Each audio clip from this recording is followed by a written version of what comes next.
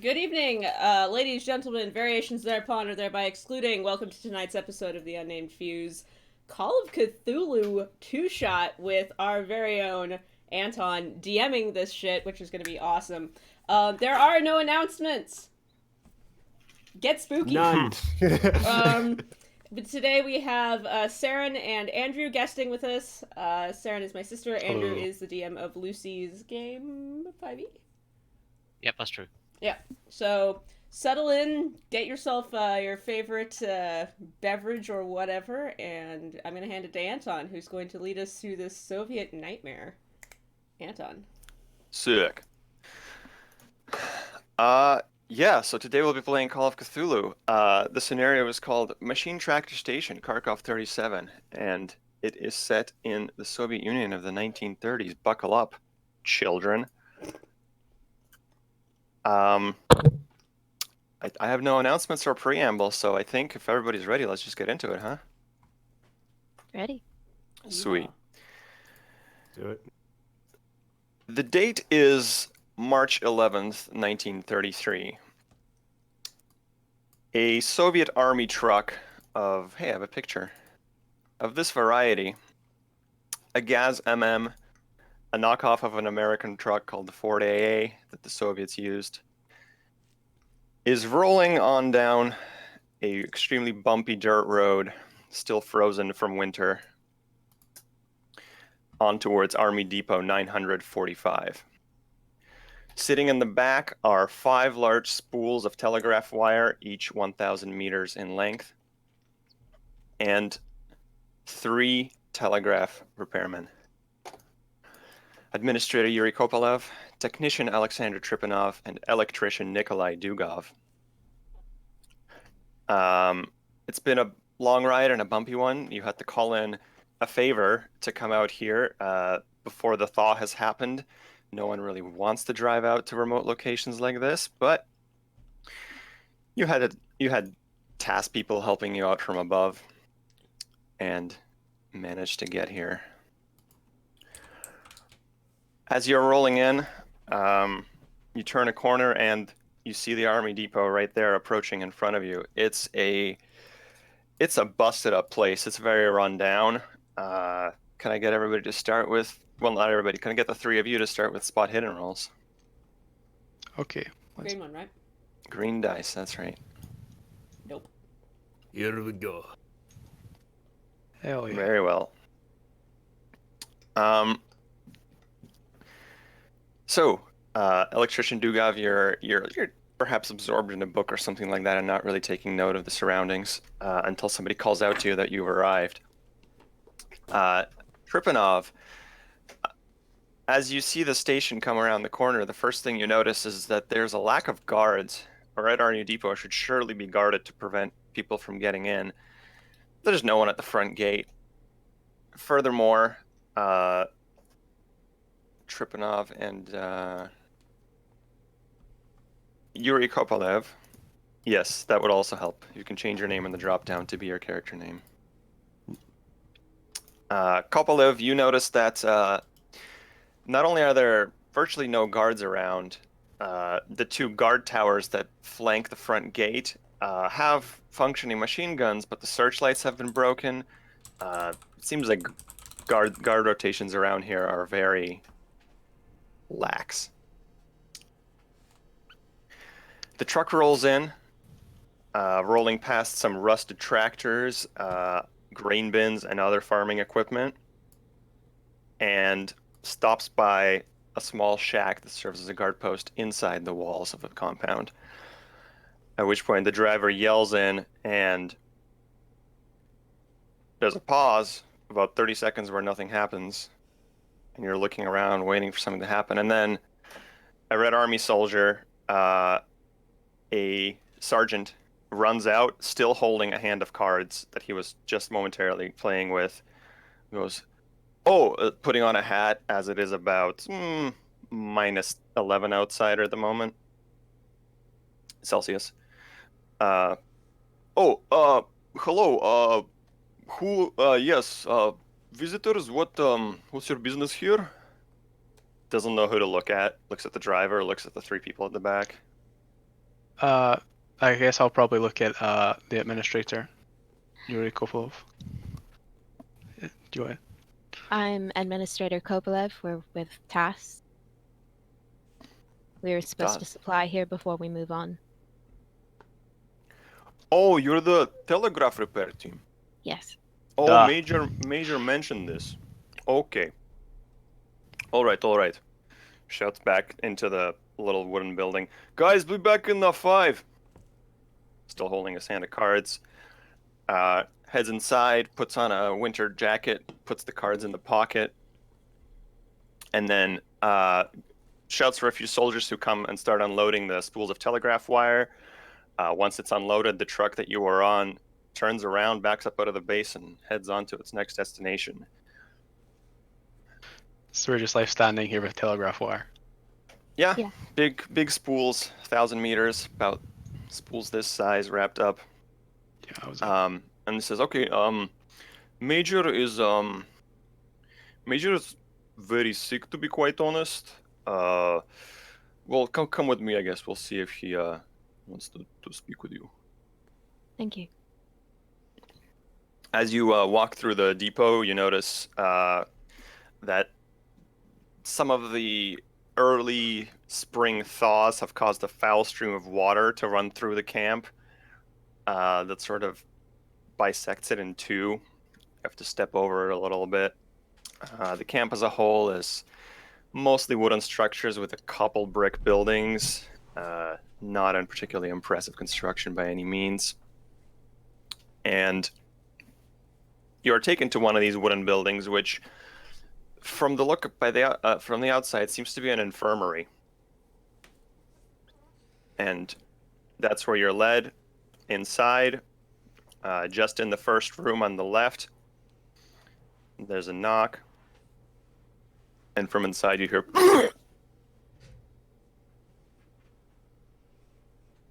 Is it contagious or? Oh, I think doctor said he just has food poisoning. But, Perhaps the two of you should wait outside. Very well. Very well. Administrator, do you have papers or anything? I mean, is this urgent, or can you perhaps wait until Major is in better health, or what's the deal here? Well, of course, reestablishing communications with our various outposts is somewhat critical, but if necessary, we could wait. Here. And I produce the task orders that are addressed to Major Provinci. Mm-hmm. Yeah, you produce a document called Task Repair Authorization. Make me a party standing roll, please. Yes, sir. See if you can exert your influence over this grunt. Oh, Ooh, that's nope. a fail. He glances over it and he says, I mean, there's nothing here that says that the repair is urgent and has to be done immediately. I will. Do you mind waiting? There's a guest room. Do you mind? Major should be up and ready to go, hopefully within an hour or two.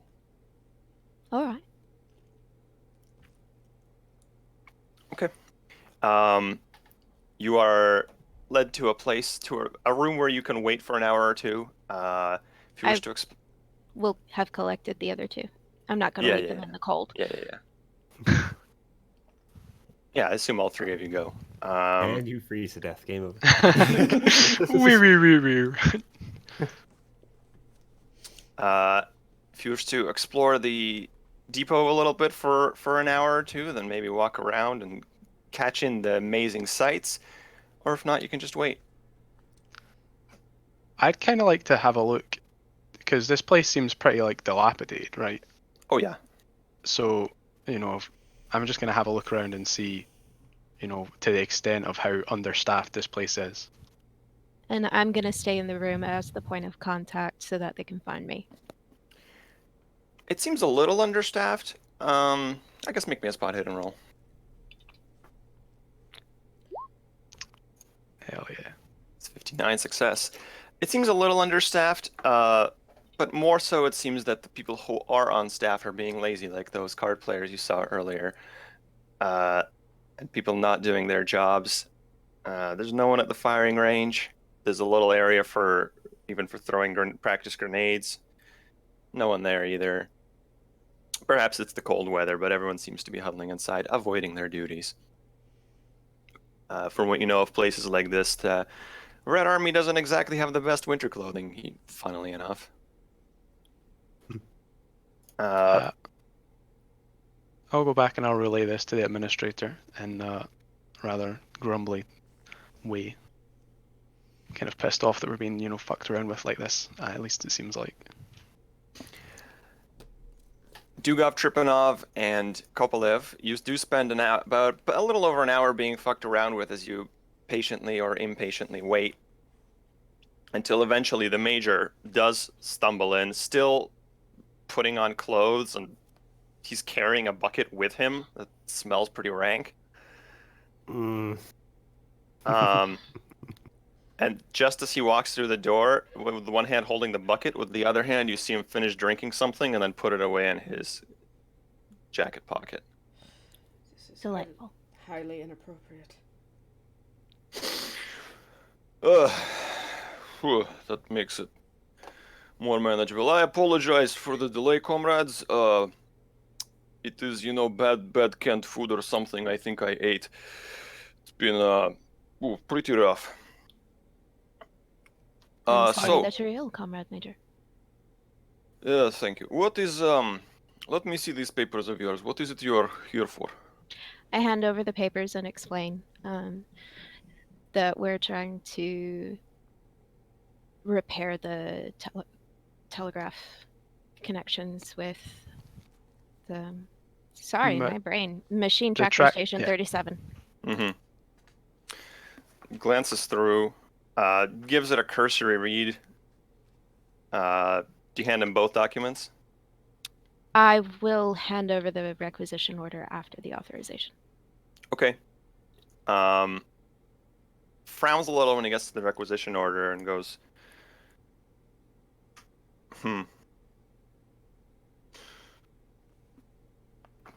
You see the gears in his head spinning for a little bit.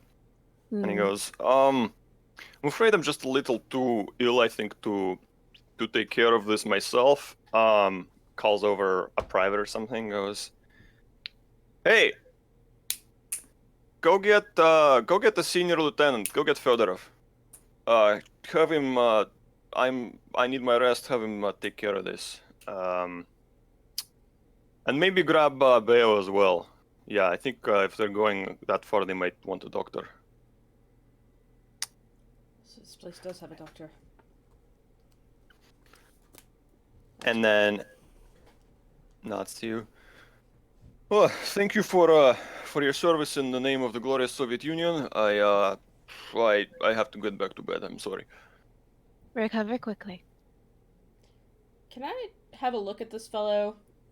Is he faking? Probably isn't, but... You want to check the bucket and find out? I do not want to check the bucket, but I would like to look at him and just look at his general... Does he look hungover? Or does he look... Make me a medicine check. Yeah, sure. What's that, 14? That's a hard success. There's definitely, I would say, a lot of his condition that could just be explained by drinking too much. Not sure if 100% of it, but you suspect that the drinking's not helping. Fair enough. I'll wait till he's out of the room. Major stumbles out. Comrade Administrator, I think we're being... The colloquial term, I believe, is dicked around with. This individual appears to be quite intoxicated. We will, of course, write reports when we return from our mission. As is proper. Perhaps we could get this over quickly and hand in the report quickly, and then, it'll sort itself out. The private, who introduces himself as a name that I will find as soon as I scroll through this 120-page document. Nope, I didn't find it. Private Davidov says that he's going to take you to the office of the senior lieutenant. Says follow me, essentially. Thank you. Senior Lieutenant Grigor Fedorov, also known as Owen. Senior Lieutenant, Yes. visitors, it's the TAS repair team. Remember meeting? Yeah, I will be on my way. They're here. They want to see Yes. you. I can come with you. Lead me to them. You are in your office. They are being led to you. Like they're here. All right. The door opens and 3 people are standing there.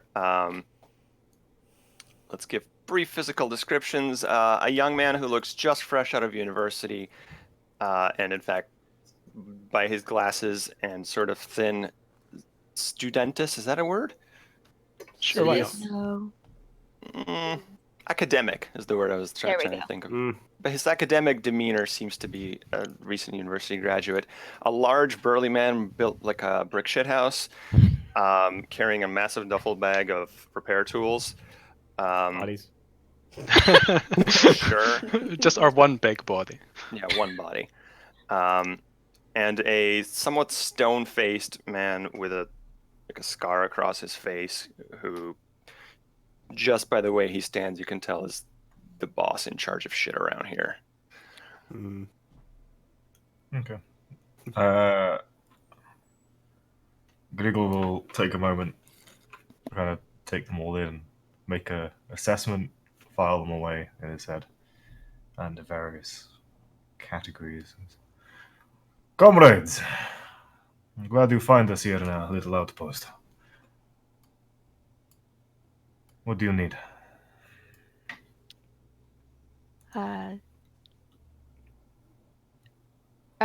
Yuri will take the time to introduce each of them, and then will explain their orders while handing over the task repair authorization form. There's now a handout in your handouts tab, Owen. Task repair authorization. Griggle will take some moment to read it. I'll read it out for everyone, just because this is a great bit of Soviet text. Here. It is. It really is. Let's show it to all the players. Task Directive D1639A, Priority Telegraph Repair. Attention, Major Yevgeny Prevenshi, Red Army Depot 945. Random words capitalized, by the way. Offer all needed assistance to Administrator Kopolov, Technician Tripanov, and Electrician Dugov for the completion of the following tasks. 1. Investigate possible kulak wreckers near Machine Tractor Station, Kharkov-27. A little bit of Soviet history. A kulak was a fictitious rich peasant that was supposedly stealing from other peasants. And they were, of course, executed for this theft, which really just ended up with all the peasants who were good at their jobs being executed, and you wonder why a famine happened. 2. Apprehend. Sorry, let me get in character. Apprehend or eliminate counter-revolutionaries. 3. Restore telegraph communications with Machine Tractor Station Kharkov-27. 4. Aid Communist Party representatives in maintaining order and discipline. 5. Promote and expand the party goal of collectivization. 6. Secure any hoarded surplus and punish hoarders. 7. Expand the accord between industrial and agricultural laborers. Issued on behalf of the workers, soldiers, and farmers of the Telegraph Agency of the Soviet Union. Kiev, March 2nd, 1933. Am I supposed to have this handout? You will see it momentarily. Okay. So, you know how it says apprehend or eliminate counter-revolutionaries? I guess anyone with enough party influence could just basically kill anyone then, like, isn't it? Because that's not really, counter-revolutionary doesn't really mean a lot, right? Yeah. In this context. Okay, That's so exactly what it means. That's how it worked. It used to be Hell called yeah. the two-man trial system, where if 2 KGB agents thought you were guilty, they didn't have to hold the trial. They could basically shoot you on the spot. Fun.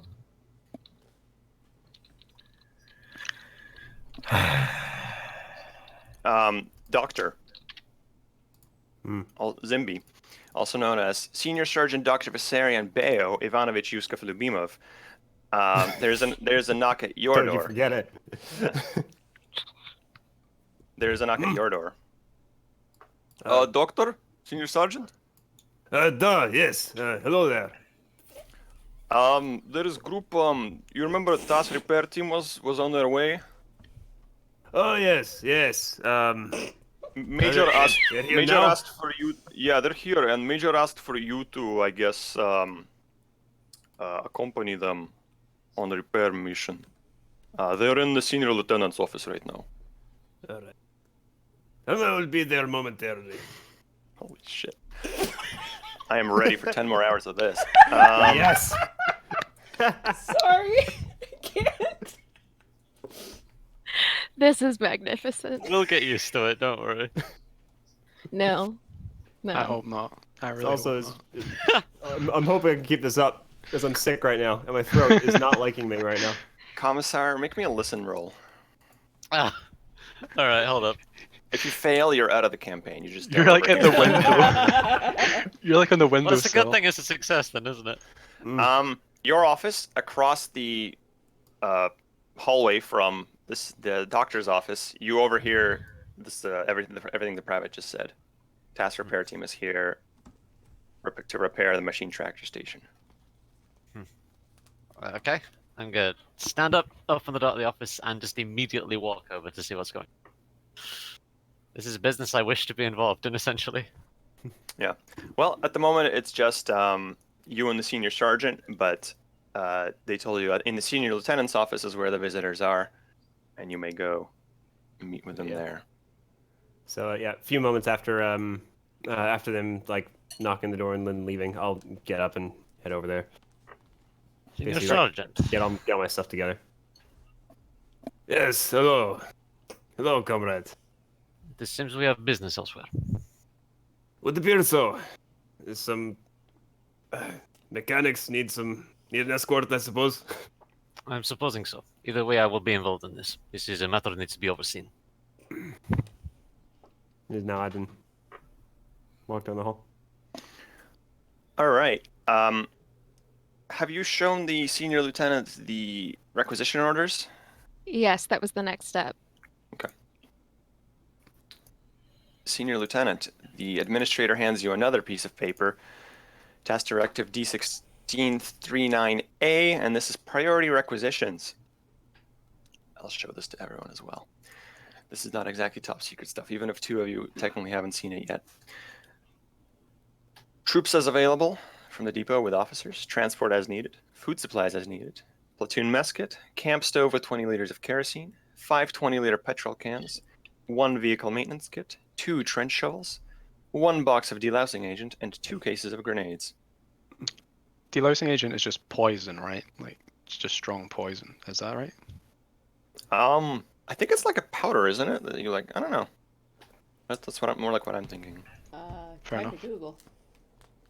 That's from what I remember of World War I history. In the trenches, they like put powder on themselves for like insects and Fair shit. enough. I guess it probably is poison, but it's just a 2 dosage, whole right? cases. Probably. Yeah. Poison 2 in whole the sense, cases of yeah, grenades as well. poisonous enough for insects, not enough to kill the person that's using it. 2 whole grenades, Hopefully. though. Fucking hell, Zimby is right. That's a lot of grenades. It's a really big telegraph pole. This should be manageable. Ooh, I will Cyclone B. give the form to some soldier, a lower rank than me, and instruct them to assemble the stuff. Really. Sure. The go-to guy Ready for that for would it. be Sergeant Prevenci, who is a young sergeant and sort of eager to please his superiors. He seems to be looking for a promotion and constantly sucking up to people above him. Out of curiosity, is is this Prevenci related to the Major Prevenci? Oh, I'm sorry. He's related because I have a shit memory and I forgot the name is the same. Okay. No, that's a different name. We're changing that name. They're third Okay. cousins. Sergeant Provolone. Comrade Sergeant, if you could assemble a vehicle with the items on this list, I'll I'm sorry, what? give him. Kovalevsky. Directed at NPC. Sergeant Kowalewski is the actual name of our sergeant. I give him list. Tell Mhm. him to gather things on list on appropriate transport vehicle. Yes, of course. You think, Senior Lieutenant, that probably it says to ask them to help them to the most of your ability, and repairing the telegraph lines is an important job as contact with the station has been lost for about 3 months, and it supports a number of surrounding villages. Do you think you can probably get about 19, 20 soldiers for this mission, which will conveniently, with the people you have here, just fill up 2 trucks. All the equipment can go into trailers that will be towed behind the trucks. Each truck seats 3 in the cab and 9 in the bed, which is just about exactly the amount of people you have. Oh, comrades, I will assemble the troops we need, and then we can head out when ready. Yes, Comrade Senior Lieutenant. I will issue the orders. Okay. The camp starts being in a mode of putting shit together. Supplies are being hauled. Tire pressure is being checked, as is oil pressure. 2 of the station's 3 trucks are made available for this mission. Same kind of gas trucks as before. Only difference being that there's a little bit of a canvas tent in the back, so that at least the biting wind doesn't catch you, although the cold, it's not exactly a thick tent. As I've said before, 19 soldiers are assembled, 2 sergeants and 17 privates, so we split it up into 2 squads of 10 and 9.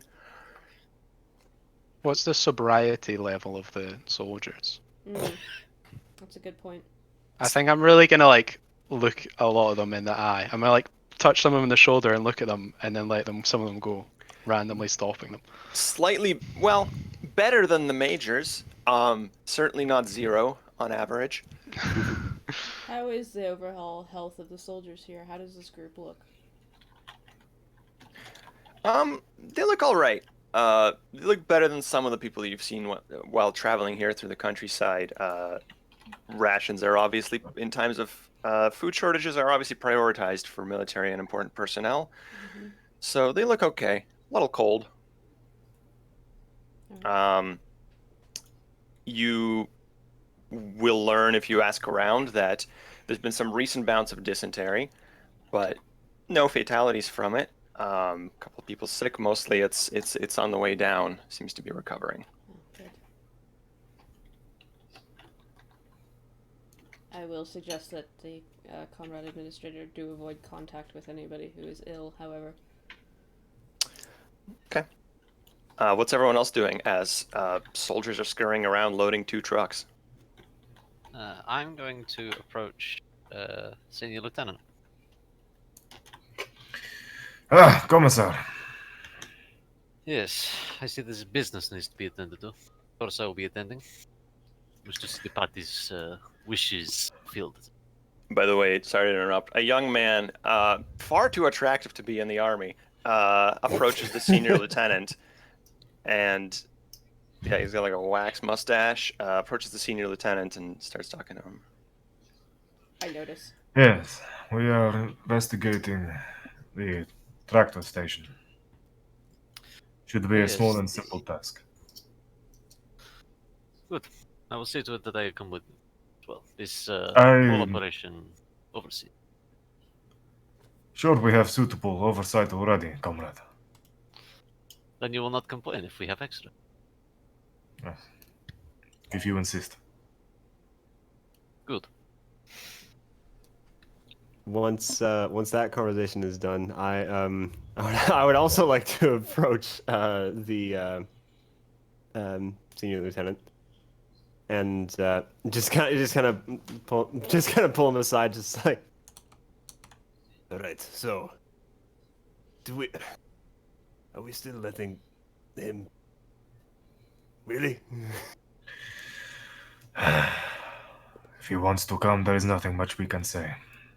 That's true, but you're charismatic. You can convince him to stay here.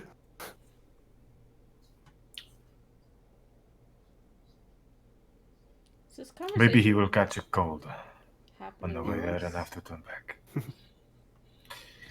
I'm assuming that we can see. Can we hear this? Yeah, can we hear this? Yeah. We're in Well, a- we're forming- in like It would. hushed We're tones-ish. forming a line to talk to the senior Roll me listen checks, lieutenant. the three of you. It would be attempting to keep it quiet. Yes. Yeah. Because of this, you will require. Oh, I was going to say you require a hard success. Yuri, a couple of does in fact overhear this whispered conversation, Okay. and Fantastic. so does the technician Tripanov. Good. Bat ears.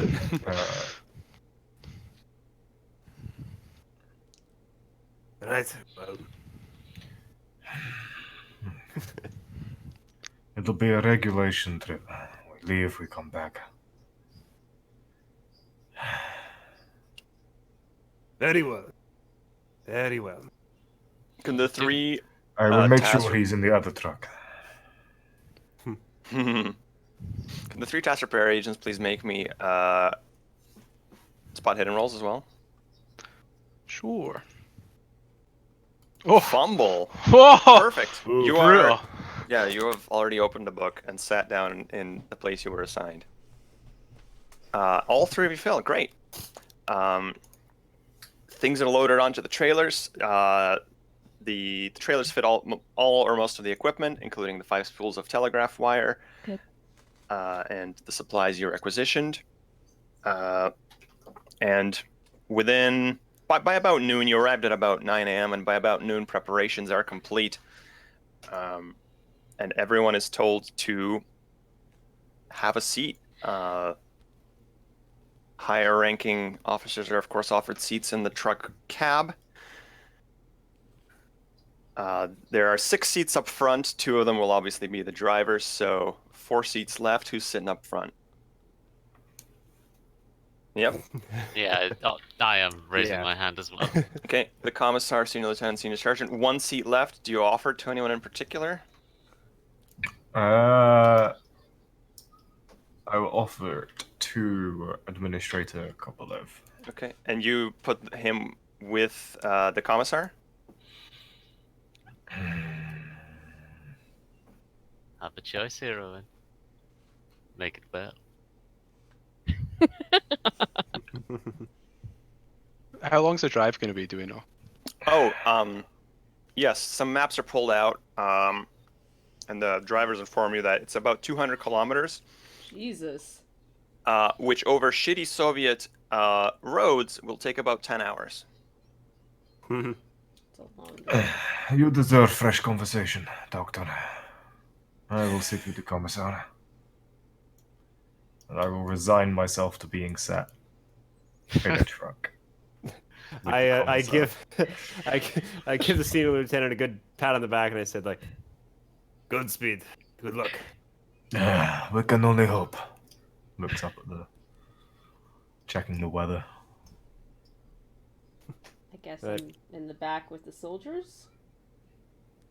Everyone else is in the back of one of the trucks, yes. That's I would gonna make be sure that we would sit together in the same truck. Oh, I think we would probably try that. I Thank you. look a little Please do. unnerved by this, but I guess I'll go with it. You can sit right next to me. Tap the bench. Thank you so much. I was very concerned about being all alone with those soldiers. Just slink back in my book. I'll sit down next to you. I make no Keep it attempt at going. conversation. Thank you. I appreciate this. Yeah, we both deeply. understand this arrangement. Just staring forward for 10 hours. I've got a book. Actually, I've got multiple books, so I'm good. Okay. It's like, you sit next to me, you don't talk to me, but you keep other people from sitting next to me and talking to me. Get it? We did, Sarah and I did that in high school. Seriously. So, the drivers, Private Nikolsky and Private Fomenko, get behind the wheels of the trucks, and everybody climbs aboard, and the trucks set off. It's a long, tedious, and bumpy journey. Those sitting in the truck bed, it's obviously not heated, and it's not very well sheltered from the elements. You have to wear your winter gear, and and bundle up. Keep your extremities warm. The soldiers are passing around vodka. There's not a ton, but there's enough. And occasionally even sharing a cigarette. Not a cigarette each, they have to share. I think on behalf of myself and the duo, I will politely refuse the vodka. Yeah, I'm good. Thank you. You're sort of the outsiders, so after the first refusal, they basically don't talk to you at all for the rest of the journey. As Perfect. they gave you one chance to sort of join in, and they're like, "You're not gonna? Okay, that's fine." I'll take a cigarette, More but for that's us. it. Yeah.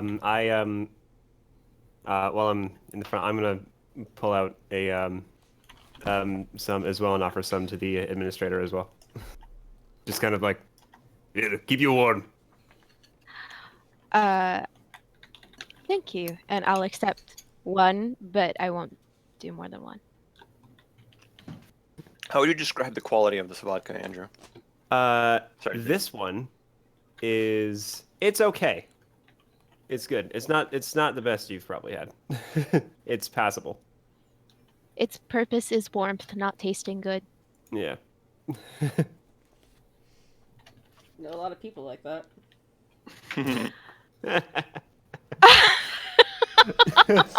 And the Ow. Ouch. the bumpy ride to Machine Tractor Station Kharkov-27 continues. Fairly uneventful. The Soviet countryside is extremely harsh. There's not a lot of snow around. It's just been a little too dry, even though it is below freezing. Not much has fallen, although none of it has begun to melt yet. Or at least not much of it has begun to melt yet. And you're mostly rolling by empty, dry fields. Somehow both dusty and snowy at the same time. Bleak, gray environments. Bitter land. Did the soldiers say anything interesting? Is there any hot gossip? Yeah, I will be listening for the duration of the ride to their conversations, but pretending not to. Unless you want to steer it in a particular direction, there's not a tremendous amount of hot gossip, no. They're a little excited to be going somewhere new. Daily routine in the army gets very boring. They're also, some of them are curious, like, oh, I heard it's the tractor station. Yeah, it's weird, because no telegraphs come in since, like, December, right? And they don't know I don't anything, know. right? Yeah, they have no idea. They say, look, Okay. lines are down for winter, I guess. Mm, Probably snowstorm or something. interesting. That's why we're here. And I thumb to myself. And that's the only thing I say the whole fucking car journey. All right. Since you're also probably the biggest dude in that truck bed, if you don't say, they will not be cozying up to you exactly. I'll be affable, but obviously kind of nerdy. So if somebody tries to talk to me, I'll probably talk to them, but, like, I'm clearly reading and odd. Once the offer of vodka is refused, it's pretty quiet. They're not hostile towards you. They're just sort of ignoring you. Grigo, your keyboard's pretty loud, man.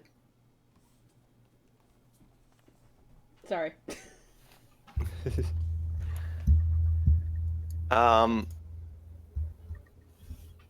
The trucks roll along the road, an extremely bumpy ride. About 4 hours in, there's finally a break as you arrive at a village by the side of the road. A lone wooden signpost marks it as Bogadosk.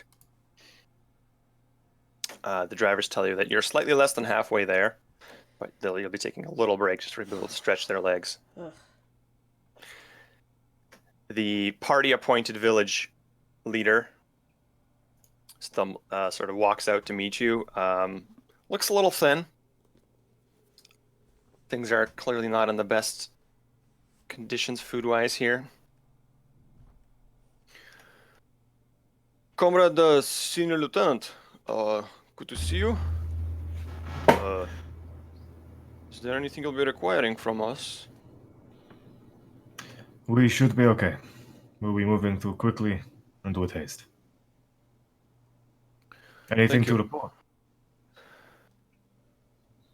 No, nothing that I have seen. Can I do the equivalent of insight on this guy? Equivalent of insight Yeah, is a psychology same. roll. Psychology. Oh, psychology.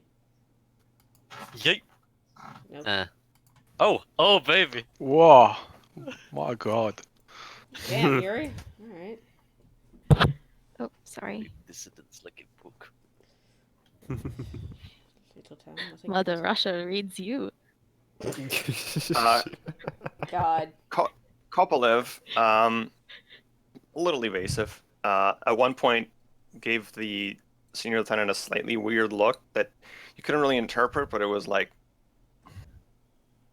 hiding something or being evasive about something.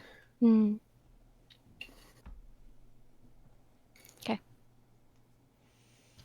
Winter Yes. has been hard on these people. I think you should, and I hesitate to ask, no supplies for us, senior lieutenant.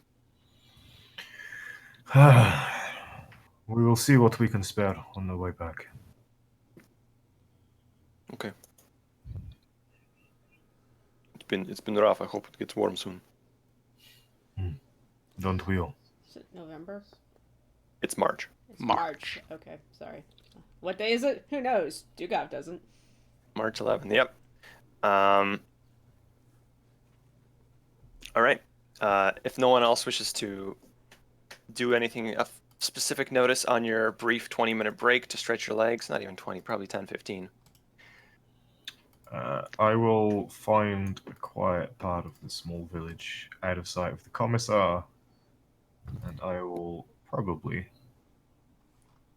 have a quick smoke. Wank. Oh. Jesus. I will check in on my Fancy guys, cigarette. but I imagine everything's.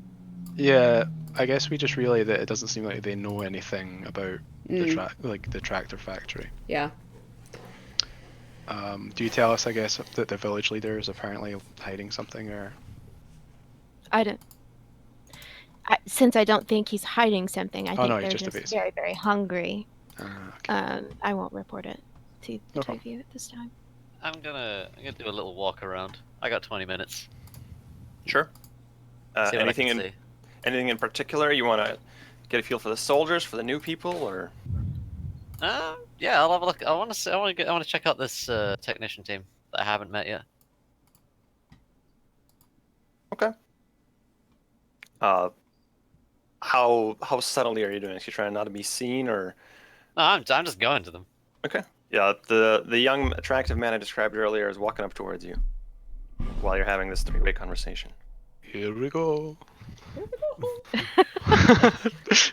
And I suppose, living in the Soviet Union as you are, from his uniform, it is obvious that he does not have a military rank, but he is a commissar, which has a political rank. So he is the party man. Should we be expected to like salute him or anything, or?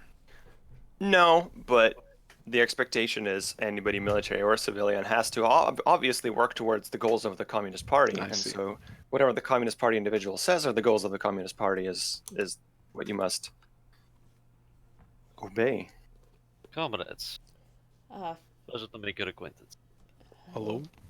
Greetings. You're the technician team we're taking to this tractor station. Eh?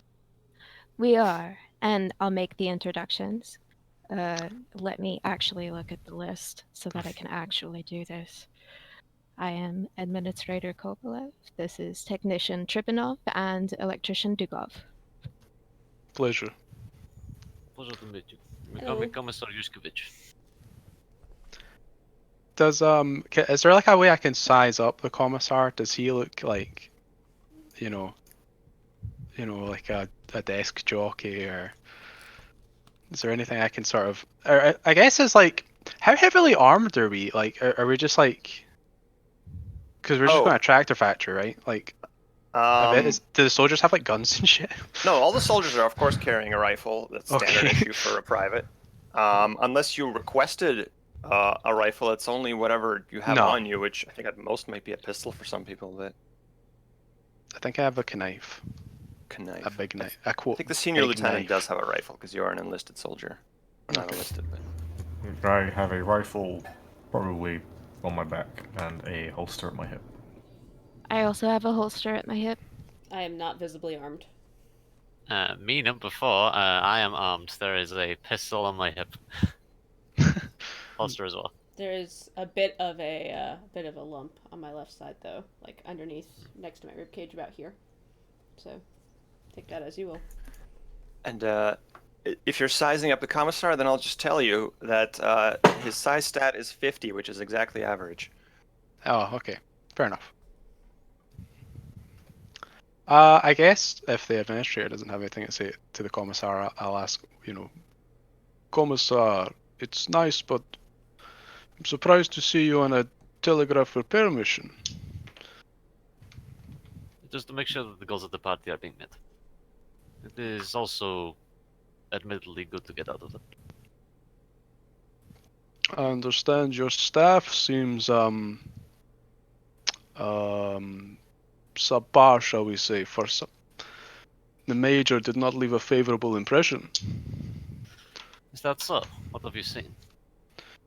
Well, the administrator can inform you, but he seemed less than sober. I see.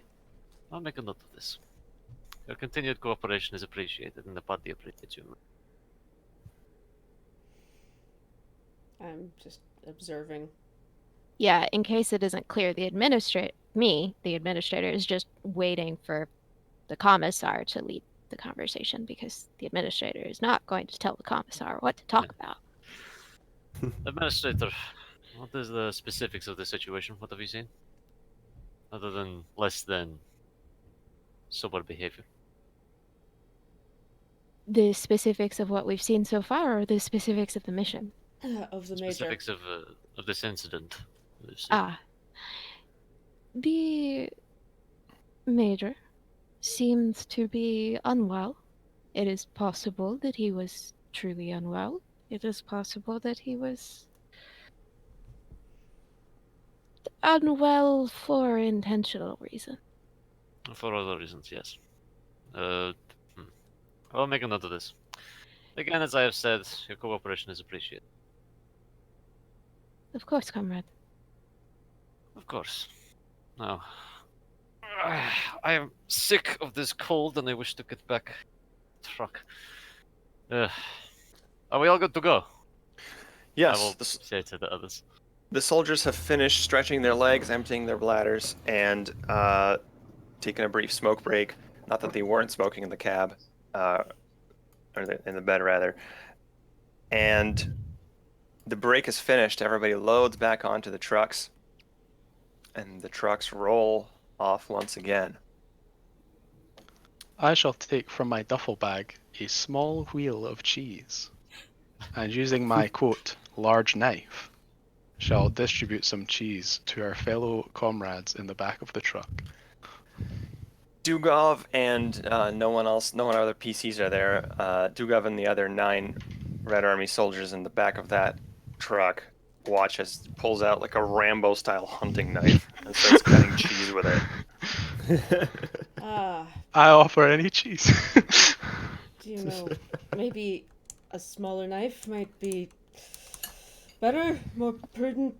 I have my shaving razor, but I need it for shaving. I'd have a pocket knife. Maybe that might be more suitable than a very large knife in a very bumpy truck. Just, you know. The truck lurches. Make me a dex check, tripping off. Oh god. What Instantly have you killed. done? Instantly killed. Please don't kill me. Oh god. Oh my, that's actually a fail. I think it may be even a critical fail. Right as you say this comically, the knife does go tumbling out of Tripanov's hands and lands in the truck bed. Just sticks in the wood like this. Doing. Could you pass me the knife, comrade? I needed to cut the cheese. Unless someone else has a knife I could use. I'll just reach down and try to pull the knife out of the wood. Make me a strength. Sure. Oh, nerd rage activated. Yeah. I did roll a success. Everything all right back there? Whoa! It took both hands, but Dugov pulls the Ah, knife here. out. Stripping off your knife. I hand it to him hilt first. Thank you, Dugov. Mm. And then I attempt to cut the cheese again. And this happens the whole way. Yeah, exactly. Roll me a No. dex check. No. The cheese Yeah. is cut. Food is shared, uncomfortable conversation. Anybody else wish to have any conversation before we move to the next scene? I'd like to ask the troops in the truck about these senior officers, namely the ones that are on the mission with us. So basically the army guys. I'm gonna break the The army overlay real quick, PCs. just for a second. Sorry. Okay. There we go. The sergeant in your... everyone looks around almost like they're like not sure what they should say. A couple of people glance at the sergeant, whose name is... I wrote down the page this is on so I don't keep forgetting Is it. it Kovalevsky?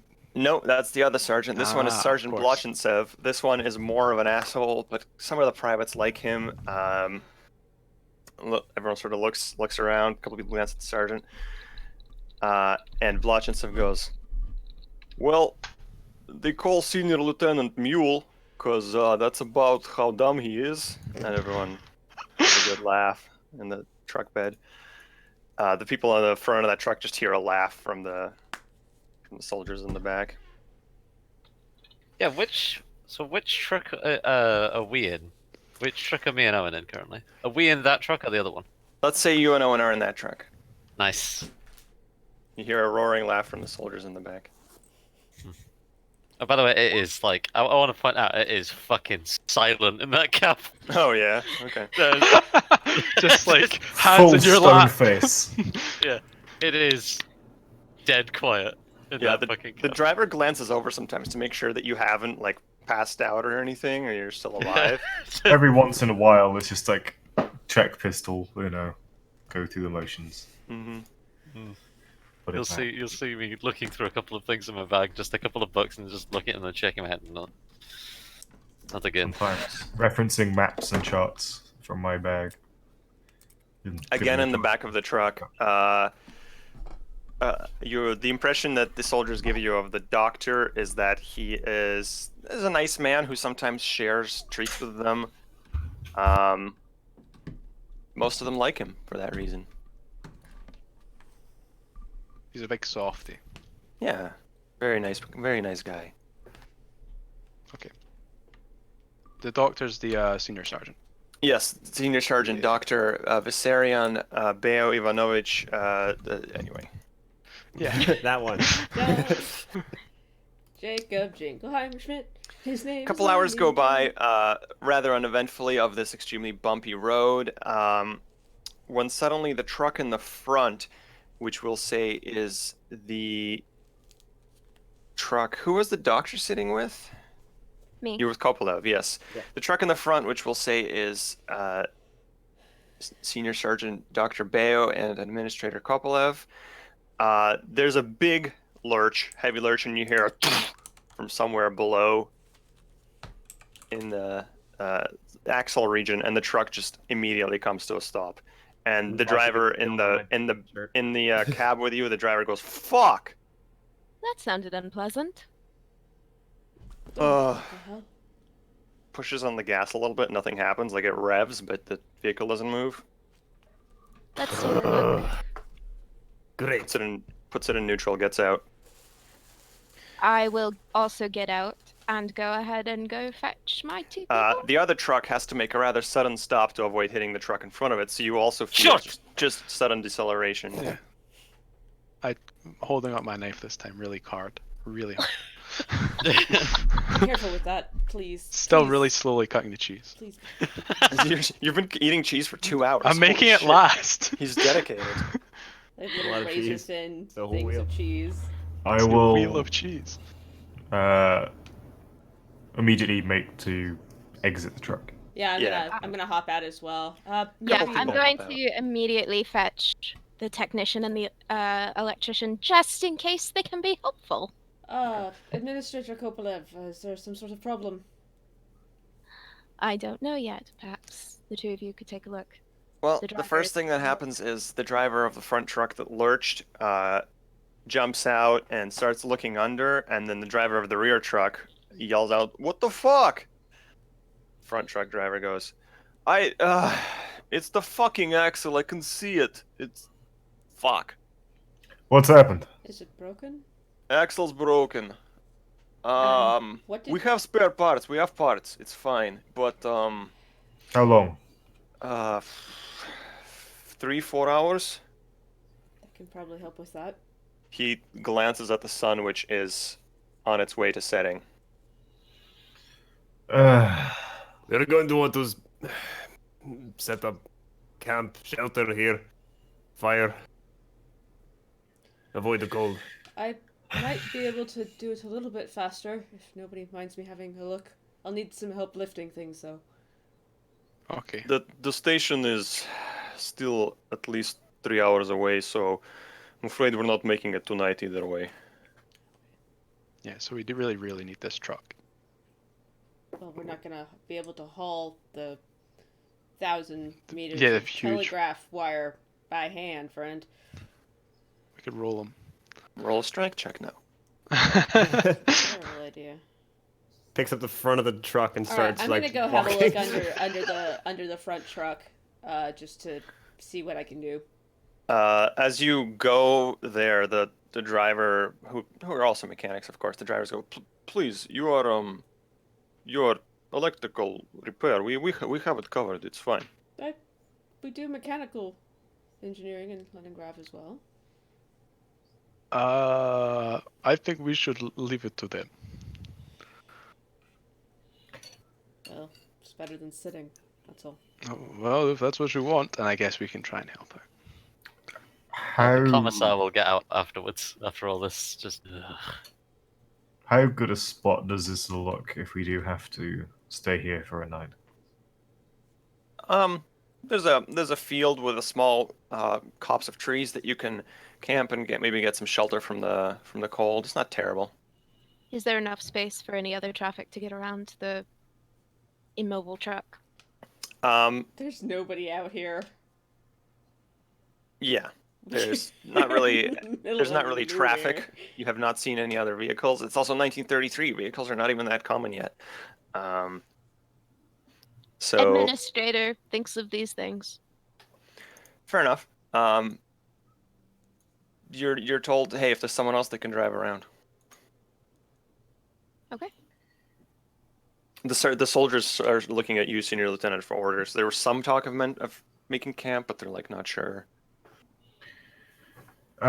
Looking around, does it seem like we're not going to be moving on from here today?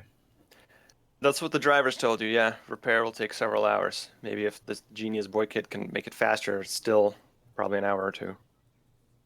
The sun is an hour or two from setting. Maybe unwise to drive through the night. Yes. So the drivers, they see what you can do. Camp by those trees. If we have to stay the night, so be it. All right, the sergeants. Yes, Senior Lieutenant. I'll instruct them to go and set up a camp. Okay. The sergeants start delegating to the privates, who begin pulling out tents and other camp supplies, digging latrine pits, and making preparations to spend the night here out in the boonies. The two mechanics are under the truck, cursing loudly and working on things. Does anybody attempt to help them? Me? How many soldiers are with us again? 19. 19. I will have 6 stay with the trucks. During the repairs. The Okay. rest, see to the camp. Query. Is there enough Yes. camping gear for my people, the 3 of us? We Yes. Brought Okay. stuff with us as well. Will we be in with the rest of everyone else, or do we have separate stuff? The officers certainly have an officer's tent, and the the task repair team can join them in that tent. Is that okay? That's fine. If the officers allow it. There's room, I'm saying, physically. What's officers Fyodorov and Bayo? Yes. Am I included in officers? I'm wondering when you keep saying this, or am I separate from this? I mean, don't you're know. technically separate, but at the same time, you can exert your pull over the officers, so... Yeah, I I mean, guess it's a matter of them wanting to see if they want to put me with the common rebel. help. What cracks do you want me to see, Owen? Would you rather I be with you under your supervision?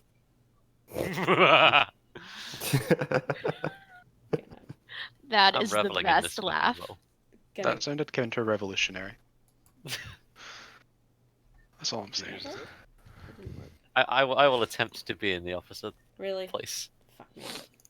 We've got room. My probably call enough. is going to be to wait and see what the senior lieutenant decides to do with us. I'm information gathering passively at this point. So when you say officers' tents, who are the officers? Is it myself and the doctor? Normally, it's just yourself and the Okay. senior sergeant, the doctor. Okay. Whether the commissar asks to be invited in is his purview, and your guests are perhaps also expecting to be invited in. How many could one tent take? The tent can fit all 6 of you. Okay. I will offer the 3 technicians my tent. It's very kind of you, comrade. Thank you. I'm under a truck. Doctor, Commissar, we will take another. If you don't mind, friend. What was that? I'll Sorry, take the I doctor. didn't I will understand. ask the doctor if it's okay for himself, and the commissar to share one tent. Oh, so we're actually in Oh. separate tents. I think Rather we have than a all I just think, in one I think the tent. arrangement is like me and then the 3 technicians and then and then Certainly. the Such an Right, arrangement can yeah. be made, where the Cool. 3 Yep. army men are in one tent, 3 task electricians are in another. In the meantime, Dugov, you're working with the drivers underneath the vehicle to try and repair it. I'm going to roll mechanical repair for them. Nice. All 3 of you failed. The sun has set, and it's fully dark, and the drivers have not found a fix to the axle yet. They're like, fucking this part is supposed to match this other part, but it's fucking different size. Fucking shit. It's from a different truck, it looks like. Ugh, somebody Metric and Imperial. packed the wrong goddamn... This shit's all supposed to be standard. We only have 1 truck. Somebody ordered the wrong parts, it appears. We'll have to figure out how to make No, it I do. think no. Look at this. The factory fucked up right here. This is supposed to be round. Let's It's like see. oval. Oh, you're right. Damn it. Well, I can get hammer. I can hammer it in tomorrow, but like we're out of time tonight. Yeah, I It'll have can't to be. see anything in here. Yeah, it's out here. getting too dark, and my fingers are freezing. I can't feel my feet, so fire? Yeah. Fire. Thanks for the help, though. I mean, you clearly I mean, you know what you're doing. That's good. Yeah, it's better than sitting in the back of a truck being useless, so thank you. You. What is your name, by the way? I'm Nikolsky. Dugov. Dugov. Yeah. Our other driver introduces himself as Fomenko. I will offer them both a cigarette, because why not? Yeah, they share it and seem to like you quickly. I'm gonna go find Kopelev. Report the situation. So at about 7:30 p.m., as twilight has finished, it's fully dark. Camps are set up at this point. Soldiers are huddling for warmth around fires. All the 3 mechanics return, reporting that they fucked up and nothing has been repaired. I will claim responsibility for that, but mentioned that the parts that were included with the repair kit seemed to be of the wrong make. The repair will be finished in the morning, Senior Lieutenant. It's just run into some difficulties. Understood. Get good rest. Try again in the morning. Thank you, Comrade Senior Lieutenant. As evening winds its way to night, what is our group of 6 people doing? So what's our final sleeping arrangements? Basically, the 3 teams of 2 in separate tents. The Okay. 2 teams of 3. Sorry.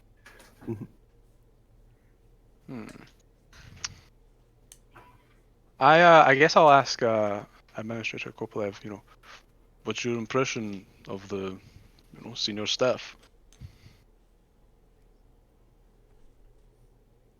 Not enough information so far. Generally professional. Hopefully. And then I'll turn to Dugov and say, sorry I couldn't help you with the truck. No, there's nothing to be done. Actually, it's the wrong parts, and we'll have to beat them into shape. The coupling is incorrect, and I descend into a rather technical explanation of exactly what was wrong and why we can't fix it, but it's not necessarily useful. The end result is can't fix the damn thing. We'll have to modify the parts, and we can't do it at night. So, apologies, Comrade Administrator. There's really nothing to be done at this time. I appreciate the update. It's frustrating. It's very cold. As for the... sorry. I think I will share with the Administrator that the rank and file like the Doctor, so maybe we should try and ingratiate ourselves with the Doctor whilst we're here. They don't care much for the Senior Lieutenant, it seems.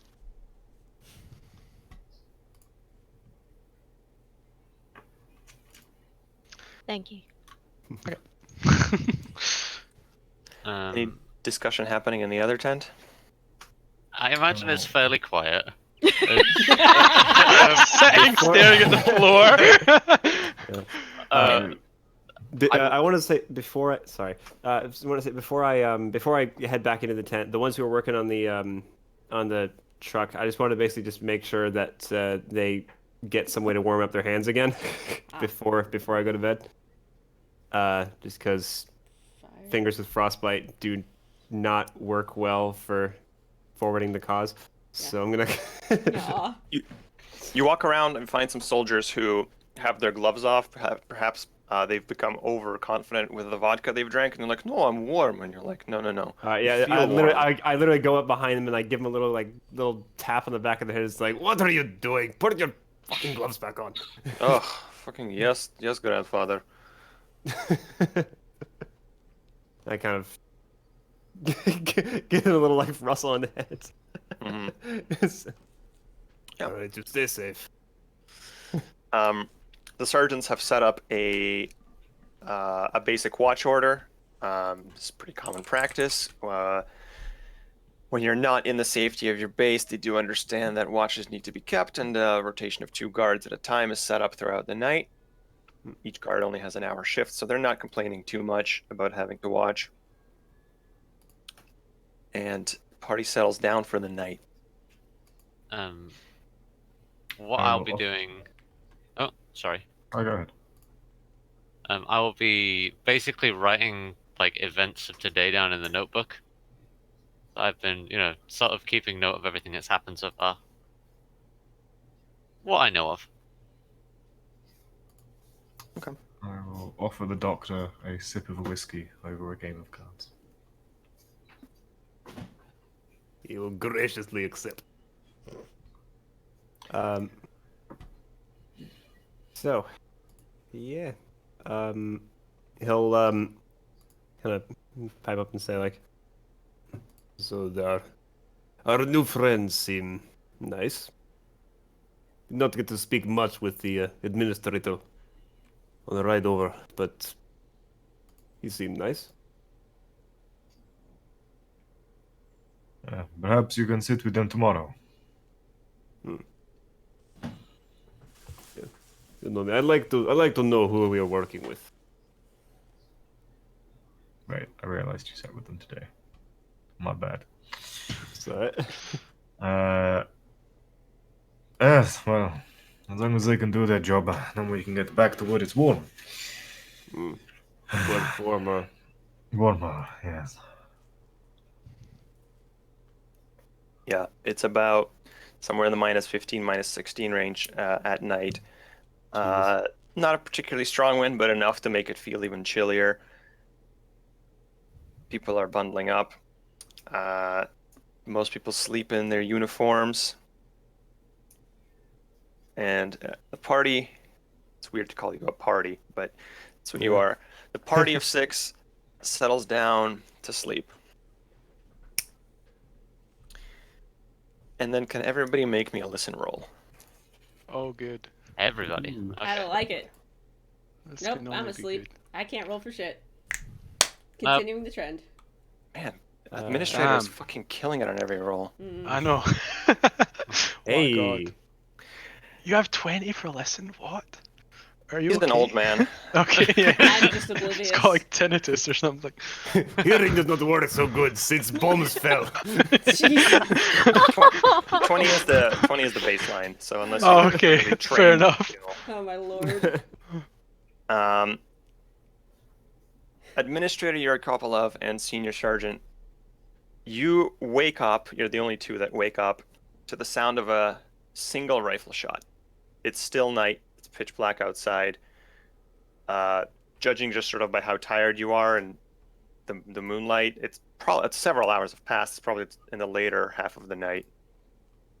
Single rifle shot. I will tap Tripanov. I lurch up, like bang, I'm up. I say rifle shot, and I'm out the tent. Okay, I'm gonna go in my duffel bag and get my pistol, and then I suppose I should wake up Dugov as well. I'm sound asleep, curled up around a book. I give him a little, smuggling you know, encyclopedia. a little shake. You know, I throttle you awake. What's going on? What's going on, huh? There's gunshots. Get up. What? Why? Okay. Senior Sergeant, what do you do when you wake up? I do something similar. Also, kind of go for my pistol and then kind of like goes like, "Comrade, wake up! What? Gunfire! Yeah, gunshots. What? Look around. Get a You gun. not hear it? No. Deep sleep. You wake the commissar. Look at Commissar. Do you wake the commissar? You get a pillow and just. Holy shit. Blank Go over stare. his face, silencer. Yeah. Loud.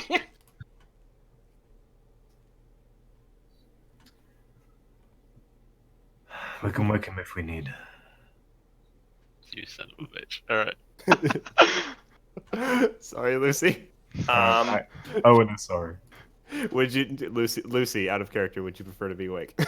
No, don't worry about it. No, you're good. It will resolve itself shortly. Okay, fair enough. Yeah.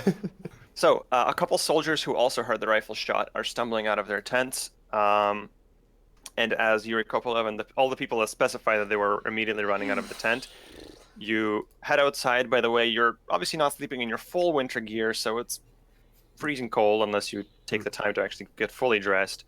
I do not. I do. Question. Yes, Would I expect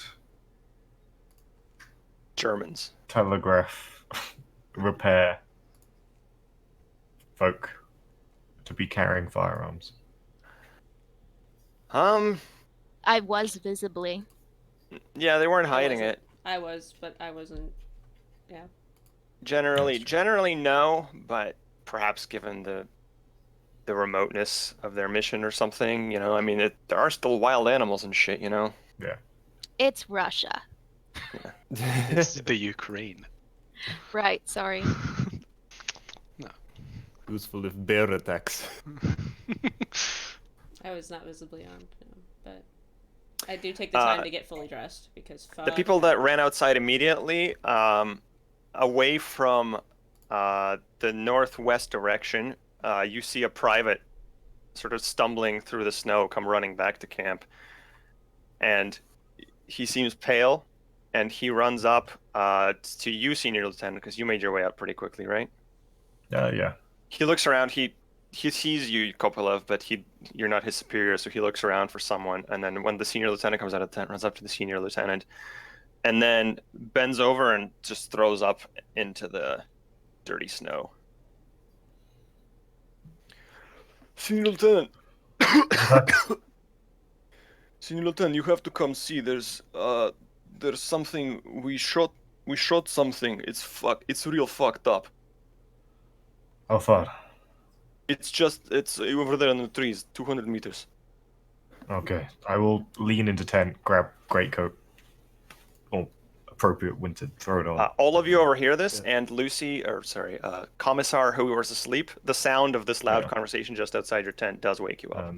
I will. Commissar, we may need your inspiring presence. Wonderful. So, get ready. What situation do we have? Private shops I'm in the walking. form of creature. I'll stand up and leave. I'll get out of the tent and follow Coppola. Come with administrator, please wait. I wait. Alright. I'll get my shit and follow on. I have my gun.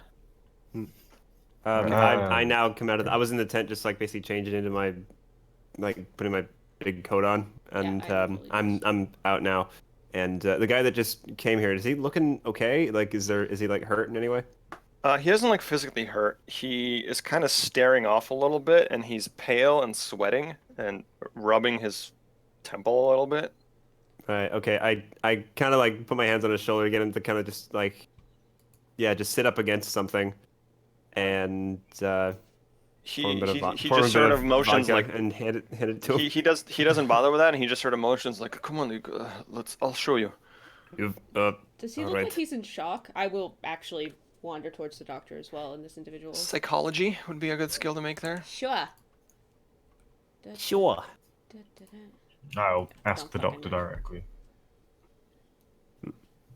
Even for shock? I'm asking a medical question, but I could also check. Yeah. Okay. Well, there you go.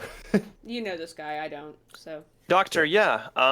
Soldiers are usually not scared of things. That's kind of what basic training is all about. This man definitely saw something that freaked them the fuck out. He's not looking so good. Conrad's senior sergeant doctor. What the fuck do I call you? Sorry. Bill is fine. Bill. The other thing all the army people know is that the watches were in groups of 2. This guy came running back alone. That's why I was walking. What is okay? He looks unharmed, but God, I'm spoiling the Soren's accent. Where is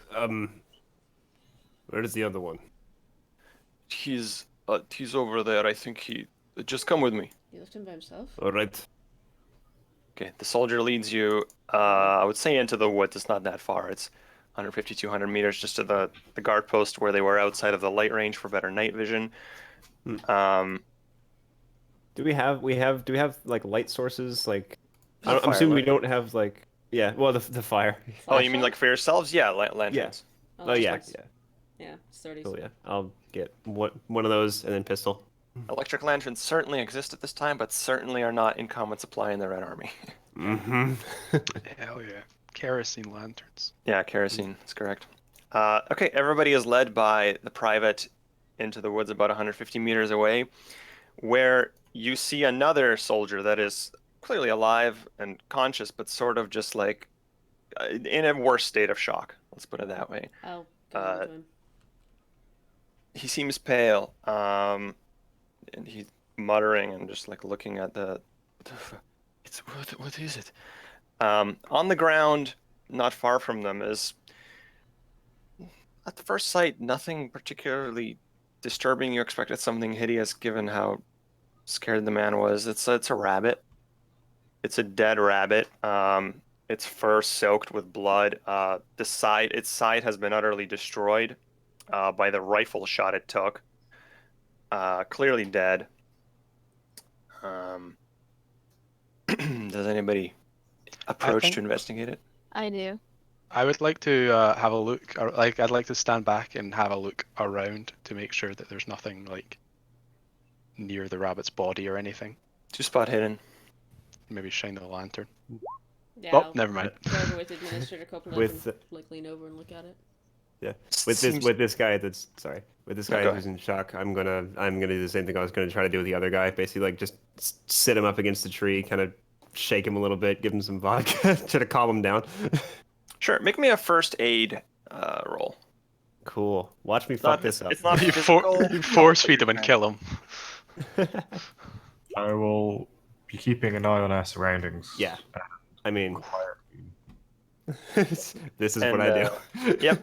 The doctor, you Nice. sort of calm the man down over the course of a couple of minutes. Senior Lieutenant, make me a spot hidden roll if you're keeping an eye out.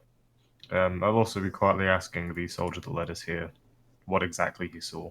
When to Okay. He'll start telling you the Talk to story. you We'll about get to that in a second. Was it spot hidden, you said? Yes, spot hidden. I'm No. basically going to be having a look and listening in on this conversation as well. Okay. Commissar standing back, watching everything happen. Typical party man. The three of you look down at the rabbit. As I said, from a distance of 20 feet, it doesn't look that bad. It just looks like a dead rabbit. That, you know, some of its innards are out, but they just took a rifle shot to the side. And as you get closer, something's off. The front legs are way longer than they should be. Obviously, normally a rabbit's rear legs are much longer than its front. This one's proportions are like kind of backwards. The front legs are longer than the rear. They are weirdly white and hairless and a little bit misshapen. The head and neck of the creature is severely enlarged, about 3 times the size that it should be, to where it almost looks comically like Oh, what the a hell? soccer ball has been plastered on its head or something. And not only that, but it's skewed sort of to one side, where if you look at it from the left, its face is kind of normal. If you look at it from the right, the eye is this gigantic pulsing thing. But it's dead, isn't it? It's dead, yes. Give it like a Um, kick. It has weird whiskers that are still like somehow shaking a little bit, perhaps because in the wind or. The anatomy of this creature is rabbit-like, but it is clearly some sort of horrible mutant. Gonna kind of crouch down and look at it. Kind of. Is it maybe bad breeding? Kopelev, Tripanov, Dugov, all looking at the rabbit. Yeah, Yes. I'm like Yeah. probably arm's length. I'm not touching it, but I'm close enough that I can get a decent look at it. Got a lantern, kind of. Please roll me the game's first sanity check Cool. Wait for Hell it. yeah. Where is that? on the right of the sheet. Sandy. And oh, beautiful. Ugh. Extreme. Oh my god. Wow. The administrator's seen some shit. Holy Yeah. crap. Theron has been killing it on rolls. Yeah, I can't roll for crap. I rolled 1 off. Brutal. So, Administrator, you do not suffer any sanity loss. Thank you. Tripanov and Dugov, you will suffer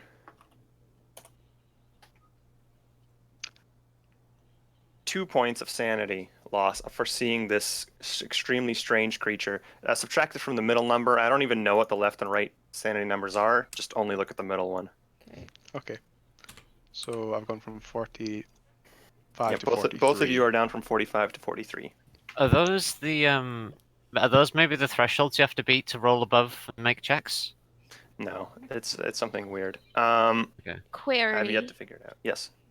Is the two of them losing sanity like something I can see? Something I can be aware of happening to the two of them in some No. fashion? It's a mental thing. If you lose a lot of sanity at once, there may be other effects that will be quite obvious.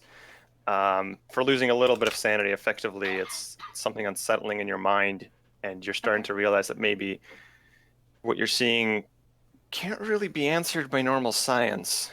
Right. And it's not visible. I won't Alright. look away though.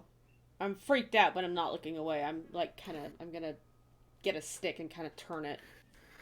The soldier starts talking to you, Senior Lieutenant, and he goes, we were just on watch and we saw a rabbit, and we thought, like, fuck, food shortages, right? Like, why not? Good meal in the morning. Took a shot, he hit it, and when we walked over, I mean, we saw this. That's it. Kind of see its malformed silhouette in the lantern light. Roll me a sanity check. Oh no. Fatal error. Oh, Nice. Hey. 0. Can I see what they're talking about? Just to make this party complete. Let's do it. just have everyone roll. Yeah. If Yeah, you but walk I- in, if you I'll walk in look close at it. enough to see this deformed rabbit in the dim light Yeah. of the kerosene lamps, roll me a sanity check, please. Yeah, Cool. I want to see what they shot and what the hell they're talking about, especially considering this sounds sort of not right. All right, cool. Holy shit, big fail. Yes, a success is 0. A failure in this case is 2 for you, Commissar. Mhm. 2 sanity lost. Okay. Can I maybe roll a biology, chemistry, something to see what the fuck is going on here? Yeah, it freaks me out, but I'm not gonna look away. A biology roll would certainly be appropriate. I will mention that you can certainly have a quick look, but if you want a detailed information, a dissection would be required, which would obviously take. You have to take the body and spend several hours probably cutting it apart. I could probably do that if nobody's. I will actually suggest it. I should probably autopsy this thing. See what's going on here. This is definitely not normal. I'm pale, a little shaky. You are trained for this? Yes, You're sir. an electrician? I have a degree in agricultural science, so this is part of what I do. Electrician things is just my job. Can I use tracking to try and determine from where the rabbit came? Agricultural science, sorry. Hell yes. Roll me track. And roll me biology, Rune. Sure. I fail. Oh, I would Uh, also like to track. I will have at this track. point. Let me before we get Okay. much further. I will mention a rule that I have not mentioned yet. Anytime you fail a roll, I think except in combat, you can try to push the roll. A pushed roll basically means you get to re-roll, but you have to come up with a justification for why. Like new circumstances, perhaps something you're changing, perhaps a risk that you're taking to try to achieve success a second time. If you fail again on the pushed roll, you will suffer significantly more severe consequences. Right. Interesting. Okay. Good to know. So, for example, Fedorov, you just failed the track. You could try to push that. If you fail again, well, something bad could happen. I will push further out than I should, isolating myself from the group. Hell yes. Roll me another track. And, ooh, Even fantastic. worse. Oh no. Ooh, no.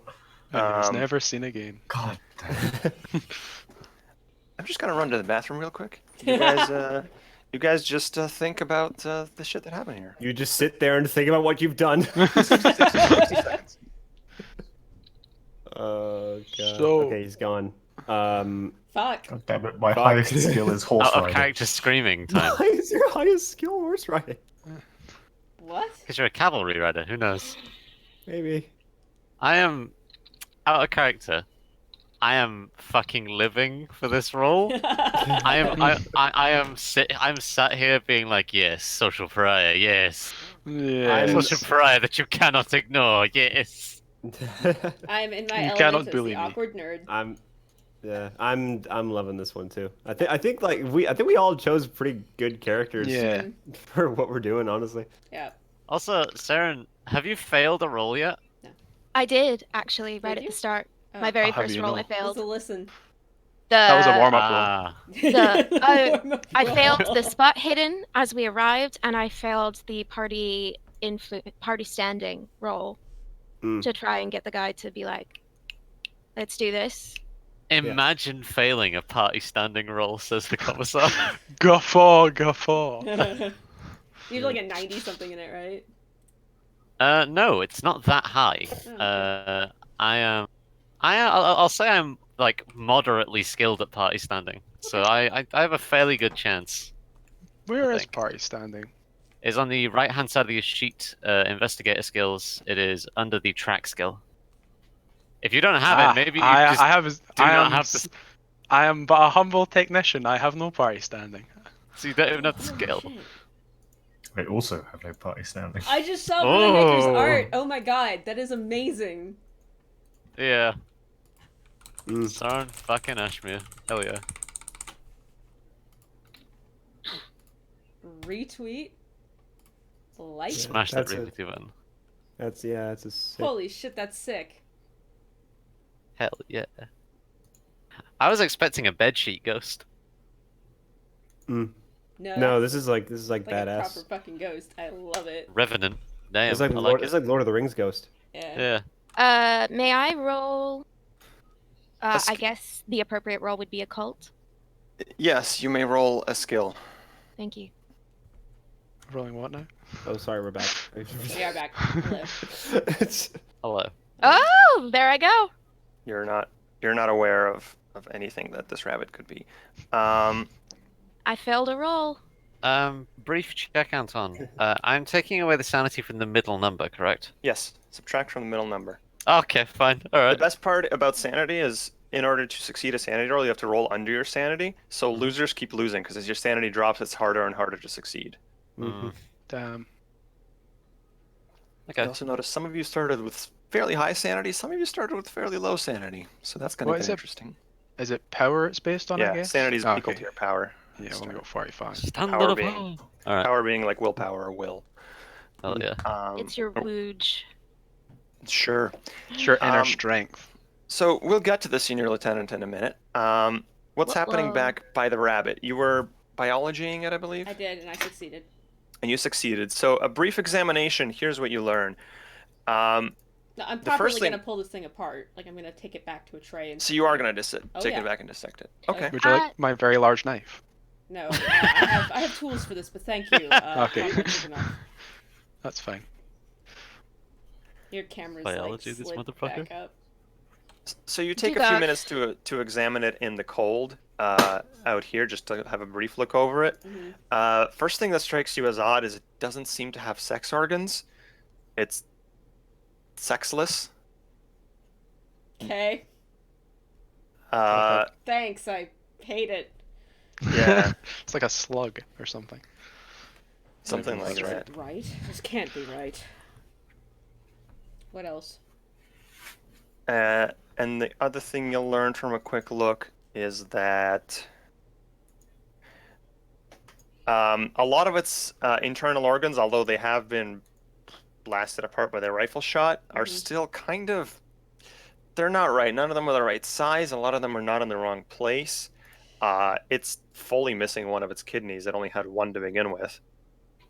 And it's not like exploded. It's like it just wasn't there. The apparatus. No, it wasn't there. thing Just was its internal anatomy is very wrong. scrambled. A rough approximation, but not right. Manufactured or just mutated? What would a manufactured... I'm not sure that I don't- concept exists of a manufactured biological creature. I don't know. I'm just asking. Does it Okay, look so like it closest was, would be like breathing. Was it like put together? Like somebody stitched it this Oh, way? I Like see, somebody's like- been cutting on it, or Taxidermy. No, this it is- just seems like a mutant is the best thing that you can think of. I hate it. Great. I need You've to heard look of like something up. cows. You've heard of cows being born with 2 heads and stuff like that, and Okay. goats with 6 legs, and this is a very extreme version of that. Can science explain this, or? Well, we'll get to that in a second. Okay. The senior lieutenant wandered off looking for tracks, and as you finish huddling around there by the light of the kerosene lamps, and Dugov carries off the dead rabbit. I will be intervening in that. In the dead rabbit carrying off. Okay, Dugov leans down to carry away the dead rabbit. Let's not. I can Do take that. this apart and find out what's wrong with it if you give me. But why an would out. we? When we have a task to do for the country. So we're just dissecting it, like where we found it. We Because have work to do. it could be a danger to the populace, Administrator. We will include it in our report. But how can But we have work to do to establish communications. If there's more things out there like this, Administrator, I'm not trying to be obstructionary. If there's more things out there like this, it could be a danger to the group as well. If this is just the first of these things, something larger like a bear mutated in this fashion would be incredibly detrimental, and I would rather know what we're up against, if anything. And if that becomes the case, we will deal with it then. One is a simple anomaly. Curiosity? Scientific curiosity? No. You have work to do in the morning. You will sleep tonight. Yes, Administrator. I guess The, I'll leave it. The private that was less badly off it has recovered mostly and is looking all right. And he goes, I agree with Administrator. Let's fucking burn it. I think look that's wise. Happy about this, but will you at least allow me to take some sketches down just for the report? I won't be cutting on it. I will just be drawing it. I believe you've seen it well enough to sketch it. I will go sit by the fire and draw my fucked up mutated rabbit. It's been about 7 minutes, and Senior Sergeant, you suddenly realized the Senior Lieutenant wandered off. He said he'd take a second to look for tracks, and he's been gone like 5 minutes, 7 minutes. And it's cold out. And and the guy that I was helping out, is he looking slightly better after now? a few minutes he recovers. Okay, cool. And you rolled a Right. successful first aid, so you help him out. Yeah, I'll again pat him on the shoulder, and then I'll actually just like,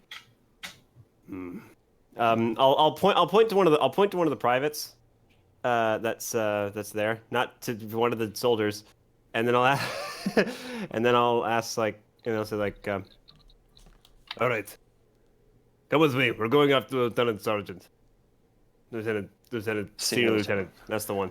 Lieutenant that one. Sergeant. I say it correctly. Sure. Correctly.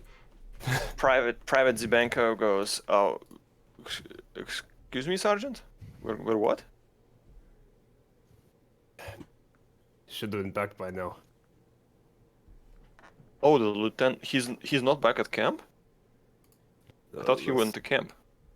He said he was going out to look for tracks.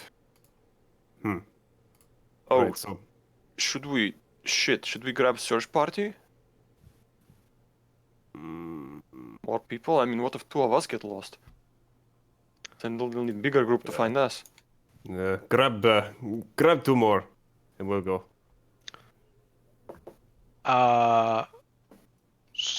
Comrade Senior Sergeant, perhaps I could help. That would make 4 of us a good number. All right. I check with the Administrator, of course. I nod at you, and I herd the rest back to camp. I am reluctantly herded, but I'm not about to disobey Koplev. Commissar will look at the search party leaving. I see our lieutenant has disappeared on us. Must have just lost track of time. He'll be back in a moment. We can only hope. Good luck in your search. I hope he returns quick. Right. So yeah, taking the again lantern out in front of me and kind of lighting the path, and pistol at the ready. I'll go out and I'll start like calling calling his name. Senior Lieutenant, you thought you had the tracks for sure. You were like, oh, this way. And then at one point you weren't sure left or right. You chose right. And a minute later, you lost it and you turned around to go back to that fork to go the other way, and you cannot find that fork. And you look and you realize that the faint light of the single fire that was lit on the camp has disappeared behind a low hill or some trees, and you have no idea where you are.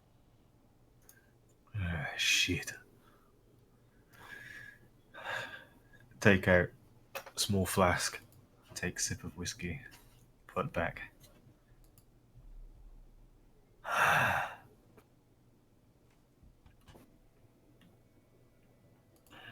Look around. You think you can follow your own footprints Where's back that? some of the way in the snow? But then there are sections where there's not enough snow and can't see shit. It's also pitch black. Your kerosene lamp is kind of dim. How well lit is it tonight? Is it like a full moon? Is there... Quarter moon. Rising. Okay. Hmm.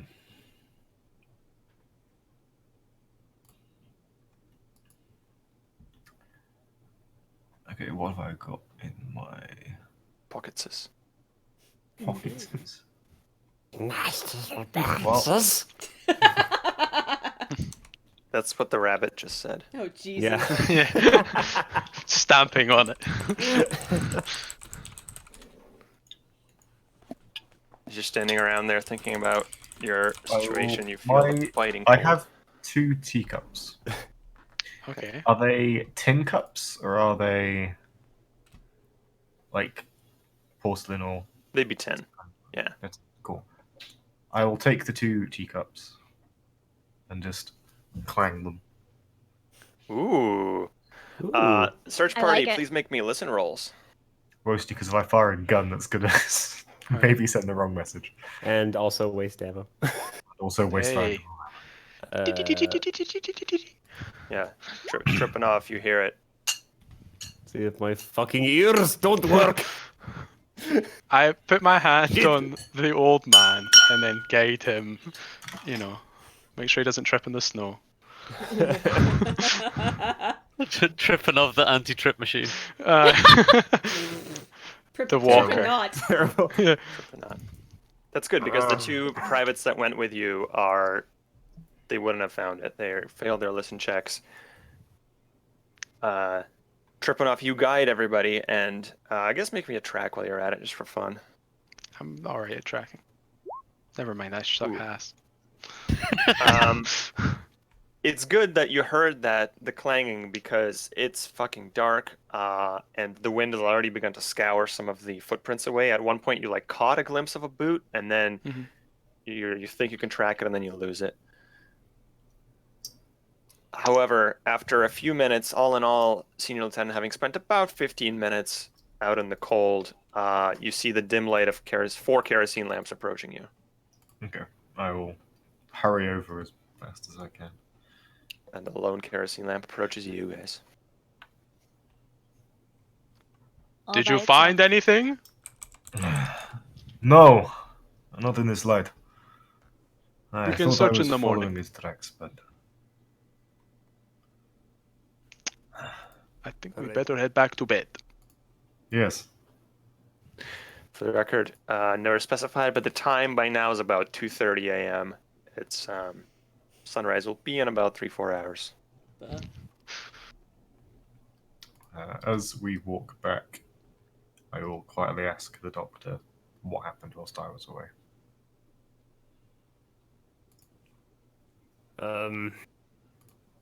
There was a bit of a disagreement. They the little one, what was his name? Dugov. Wanted to cut open the beast. But other than that, not much. Little one. No. You're not We right. shall see what the morning brings. All right. Just, look around at the darkness. The party that returned to the camp.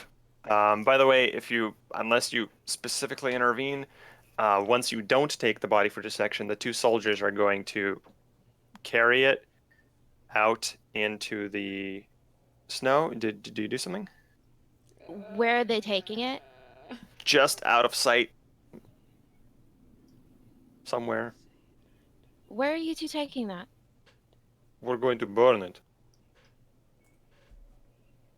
Are they headed back towards the camp with it? No, away from the camp. Okay. Just out of the light. where they don't want to see it. Okay. They Just don't carry get it- lost. No, it's fine. We'll right here. They carry it like 50 meters away, douse it in kerosene, and set it on fire. And make additional sanity rolls. They both succeed. Good for them. The soldiers return looking a little unnerved, having watched it burn, and one of them will report, sort of mutter, walking by. I guess Dugov over here is like, "Its fucking bones weren't even right. The ribcage was like, the fuck." I just look frustrated, but I don't say anything. And about 10 minutes later, party of 5 returns back to camp, having found the senior lieutenant. Ah, Lieutenant. Greetings. I could not follow the tracks in the darkness. Well, there's always time in the morning, provided snowfall does not occur. Yes, we roll back safely. Your prayers have been answered. Yes, wonderful. I'm glad to see everyone has returned. I'm kind of sitting huddled up by the fire, using the light to sketch the thing that I saw.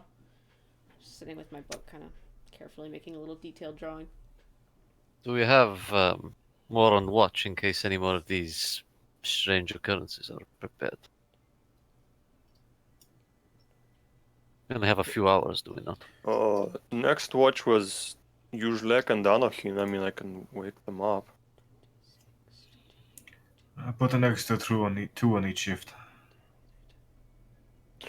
Very well, Comrade Senior Lieutenant. We'll double it. I will collect my people and get them back to bed. All right. I'll say you were on the verge of making a con roll for some sort of frostbite, but you get back in the tent just in time. Your hands are cold, but not frostbitten you. or anything. It was mainly the two people that were out for the longer time, the sergeant and the lieutenant. I did not do the coat, so Oh, you didn't put the coat I on? was prepared to No, roll. make me a con roll then, yes. Okay. I thought everyone had gotten warm Oh, dressed. you weren't wearing a coat? Oh, never mind. Yeah. You're Was there a cold, but you found some warm places for your hands, and otherwise... Yeah. Once I have my people in the tent, and I can tell that everybody outside is focused on other things rather than us. It takes some time for the camp to wind down. Some of the soldiers that had woken up were gathering around, and it takes 10-15 minutes for them to go back to bed. Okay. Once I have, like, a sound dampener of the people outside being themselves and the attention of my two people, I'm going to say, priority 1. And that's all I'm going to say. I think it would do best if our disagreements were less public next time. Priority 1 is priority 1 for a reason. Of course, Administrator Kopolov. It has been a long day and our nerves are very frayed. We should all get to bed. I just nod in agreement. I don't say anything. I'm not being belligerent, but it's like clear that I'm tired and a little distracted. But you have agreement. Body language reads as agreement. Okay. Yeah, I go to sleep. Okay. And the rest of the night passes uneventfully until you are all shot by until What? the morning comes. Revenge, motherfuckers. Yes. Until the morning comes and brings with it above -10 temperatures, a whole -9. Woo! No more incidents throughout the night. There's some talk in the morning over breakfast between the soldiers about the shit that went down last night. There's already strange rumors circulating about how the rabbit had 6 legs or 8 legs or 2 heads or 7 tails. The 2 soldiers that saw it are being somewhat crowded around as they tell their story over and over and are grilled for weird details. As a whole, the mood on campus uncomfortable but also weirdly excited. over this campfire story that they've been sharing? I was almost just tempted to say you take a long rest, but that's not really a thing. Can I get my spells back, please? Yeah, exactly. Yeah, Get spell your spells slots! back. Is anybody bothering me? I did take a pretty detailed drawing of it. So I think I will have a look without telling the administrator. okay. I will show it to you. But kind of like with a look that just says don't tell them, you know? Yeah. You have impeccable skill, Thank you. Dugop. Thank you. Keep up the good work. I will try. You don't have any sort of drawing skill, do you? Biology. Oh no, I say that regardless of how good the drawing is. No, I'm just curious. Yeah. It's not like a biological drawing. It's not like I'm sketching anything, if that makes sense. It's like one of the things we did in my biology classes. I don't know about you guys. Sure. Biology. So, it is morning. The drivers get back to work on the axles as soon as there's enough light to do so. And this time, one of them does roll a success, which means that over the course of the next 2 hours, they finally figure it out. You know, some progress was made last night, and it's at least understanding where they were going wrong. And so this morning, the repair is finished by the time breakfast is over and camp is packed up. It's about 8 a.m., and the party is ready to depart. Everything is loaded back on the trucks. The truck is tested. It's moving.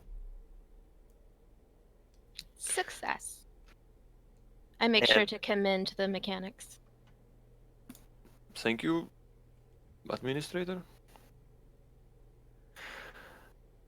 Sort of looks at you a little weirdly.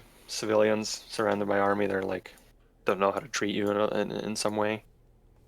Okay, anybody else doing anything in this morning scene, or shall we fast forward 4 more hours of travel?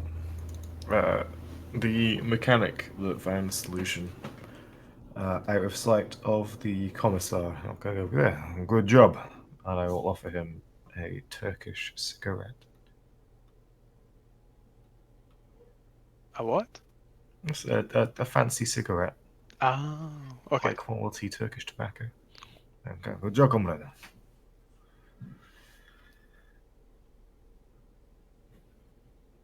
And I give him a hearty slap on the back. I'm sorry, who are you talking to? The mechanic Oh, that fixed the. Oh, okay.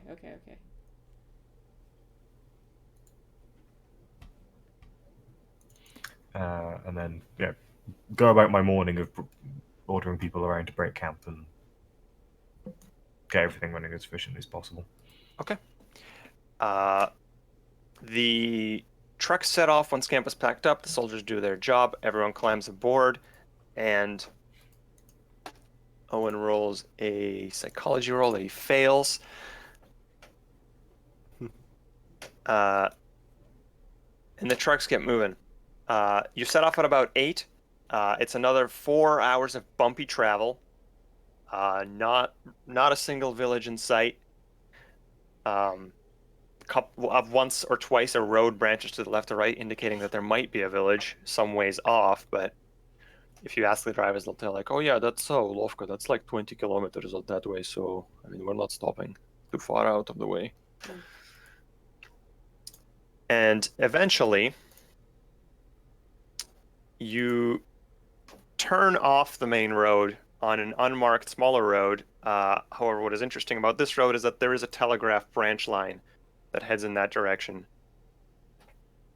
which is probably a hint. Yes.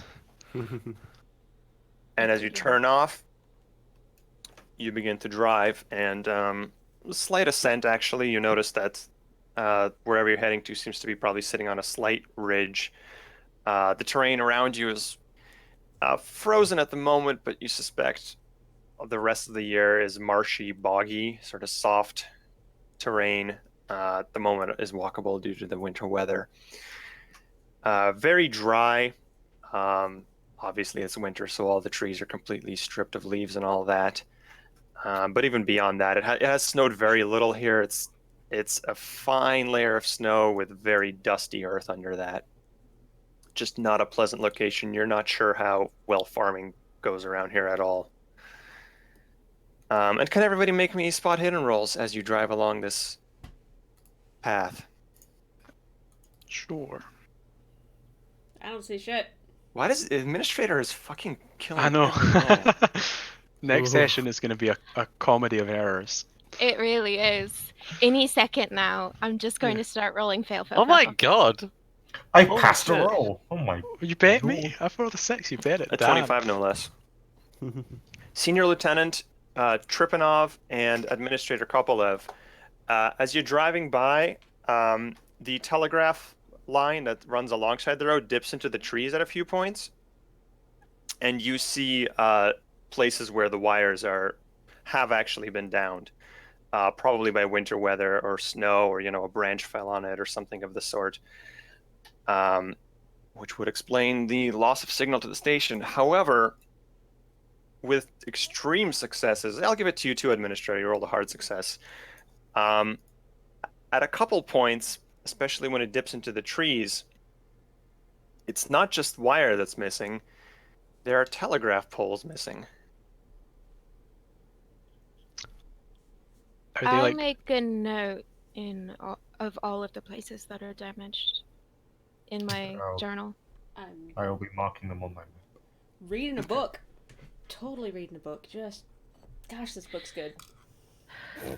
Do we actually have the capabilities to fix this if there's actual poles missing? Like, Yeah, you think you do. fair enough. Anybody with mechanical repair or electrical repair thinks like you can chop down a tree, strip it of bark, make a new telegraph pole.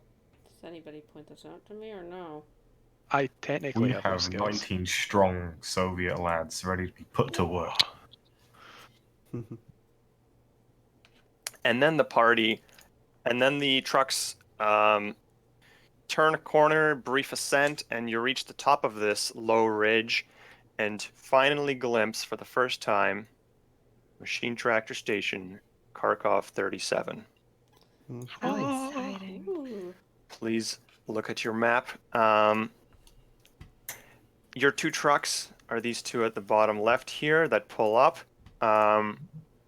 Right in front of it is another truck, exactly the same type of gas truck, but the back has been extended to allow for more seating. Some other notable things: the telegraph branch line runs to one of these 7 buildings that look like similar barracks type buildings on the southwest. And that's what that line is to be? Yes, this line coming into B is the wow, my color is not visible here. Thank you. Thank you. Let's make it this deep red for Soviet. Yes, this branch line, that is the telegraph line coming into Building B. Building B and C seem to have suffered some sort of fire. Especially C, which is almost complete. It's almost just the foundation left. Oh, The wall's completely burned down. There are 3 garages, large buildings over here, that probably once housed the tractors that the station is named for. A large barn over here, although you see no livestock of any kind. The foundations of what would have been a dairy, but was never completed. And 3 silos, or I should say 3 silo locations at the north. One fully completed, stands about 22 feet tall, a grain silo with actually a remarkably well-painted picture of Lenin on the side.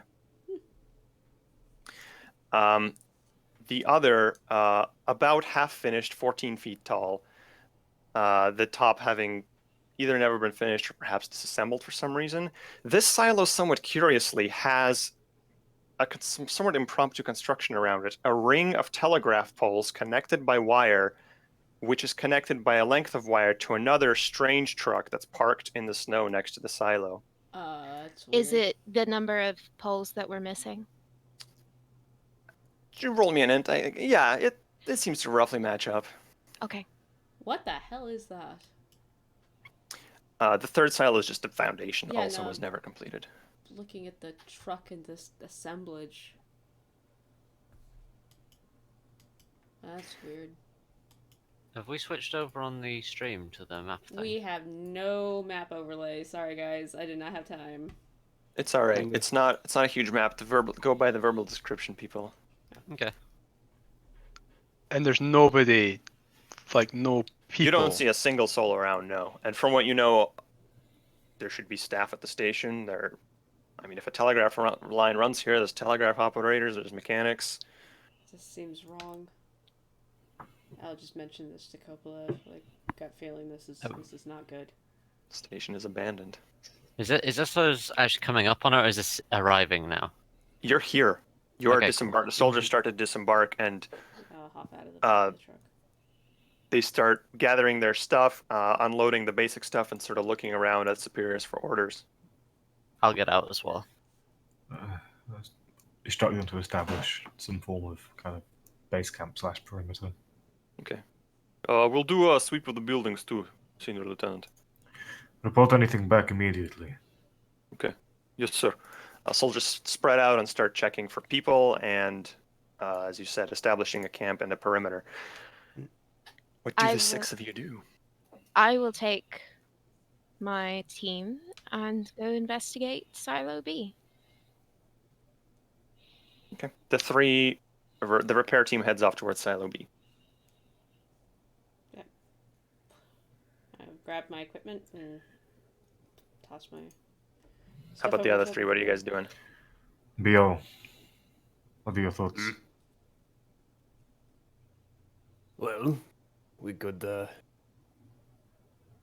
I would like to know what's happened over here in the barracks. As I kind of point over towards specifically like kind of B and C, figuring out what's happening over there. Maybe worth investigating. Let us do so. It would be good to have a reason. Come as I will follow. So B and C are the burned out ones. Yes, they're slightly darker in the map. Not sure if you can tell. Okay. I will probably be distracted by kind of looking away, watching the repair team go to the north. Okay. Just keeping an eye. Let's deal with the barracks first. Commissar, do you follow those 2, or what do you do? Yeah, I said I'm going to be following the people going to the barracks. I said it would be best to get the reason for a trip here to do so. Okay. Follow them up. So the 2 buildings, pretty burned, but by sort of signs left outside them, you can determine that this one was the telegraph office. Makes sense. And this one was the infirmary. Which one are you going to check out first? And the infirmary is like the one that's like pretty much just gone entirely. Yes. From a couple minutes of looking at it, it seems like the fire probably started in the infirmary and spread to this one. So the infirmary is far more burnt. Right. Let's see the telegraph room first. And I suppose I won't go up to the door and just sort of I'll just there's probably no point in knocking, so I'll probably just try to push the door open. Yeah, the windows are broken, and you can see through. Probably the heat cracked them open, broke the glass. You push the door open. On your side, it's fine, a little snowed over. On the inside, it's blackened and charred. This seems to be a telegraph office that suffered a pretty bad fire. You don't see any bodies around. Presumably everyone got out, but most of the equipment in here is ruined and charred. You may, however, make me a spot hidden roll. I would love to. Luckily, my eyes work better than my ears. Success. Yeah. You see that the telegraph post, the wire burned through and has been disconnected, but the telegraph key, which is actually used to send the messages, is still there and functional. But simply need to be reconnected. Okay. There is not much else of interest that you find with a couple of minutes of stumbling around this building. Yeah. I'll bring that little key thing to like, Comrade Lieutenant. It's No. not everything seems to be broken. And I like. Good. Is it like attached to the table, or is it like a separate little thing I can pick up? It's a little thing about this big, the thing that they press on to send the telegraph messages, and you can. It's already been severed from its wires. So you just sort of finish the job, rip it out, and hand it over. Yeah. I'm sure our comrades would appreciate it. Looking at the repair team up north. Hmm. They're here to fix it. They want to. At least some kind of temporary fix, though. Did you spot the collapsed line on the way? Did I? I don't think I did actually. No. Posts and cable. No, not really. Ah, Sharper eyes than me. somehow. But This will be a longer job than we thought. Where are the people who are supposed to be stationed here? But I was just wondering. Well, none A seem single to be soul. present. None indeed. Was this a civilian-run location, or was this connected to the military? No, it's civilian run. The machine tractor station's purpose is to, in the great communist ideal of the Soviet Union, some possessions were collectivized, and so the idea was there's tractors here. Anybody from the surrounding villages can come, get tractors or other equipment to use, and then it's effectively on loan for them. So it was built, from what you know, to serve 3 villages: Zachenka, Yurenkovo, and Bialinskov.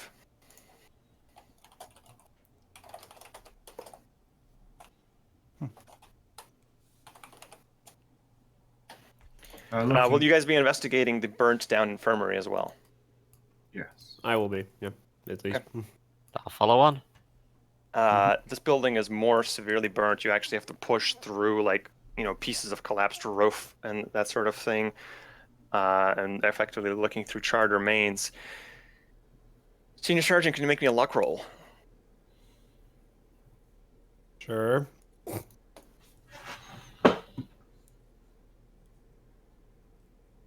Perfect. Yeah. No. Oh. As you duck under a timber to see something behind something, you have to push a thing out of the way, and as you do, you dislodge. It rolls out of somewhere a burnt human skull that sort of rolls and hits against your foot. Please make me a sanity roll. Cool. Actually, don't roll. You suffer 1 point of sanity loss immediately. Okay. Damn. That is the minimum. Because you're a doctor, you suffer minimum sanity losses for things like dead people. Cool. Very nice. Did not have such a good time. You look around to where the skull fell out of. There are 2 charred, blackened bodies, and also 2 rifles.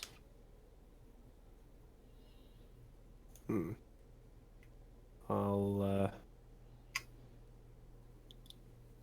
I don't have a rifle at the moment. I just got a pistol at the moment, I believe. So I'll take both of those rifles. Requisition these. Unfortunately, when you pull them out, you see that the fire has largely ruined them. They could be repaired, but they're certainly not in serviceable use. Yeah. All right. So I take them out from wherever they are, and just kind of like, and just lodge them down on the ground. Get back up, being careful not to bump my head against anything, and well, not as much as I expected to be here. Meanwhile,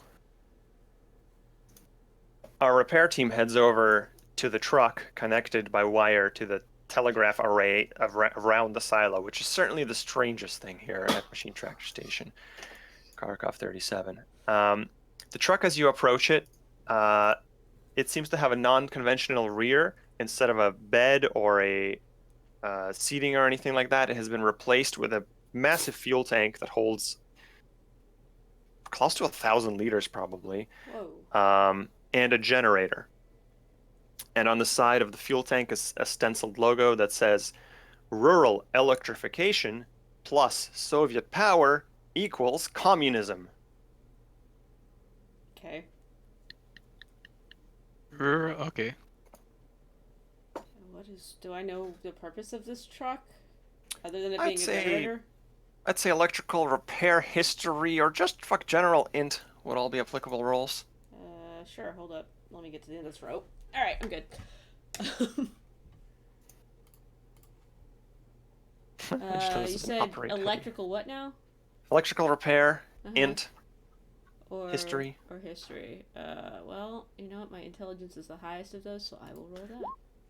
Oh, hard success is what I was looking for. Yeah, you've heard of the rural electrification program, even though most of it happened when you were still like a teenager. Mhm.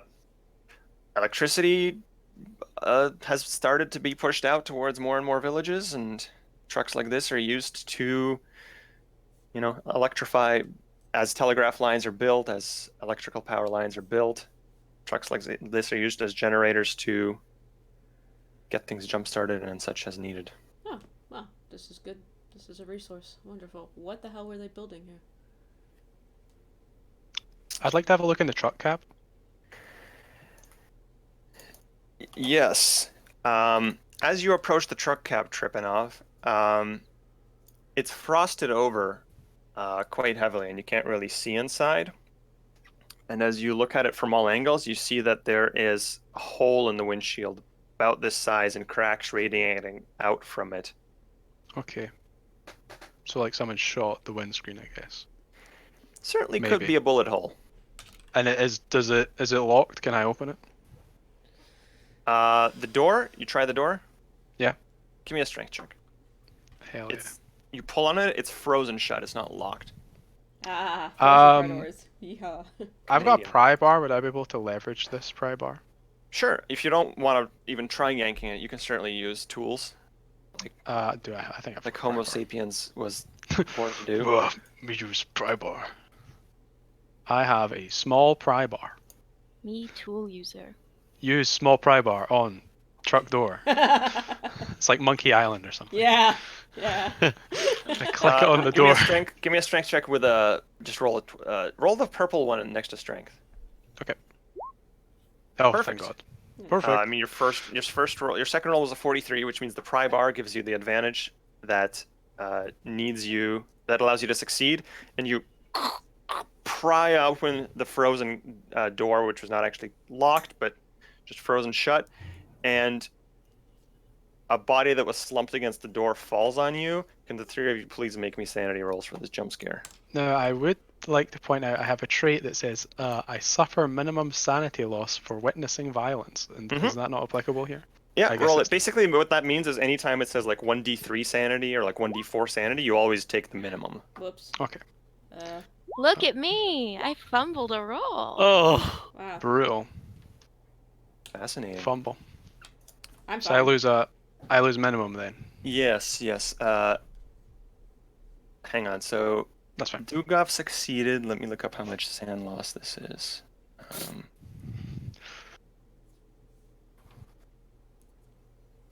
Hopefully I was properly spooked. Oh I yeah. throw it at you. I'm Yeah. so surprised. Doing me a spoop. Spoopy. I'm heckin' surprised. You guys just like standing there like, Yeah, I was too busy looking for a way to open the silo to realize what you were doing, and suddenly there's a body there. So success, Dugov will say you take 0 as Okay. it's somewhat surprising but not terribly shocking, and we'll say Tripanov and Kopolev take 1 point of sanity as you were not expecting a dead body to not just be in the cab but to literally fall on you. The man is wearing a military uniform of some kind, a warm winter jacket, and Military. his brains are splattered out the side, and his Oh Jesus. hand is still clutching a pistol. What's the is it Red Army uniform? Yeah, what is this? As you uniform? pull aside the winter jacket to look at the uniform, you see the letters OGPU. Which Ah. is Oh. the So the bullet hole in the windshield. For the sake of our viewers as well, the OGPU was the Soviet secret police that would later come to be known as the KGB. Right. So whenever you hear OGPU, think KGB. completely normal to be a tractor station, of course. What Right. is he doing here? The bullet hole in the windshield is. What direction was that going? Would that have hit him Uh, where he was originally? it's not really clear. I mean, Can we get a trajectory somehow? Yeah. Did he shoot himself? Is there or shattered glass was, on the like- inside or the outside? Thank you. Yeah, I'm gonna have a look around, see what killed this man. Obviously a bullet wound, but how? you're trying to examine the body, or are you trying to like figure out bullet trajectories and such? I'm trying to figure out bullet trajectories. I'll look at the body. Would you like me to take the body out of the cab? It fell on I you. think it already fell out of the cab. Oh, Yeah. okay. So Yeah, fair. to determine bullet trajectories, I don't see a better skill than just using int. However, this is such an obscure use of it that I'm going to require an extreme success. Okay. You found it. Look at it, those. It's fine. Nope. Oh, bro. You can't really tell. I mean, he shot himself in the head. I'll say you check the clip on the pistol. One round is missing, and Thank there's you. a single hole in the windshield. That's sort of the simplest explanation. It makes sense. Thank you. Okay. I'll have a look. I will actually just have a look over the guy. And I will say that our other party of 3, since your search was fairly short, at some point soon you can join the scene if you want. Once I'm done investigating, I will, treat the body with more respect. Close the coat, but like stretch him out properly and. You're doing this while I'm like investigating the bullet wound in the back of his head? Like Oh, you're doing that? I Oh didn't yeah. know. Oh yeah. I will close the coat, but Yeah. So yeah, I want Um, to see if he actually shot himself or what. You may roll a medicine check. I will also mention that on the long seat that is in this truck cab Nope. is a journal of some kind, or Trevor Like to Noble, you fucking grab that. succeed at a roll. That'd be a cool. lot of fumbles. You may try to push the roll if you wish. Yeah, sure. Fuck it.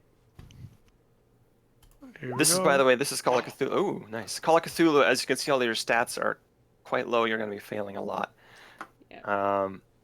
However, what is your justification for your pushed roll? What is my justification for this pushed roll? For investigating this body? Mm-hmm. Maybe you get like in the cabin to look like, or no, do you like maybe put it back in the cabin so you can try and figure out more? Let me think. Because I don't know, is the cabin dangerous? Do we think like? No, why would it be? There's nothing Nice. in there.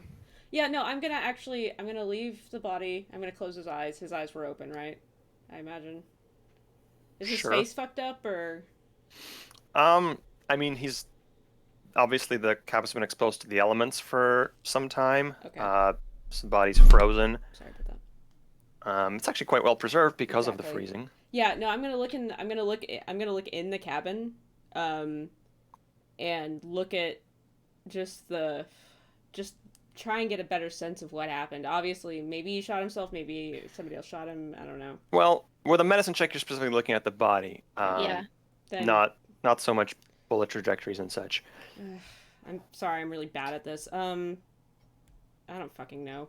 It's fine. You I can just specify you try to take a close look there, and you're not having much success, especially because you have to like. I guess I'm Lean gonna have to in like there. autopsy the back of his head or something. I don't know anything about medical crap.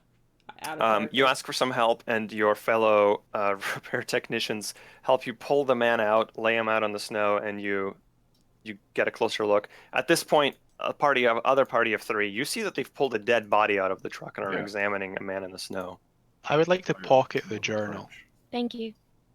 I would like to just lean into the cabin, grab the journal, and like stuff it in my coat.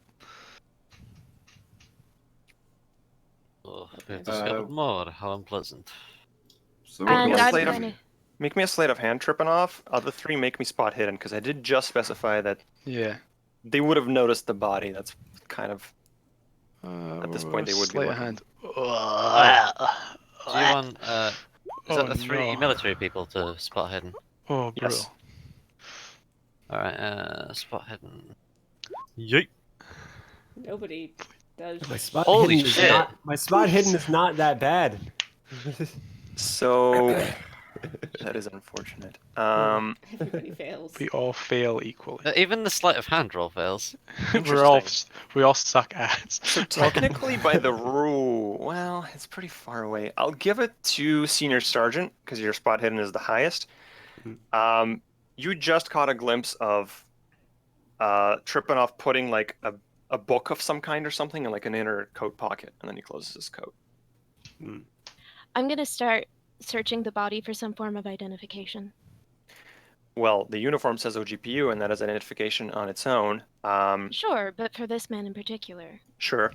On the body, let me give you real quick on what you find on the body. Also on the seat was a satchel, and you search it. There is a map of the vicinity of the tractor station, which only shows that there are three roads to. No, I'm sorry. It shows 3 roads to 3 nearby villages of Tchenka, Bylenchkov, and Urenkovo. And it also shows that further up the road, like if you went back to the main road and kept going, is another village called Degmatorsk. And it specifies these 4 as being the 4 that are serviced by the tractor station.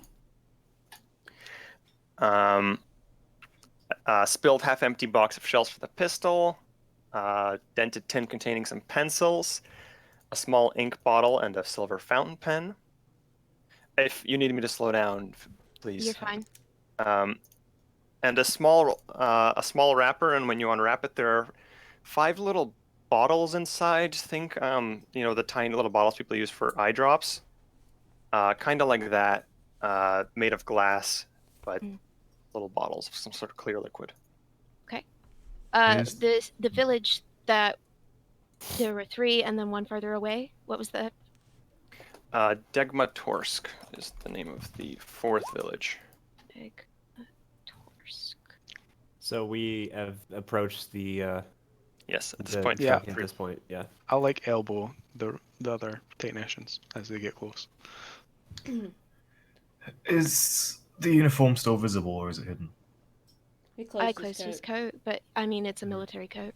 I will say it's visible because Dugov is currently examining the man medically, and so, like, presumably that would involve looking at the body. Can't really perform an examination on a man entirely covered in a jacket. Yeah. More corpses. More corpses. Yes, Senior Lieutenant, you spotted it, that the man's uniform read OGPU. Give the commissar a very cold, hard look. Do we have identification? None that I've found so far. I see. This is of concern. Dugov, Yo. looking over the body. This is the last thing we'll do before we go for break. Let me find the notes of what you can learn from an examination. Talk amongst yourselves. I don't even look up as the others approach. I am immersed in what I'm doing. Did you find anyone in the barracks? Found at least 2, none that were alive. Anything in... That's terrible. Yes. Fears something very bad has happened to you. Beyond the sizable fire, yes. What were they Fire trying in to the do? infirmary and the fire in the telegraph room. And we think this guy killed himself. The agent. Speaking of, Dugov, Yeah. you spent about you- 10 minutes examining this man in the snow. You conclude the wound was definitely self-inflicted. You sort of place the hand with a pistol. You're like, yeah, angle seems right. And then you sort of imagine how his head might have been turned. You're like, yeah, that would have exited out the windshield. Okay. Lines up. The man has been dead at least a month. Okay. Something you learn. Body's frozen and does not smell or anything. Quite well preserved, but you can determine from how the blood has pooled and that sort of thing. Somewhat malnourished at the time of death. Not exactly starving, but a little underweight. Okay. No other obvious wounds on the body except for the gunshot wound. Okay.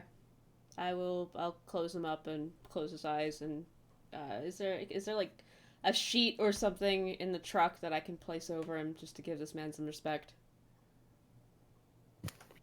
A sheet A can be brought blanket? over. A Canvas blanket? sheet. Yeah. Yes. Yeah. No, and I turn to Administrator Kopelev and step closer to you to speak quietly to you, to inform you of the information that I found. I will be attempting to listen.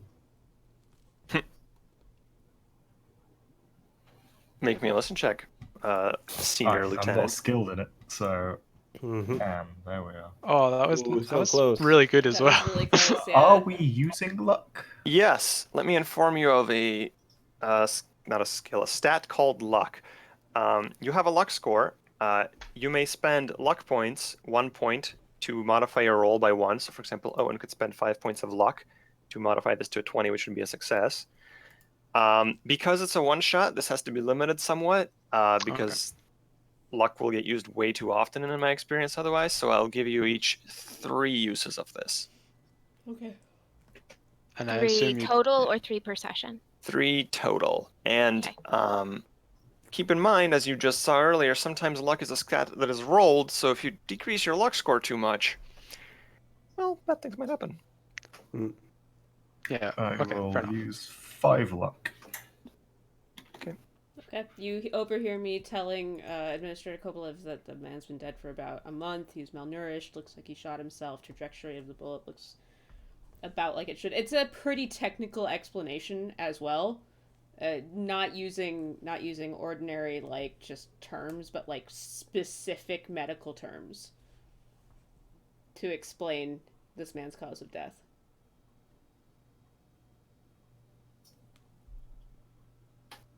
While they're talking, Commissar is going to walk over, look under the top of the body.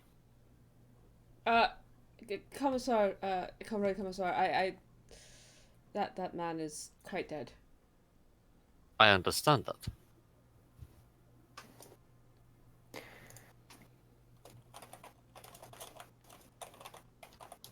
that. Yeah, you peel back and glance at the man. You will also note the OGP uniform that is under his jacket. And if you pull back the winter jacket a little more, there's the single stripe of a lieutenant rank. Is this a common lieutenant stripe thing? Like it would be on every, no matter the organization, this would still be lieutenant across all of it. Yeah. He's a lieutenant. That is all I can gather. And then I put the cloth back over him and then walk back, making a note of things. A couple soldiers will return at this point, sergeants approach, as you guys are standing around by the truck, and say, Senior Lieutenant, Yes. we've performed a sweep of the station. There are none living here. How many bodies? Not a lot, although, well, behind the barn there are several pyres. I think it's mostly cow bones, but I'm not sure. I just glance at Administrator Kopelev to like it's a question. Like I can Garage. have a look if you like. I would rather send a doctor. Okay. Garage A, strangely points to the northern garage. They're not. Well, we'll say they are actually labeled A, B, and C. Who gives a shit? Garage A, he says, inside has been converted to some sort of living quarters. There is blankets hanging by ropes separating into little rooms. I'm not sure if they had people living here or what, but it's close to 100 spaces. No one around. A lot of personal supplies left. Spaces. He points to the truck that's parked over here. He says that truck, mechanics are saying it both axles are broken. It's completely fucked. Other truck is functional, and in fact fully fueled. Generator, telegraph wires. Garage B, there are some offices upstairs, but they seem to have suffered a small fire. We didn't go inside. Several tractors inside Garage B still. Mechanics are looking over them right now. That's all we found so far. Point of question: how close are the nearest villages again? Nearest village, Bylenchkov is about an hour away. By foot. No, by truck. By truck. How far by foot? Could somebody walk here in a day?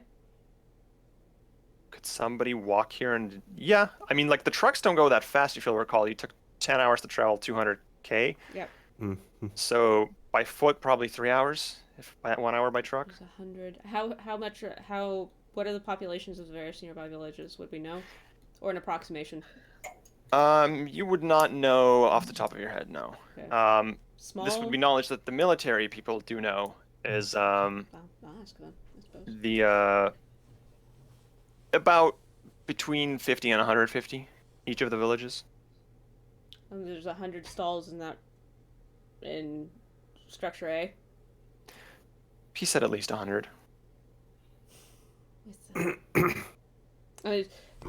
Dugov looks like straight up deep in thought, just staring into the snow. A cold wind blows in from the north and a strange rotting smell hits your nose.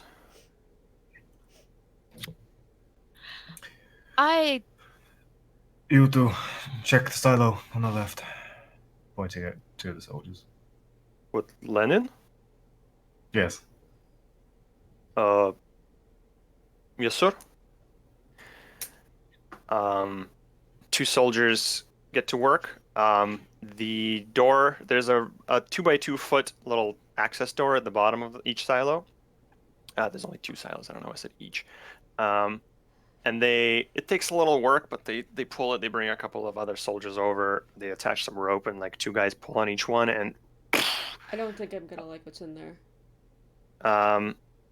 the rusty doors swing open. They have to push them open a little bit through the snow. And inside is a terribly low amount of grain. It doesn't like come spilling out or anything. It's a layer like this thick on the ground. They clearly were running out. The grain is weird. Who's the first to look in the silo? Me. I would have been gone over with the soldiers. Yeah, roll Okay. me. Do you have biology or natural world or any skill like that? I have I'll have a look as well. no particularly relevant skill. No, I have survival cold weather, which is about the closest I can find. Interesting. Dugov, roll me a sanity roll as well. Cool. Oh, fuck, it's haunted wheat. Haunted wheat. No, it's got a scary face. Oh wow, I fucking. Mm-mm. You will take 1 point of sanity damage. As you're examining this grain, again, that subtle feeling creeps in. Like, this is really weird. Something is not normal. The structure is completely wrong. Some of the sheaves are empty. Some of them have like 8 seeds growing in one. Mutated. Yes. I just pull up a handful and just stare at it, like. Senior Lieutenant, Mm-hmm. something very small and white crawls out of the grain and starts heading. Electrician, stand back. Yes, Oh, sir. I step back. I'll. Handful. What do I see? Cockroach, but like really big one. This size maybe. And it's white? Yeah, Did you say? it's white. Please tell me I'm not holding a handful of bugs. I will attempt to stomp on it. No issue. Big It mistake, is not Falco. particularly nimble. You stomp on it. It squishes out the side. Way more liquid in there than you thought. And as you lift up your boot, this cockroach had. Cockroaches are supposed to have, what, 4, 6 legs? You're not a biologist. This one had like 10 on each side of its body. No. I take off the strap on the holster, leaving my pistol easily accessible. That's rude, not Dugov. Ah. By the way, that weird smell that the rotting smell you smelled, it's not coming from in here. It just doesn't really smell. The screen is very dry. With the cold weather, it's actually almost no smell in here. Next silo. Hold up, that's a lot of gasoline. That's a lot of telegraph wire. Telegraph wire carries electricity. Or are they trying to set a fire here? Is opening the door going to cause an explosion? I don't know. Let me look. Do you And mind, Senior Lieutenant Comrade Senior? As our group of 6 pauses before the second silo, trying to investigate what's inside, we're gonna take a break. Woo! Yeah. Alright, kids. As- Spooky. As the silo erupts into a violent explosion. Silo grows We'll take arms a- and is actually a mimic. Oh, no. I get in the car and drive away. House mimic. Bye! Okay, All right, kids. what's our usual line? 15-20 minutes? Usually 15-20 minutes. We're gonna have a quick break here, so we'll be back at the hour, maybe a little past. Our breaks are kind of loosey-goosey. So yeah, I'll put on some classical music. Y'all enjoy that, and we'll see you here in a minute. Bye. Bye. Peace.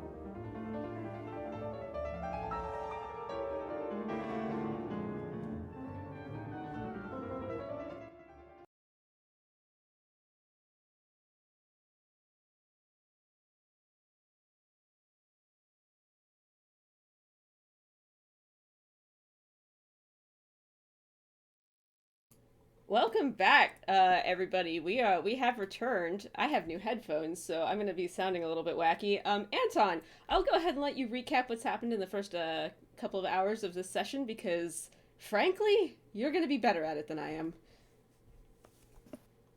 So far on Machine Tractor Station Kharkov-27, the party has grouped up and traveled to the station itself. During the night, there was a strange incident where two of the privates shot a rabbit. Upon closer examination, the rabbit was heavily mutated, strange body proportions, organs where they shouldn't be. The body was burnt after everybody suffered a little bit of sanity loss for looking at the strange creature. And we arrive in the morning at the station. Two army officers, a commissar following them around to make sure the goals of the party are met, and 3 telegraph repairmen from the TASS agency. Here to, well, ostensibly fix ostensibly fix the telegraph lines, although now that you are uncovering that everybody at the station is missing and there's at least one dead body, maybe your priorities will change. Who knows? The party stands next to the abandoned rural electrification truck, having pulled out the body of the OGPU lieutenant who was inside, who died from a self-inflicted gunshot wound.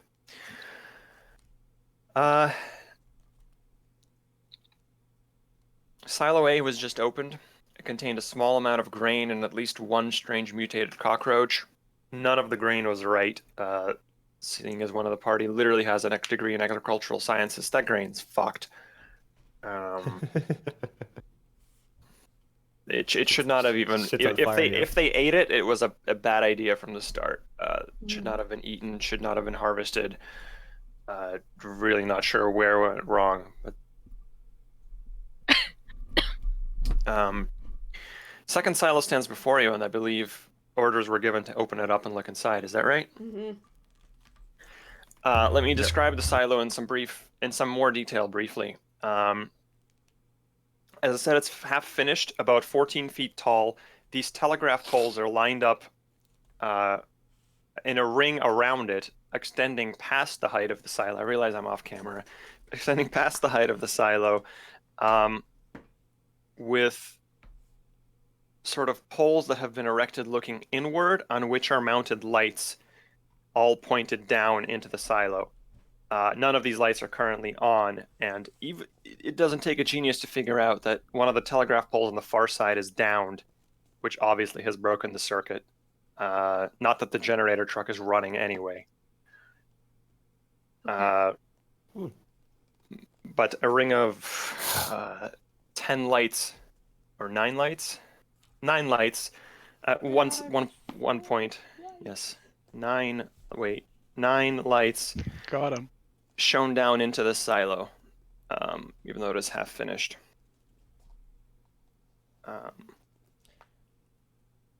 Senior Lieutenant, were your orders to open up the door at the base? Owen, you're gonna unmute yourself, bro. Muted, because I was typing stuff. Yes, though approach with caution. Obviously, don't open it if the electrician goes, "That's gonna blow up." Yeah, I was actually checking the mechanisms and the mechanisms on an electrical thing. This hasn't been wired to explode, has it? Or light on fire, or purposefully wired incorrectly? Make an electrical repair roll. Sure. I don't know why I'm using that voice. Take a look at what's happening. Sure, I'll make an electrical repair wall. I will be I will use 8 issuing points orders of to luck troops. to fucking succeed on that, because this seems important. So you have to use 8 points of luck? Yep. Wait, don't you have to use... Oh, no, you're right. 8 points. Or I can push it. Or you can Please push don't it. push this one, please. What? Push it real good. No, I'm This just is gonna bad. I'm gonna use This is luck. a If it's a bad bomb and you time push for it, bad it will explode. consequences. Yeah, no, I'll just use luck to Okay. succeed, because fuck that. That's my one. I don't know if you have anywhere on your sheet, but mark down your uses of luck. Keep in mind you only have 3, so... I will put it on the damage bonus. Just find an empty box or something. Cool. Gotcha. and reduce your luck score by 8. Done. Okay, you look over the circuit as the soldiers try to pull in the doors. They're way too stuck, so they say, okay, we're gonna go grab some heavier equipment, give us a minute. In the meantime, Dugov looks at the circuit. It's actually quite simple. It's just a wire running to the generator, and the loop was formed. You suspect that if the generator truck is turned on, the lights turn on and flood the inside of that silo with light. These are 9 big spotlights or searchlights, whatever you want to call them. They're quite bright. That's weird. It's almost like it's a cage. Maybe you should be on the ready. As you wandered around Dugov, looking at all the poles, doing a circuit of the silo, 8 lights. something curious strikes you. Where the one telegraph pole is broken, the one that fell over, the bottom half is still standing. The top half is lying in the snow next to it. And exactly at the point where the telegraph pole was broken, there's also a hole in the side of the silo, almost perfectly circular. About, I don't know, let's say this size, bowling ball. Why would you need this much light? What for?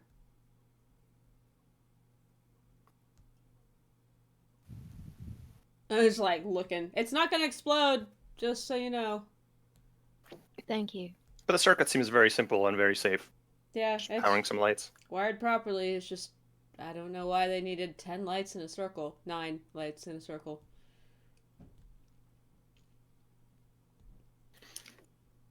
The soldiers that you tasked with opening the doors are gone for a couple of minutes. You hear a voo, voo, voo, voo, voo, as a tractor starts up in the one of the garages and is slowly rolled out. The mechanics inform you that there's some fuel around and the tractors are functioning. The tractor is pulled up. They find some chains, hook them up to the doors of the silo.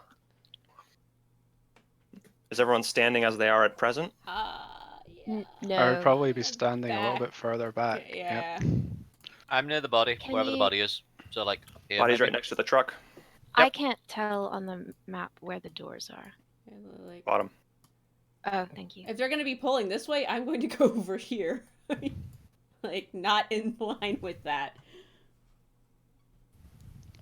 Seems like I'm common satisfied sense. with my position. Okay, well, I'll be kind of slightly off to the side. Very well. There was an error processing a page. Thank you, Adobe Reader. The tractor has no issue pulling open the steel doors with its heavy torque and pulling strength.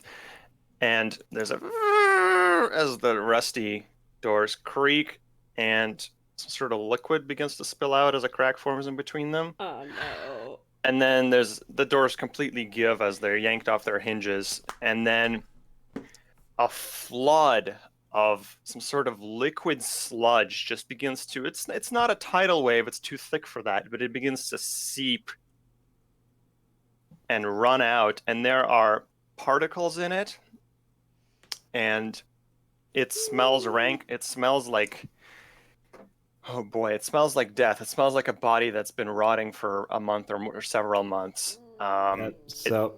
Yes, I did this. Oh, fuck! What is that? And as the sludge starts coming out, a few corpses start to be washed out. No. No. And as they're being pushed along by this liquid, they sort of roll along, and they are waterlogged, dissolved, but more than that, they are almost gelatinous. Oh boy. Thanks, I hate it. I'm going to need Yummy. everybody to make me a sanity roll. Yeah. How Okay. many? Back to back. Oh, thank God. What? Extreme? What? Not even slightly bothered. Tukov just stares. Kind of tilts his head to the side. Oh, that's weird. Meanwhile, You can't even process it. You're just like, whatever. Oh no.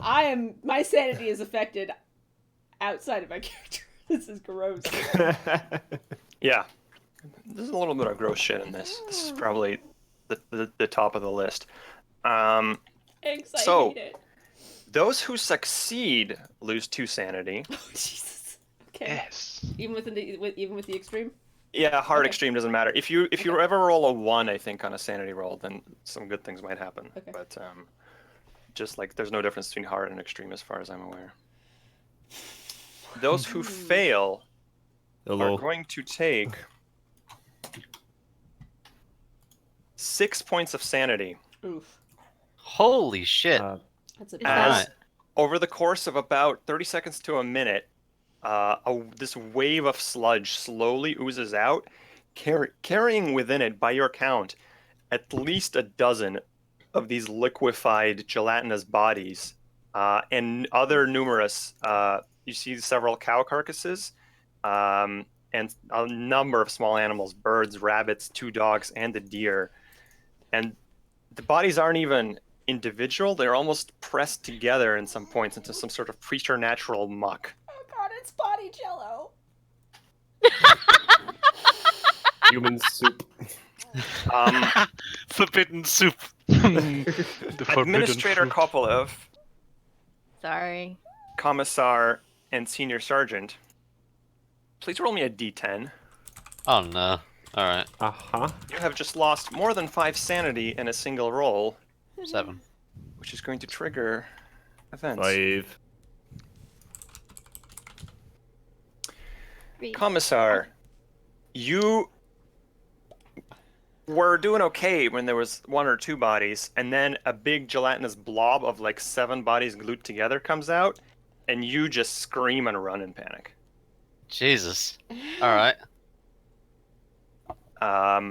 Senior Sergeant? Mm-hmm. What? Okay. You immediately... Okay, you can roleplay this as you wish. The Bout of Madness I rolled is significant person. Your significant person being the senior lieutenant, you are, I don't know, maybe extremely worried for his safety, or you tell me how you react to that. Right. I'll kind of rush over to him and then just kind of like, stay back from it. Yes, no, I am fine. Bro, I am safely clear. Oh boy.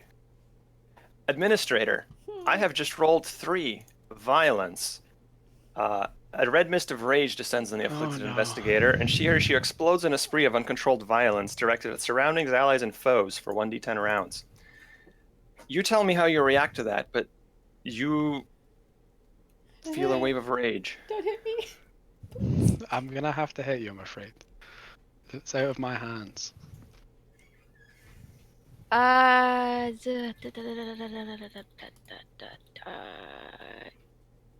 Threat assessment being. I have a suggestion if you can't think of anything. I have a thought, but I'd love to hear your suggestion just because I don't know. Like, I've not done this before, so I'm curious if my idea fits. I've only done this before like I'm once. in danger. My suggestion is you pull out your pistol and you just shoot into the air, and you go, everybody fucking pay attention, or something like that, to grab everyone's attention. Oh, that's that's a lot less. A threat of violence, not actually shooting anyone. That's a lot less terrible than what I was thinking. Okay, we'll do that. Were you about to shoot a random soldier? No, I was gonna try and fall back, grab my knife, and grab somebody's neck, and be like, "Okay, everybody's gonna stop, and everybody's gonna do this now." Sure. So yeah, draw the pistol, fire 3 shots, and tell everybody to to move back, to get away from it. Well, the commissar certainly followed your order to move back and get away from it. I am not there. If how No. far from the silo is it like exuding at this point? Let's say the wave of muck washed out to about this far. shit. Near the silo to a depth of maybe a foot or 2. By the truck, it's sort of rolled under the wheels and just a paint puddle out to the edges.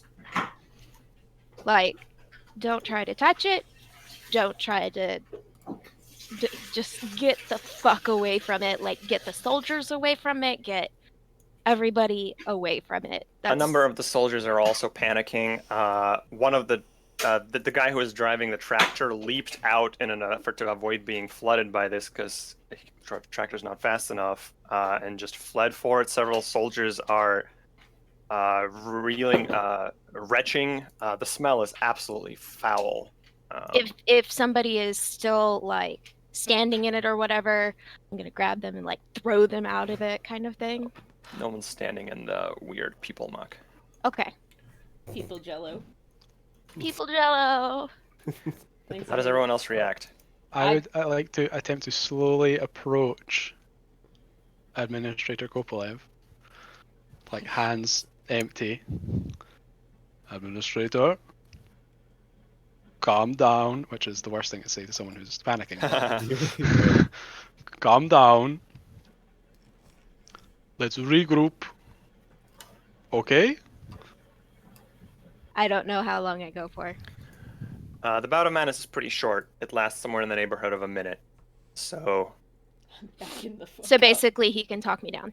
there's this tense stare off perhaps for a bit as you're still holding the gun and it's really no one's sure what's about to happen, and then the bout of madness passes. The commissar ran off to the garage A to one side, hand against the wall, just sort of vomiting to one side. Just composes himself, takes a minute to breathe. What the fuck? I will. I'll approach the commissar. Actually. I will apologize for my lapse of control as I reload. Commissar, are you take a deep breath? Here. Yes. Would you like some water? I have a canteen here. You might want to wash your mouth out. Water, yes. Thank you. I don't have any alcohol, but I would a cigarette do not interest take it you? on duty. Oh, Sorry, would you repeat that? Sorry.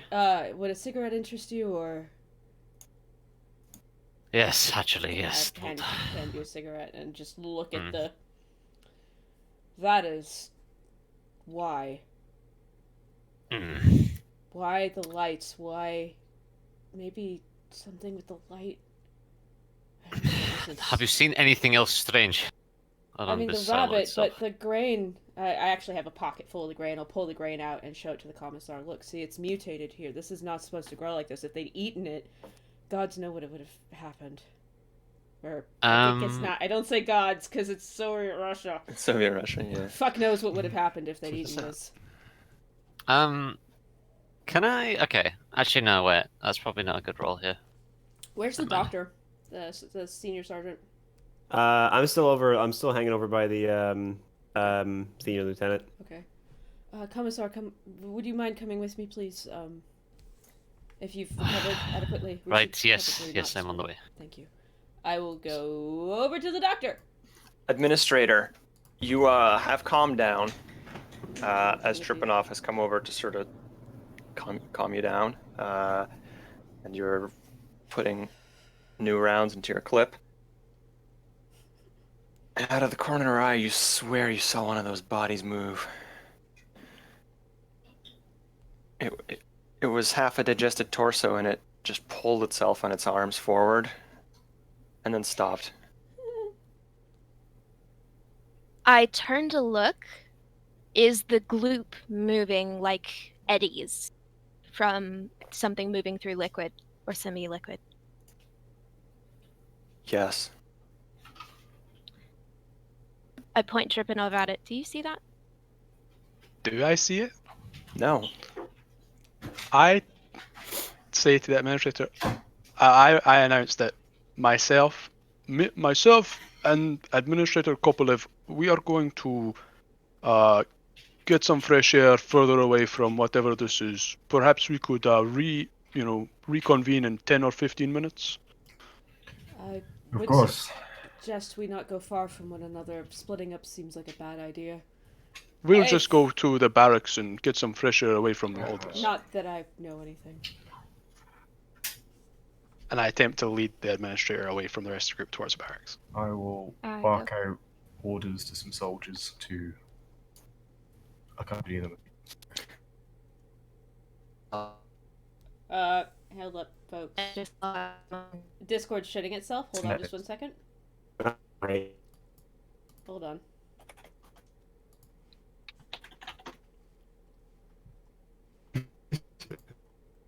Hold on, y'all. Hmm.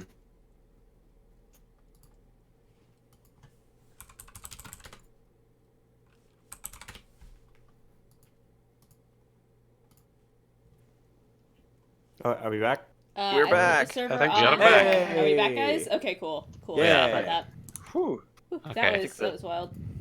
U.S. South just went down. Holy shit. Yeah. All right. Fuck. Can I while you guys so you said that you're taking I'm taking Administrator Kopolov away from like the icky goo because Yeah. They're By the way, clearly- if you're looking around for a place with lots of people, sort of where everyone's gathering, it seems to be mainly in Garage B, as it's where most of the equipment was, and the soldiers are going through it. That's where the tractors were, and the mechanics are looking at those. I would like to explicitly take Administrator Kopolov away from other people Of course. so they can calm down. Okay. Well, the emptiest places would be like the barn where no one is, or Just near the barn, near like so we can be like, so we're not out of sight of everyone else, I guess. okay. In order, so it's I'm making a decision. I feel that in order to regain a little bit of shattered pride, Commissar is going to actually take a walk away from the sludge and walk up here to get a better look at the fallen thing, to try and have something more like in his mind it's to try and have something more solid to look at, something to occupy and move forward. Solid. So I'm gonna move around. They're literally solid. I'm gonna move around to about here and see what I can see of that. If that's okay. Sure, yeah, move to here. As you do, a person wanders out from behind the silo. Oh, A peasant woman. Familiar face, someone you saw last November. Halt! Why did you do it? Why did I do what? State your business name. Can She I hear him She talking? turns and there's a big bullet hole in the side of her head that's just bleeding. Okay. The commissar is going to pause for a minute. She Can turns I- around and walks back behind the silo. I'm going to. This was a bad idea. Commissar's going to turn back, walk back over to the rest of the group. Go, 180. all right. I have seen. There's a civilian bullet wound behind the third silo. She talk to me, please, this way. Anyone who is available, get somebody. I look over at the doctor. We will come with you. All right. I will come with you. Radyukevich, you stick with the doctor. Radnin, you stick with the commissar. Fomenko, you're with me. Yelensky, Lomakin, keep the civilians safe. Oh, I went Mediterranean there. Mediterranean. Mediterranean. Okay, so you assign military escorts to everybody. And Essentially. then Colonies of the I will Caribbean. assign essentially a pair of soldiers just to keep each of the three civilians. Like, make sure there's military personnel Yeah. around them. So For protection. it happens. I'm gonna have my pistol at the ready as I'm going back towards the silo. Just a hand on it. Just. I am unsure of her intent. She is wounded. There may be others. Why did I do it? I have not fired the shot. You would have heard it. There. This If way. I see the commissar going for the go for his gun, I'll go for mine as well. Can I also see if like how Yeah. the commissar is doing? Can I do a cheeky little psychology roll? Yeah. Cheeky little psychology. Cheeky bands. Are we Um, swatch at the commissar? success. Yeah. Yes. Certainly a lot of people seem to have been, well, mentally fucked up by this thing that just came out. And the commissar ran off, is very pale. Dehydration. It's quite cold. Who the hell knows? Right. He seems a little scattered. Right. I see like Dugov has like a water thing there. I gave him some water earlier. Yeah, earlier on, yeah. Yeah, But- you've got my canteen still, by the way. Oh, do I? Okay, okay, yeah. Haven't If you, taken it back yeah, yet. you still got it. If he doesn't still have it on, I'd tell him And a just to, cigarette. just to give him your water. But Everyone Okay. follows. Perhaps we should This way. have a look then. Yarp. Everyone follows the commissar to where he indicated a peasant woman was. Mhm. There's no one there. There's no footprints in the Footsteps? snow. Okay. Around this corner, I saw her. She said, "Why did I do it?" It indicated to the bullet wound and then proceeded around the corner. We'll look around Where the was corner. what? Behind the silo. She was back behind the silo this way. Comrade Commissar, there's no one here, and there's no footprints. I'm not I'm making this up. I don't think you're making it up, sir. I don't. I just maybe is it snowing right now? No. Great. You said I recognize the face. Do I have a name? You never learn her name. Okay. Well, there, sorry. You, Oh, sorry. You said she was wounded. She's wounded. Yes, bullet wound. Where? Head. Would I think it would have been a lethal blow? The bullet wound. Yeah. That bullet wound right here tends to be lethal. She. It was extensive. I will say that much. I do not know how she walks, but she does. I am unsure. I'm gonna wander back around, like sort of a little bit ahead around this corner, like a little bit sort of angry at the fact that she's not here to prove me right. Right. So, Doctor, perhaps. Comrade Commissar, I do believe that you saw something here, but perhaps something's just not quite right about this place.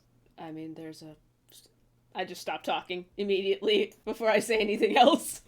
Well, yes, like yeah, there's the fucking pool of people. Why the lights, though? Doctor, do you know any was reason why wondering that. anybody would put... I mean, they generate quite a bit of heat. Oh. They generate quite a bit of heat, those lights, don't they? Perhaps it was to keep something alive in there. Cooking. Do I see now we're sitting on this side of the thing. Do I see like the giant hole here? Yeah, Right. that's what I was gonna ask. Yeah. From this angle, you just had to walk around to the side. You totally see that Yeah. telegraph pole, seemingly cut in half or something, or broken in half at about the midpoint, and right where it was broken, big round hole in the side of the silo, Is that right through. Is there also straight through. rubble sheared? Yeah. on the ground on the outside of the silo, like where the material was punched out?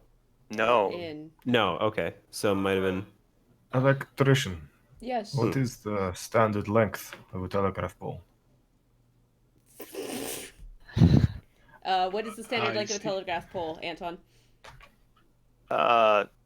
Make me electrical repair. I would know this! But okay. Off the top of my head. Hold on. Watch you fumble this and just like forget. Shut up, Andrew. 50 meters. And then you're gonna push it, and then you fail again, and you're gonna have an aneurysm. The pole will Nice. follow you. You will attempt to measure the pole, and it will fall and topple and kill you. Right, I know. You will summon Yog-Sothoth. Anyway, I know the answer. What's the standard length? The standard height of a telegraph pole is, let's say, 16.2 meters. 16.2 meters, Comrade Senior Lieutenant. How much telegraph pole is here? Pointing at the broken one. Yeah, I'm looking. What, 8? About? Trying to work out whether there's I see what this you're saying, much Owen. missing. I have a Yeah, couple of probably. questions, actually. The idea comes to you, and looking at it closely, you it does seem exactly like your idea is correct, Senior Lieutenant. The telegraph pole that's broken in half is missing a chunk in the middle about this size. Right. Something went through it. A couple of questions for the silo. How thick is the metal for the silo? Like, how thick is that? It's brick. Oh, it's brick. brick? Oh, so it's... Yay? It's About about that. the size. Okay, It's so, two layers of brick. Alright, 2-3 layers of brick, giant lights on top, a generator with enough fuel for a very long time. So, lights... It's a barbecue pit. And those lights do generate lots and lots and lots of heat, right? No one has. You've made the assumption at some point that the generator truck is still fueled. Right? If you check it, it is actually completely empty. It's a massive fuel tank. It's completely empty, though. Okay. So, enough for... This man's been dead for a month. This is... What? As Kopelev and Tripanov are talking, you hear from around the barn corner, Administrator? Right as you're in the middle of saying something perhaps important. What I was hoping to do was to reveal the book that I so easily stole from the truck cabin and read it with the administrator. You do have a minute or two before the soldiers come over.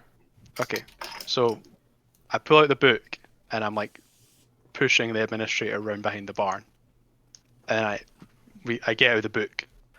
And I think, should we read this and then get rid of it, or what do you want to do?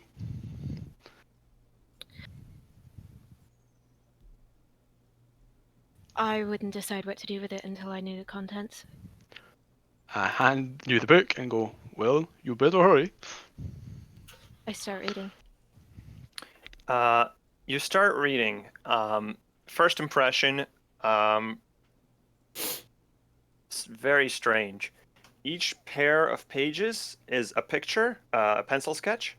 Fairly good quality, decent artist. Mostly really mundane things: birds, trees, tractors, like things that around exactly, things that the artist may have seen around here. Each accompanying page is text, gibberish, cipher of some kind. We're going to have to keep this. Hide it again.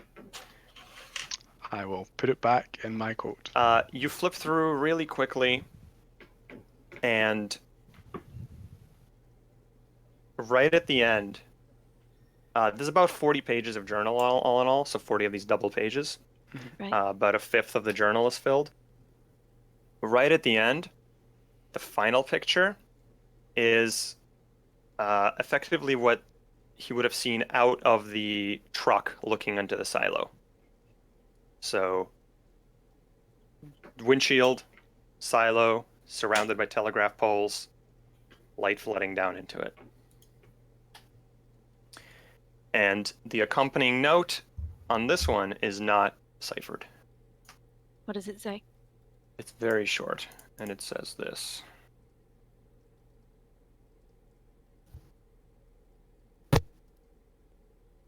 The light fails. You will know if I escaped. Lieutenant Pavel Cherikov.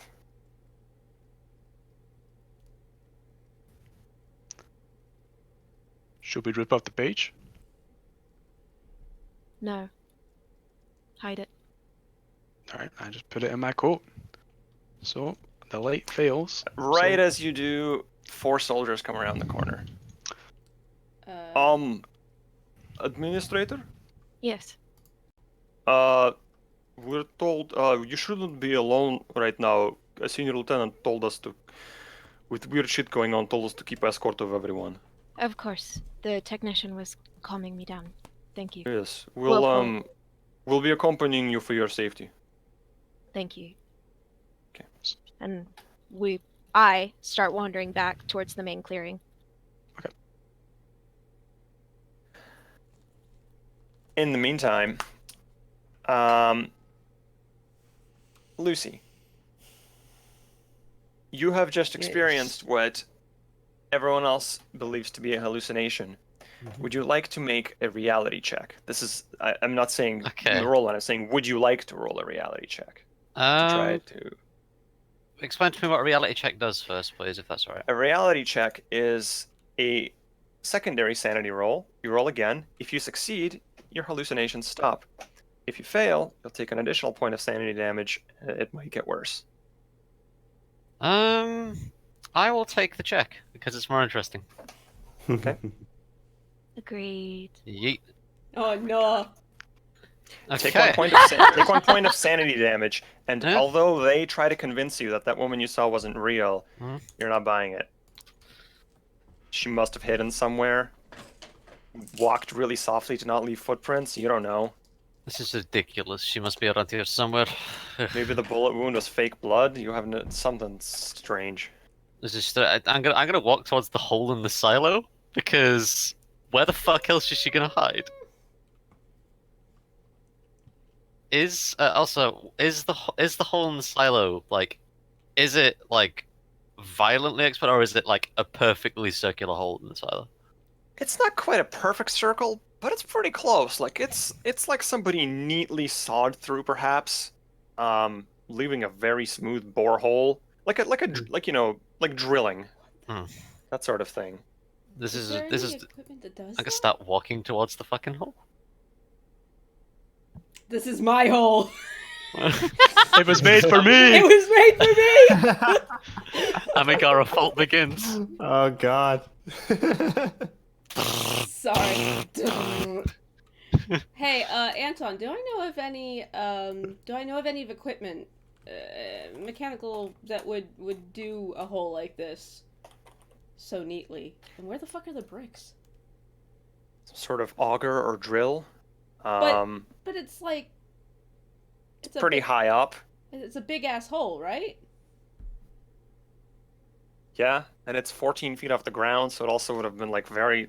And usually, you know, drilling's done vertically when they're drilling for oil or something like that, or Right. like this would have been horizontally. What the hell made this?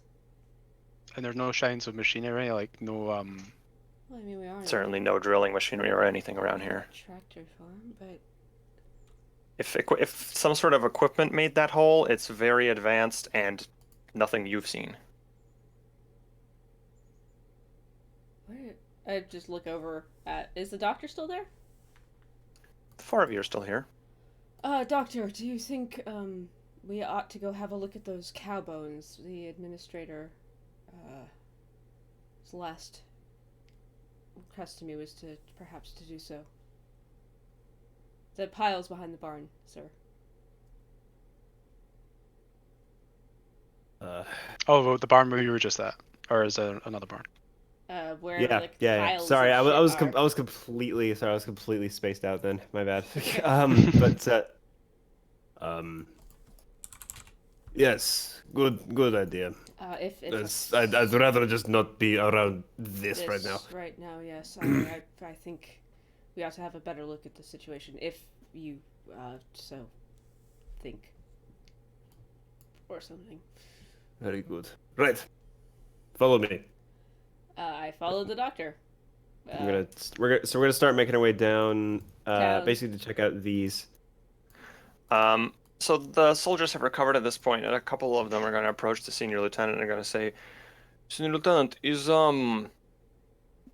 are we still repairing the telegraph line? Is that That is a good question. unmute, Owen, perhaps?" I believe things have escalated, comrade. Sergeant, come on, French-ish. Sergeant. Bonjour, I'm a French spy. I am the Russian, and I speak There's a French Spot lots accent, of I could fun. manage it, but fucking Russian.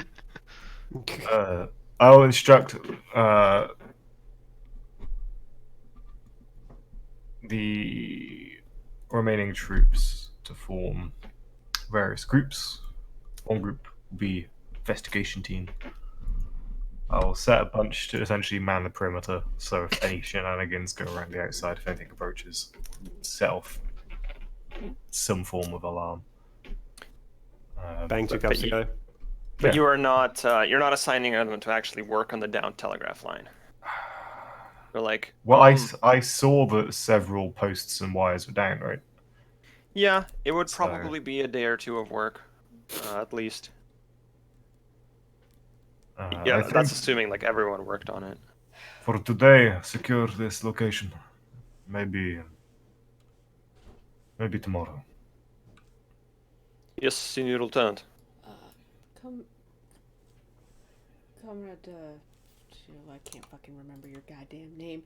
Senior Sergeant, why do you think they built that? Why the corpses there? Why the lights? Why the truck? I can't make sense of it. Is there anything in your medical expertise that you might know that this would have facilitated, or? It almost seems backwards. Some forms of decomposition usually go faster in heat. Right. Heat and light. And why is the grain like this? Have you ever seen grain do this before? And I'm pointing to the handful of, like, mutated, fucked up wheat I have in my coat pocket, because, sure. I'm wearing No, gloves. never. I've never seen wheat do this either. And they couldn't have eaten this. And if they had, I don't know what would have happened. At least I hope nobody ate this. Seems like something that was in the air, in the water. I don't know. The That rabbit... would First, that cause rabbit. this. The rabbit had mutated. Do you mind if we have a look at those cow bones? Perhaps we'll have more answers there. Yes, that was my plan. Okay. I will follow. I will follow you. I will follow you. Sorry. Do we meet each other in the middle as the two Yes, you do. pairs collide? Yes. Talk amongst yourself for a minute. I'm typing a few things. Cool. I'm gonna go So we over here. End up like to the fucking here, probably like in front of the dairy, probably. Yeah. Alright. As they're headed back. Administrator, are you feeling any better? I don't know you Yes, very I well. apologize for that lapse of control. It was a very disturbing sight. It's totally understandable. Is the commissar well? Did you find the civilian? I should look over. You at don't the know. doctor. The commissar is. He went off to go and look at the hole, and nobody stopped him, so he's gone. He's just like He head was. stuck. he's already gone. Like T-posing out of here. Yeah. I mean, you guys were talking here, and while you guys were talking, he just went and had a look. He said, "This is ridiculous," and then went to go look for the woman. He's not. I believe he might be suffering from a little shock. He's well, not military and not a man of science, as far as I know. So this might be quite shocking for him. Not to mince words, but the man's a desk jockey. He's probably just afraid of seeing a body for the first time. I'm sure he'll get over it. That was, forgive me, technicianship enough, but that was more than just a body. That was many bodies glued together by some gelatinous form in a silo designed, as far as I can tell, designed to decompensate them even faster than before. Or perhaps it was to keep it in there, you know? Maybe they were growing something in there, you know? I hope not. Whatever they were growing, it couldn't have... There's no point in trying to figure this out. Baseless There's no one speculation. still alive. The Exactly. best thing we can do is get the telegraph system back online and report this to our superiors. With respect... We must look for survivors first, though. We must Administrator, make sure. If there's nobody here to telegraph anything to or from... That needs to be reported as well. We would use the telegraph system to report, to ask for further orders. Blachensev speaks up to the sergeant. If telegraph is repaired, we can report what's happened here and ask maybe for help. It's, I mean, out of our depth, yes. That's a good idea. That's a better idea. Would you, Administrator Koplev, would you mind if I accompanied the doctor to look at the piles? Go ahead. Thank you. always good to have extra sets of hands. real quick, can the 4 people that were over here for some time, so not Koplev, not Tripanov, roll me spot hidden checks, because you spent a decent amount of time next to this pool. There's something you might spot. I've forgotten. Is it green or purple? You are not rolling because you and Tripanov were by the barn. Oh, so you want me to roll too? Oh, Hold on. right. Yeah, okay. So I think Nope. I think that would include me as well. Yep. It- Yeah. You guys, Nope. you guys were next to the pool for a while. Oh, okay, I guess me 10, too. hard success. Hold on. Yeah. I misunderstood. And a sorry. success. Did you roll in, Zimby? I did. I failed. Oh, I think roll 20 rolls are not going through again. Sick. Yeah. It's a fail. Senior Lieutenant and Dugov, it's hard not to glance at the pile of bodies next to you. You try not to look, but sometimes you look, and you spy something curious again, is that one of the lone ones that's not in a goop ball is actually wearing a somewhat similar outfit to what that man that was in the truck was wearing. Winter coat over a military uniform. Oh, Everyone else, clothing either gone or just random civilian clothing. What the fuck? Looking at the silo, was there any ladder or access to the top? No, the side could be climbed. It is brick and there is some foot in handholds, but no easy access to the top. There's also a telegraph pole you can sort of shimmy your way up, maybe. That would be difficult. Or maybe a ladder in the garage. Do I find anything in my search for the woman? You do not, Commissary. You wander around a little bit. Wherever she was, she's gone. You could try to climb up and look in that hole if you think that's where she went. How high up is it? The hole is about. Let's see. I'm taking the watermelon right now. I've changed the heights of this so many times. Let's just say the hole's about 12 feet off the ground. So it's like. Do it. That's a safe climb. You'll be I've also fine. mixing feet and meters up sometimes. Yeah, I'm about to say what's that in? Essentially, That's 3.5 Here- meters. here's what matters. The hole is high enough that you can't reach it, but can be climbed to with a little bit of climbing.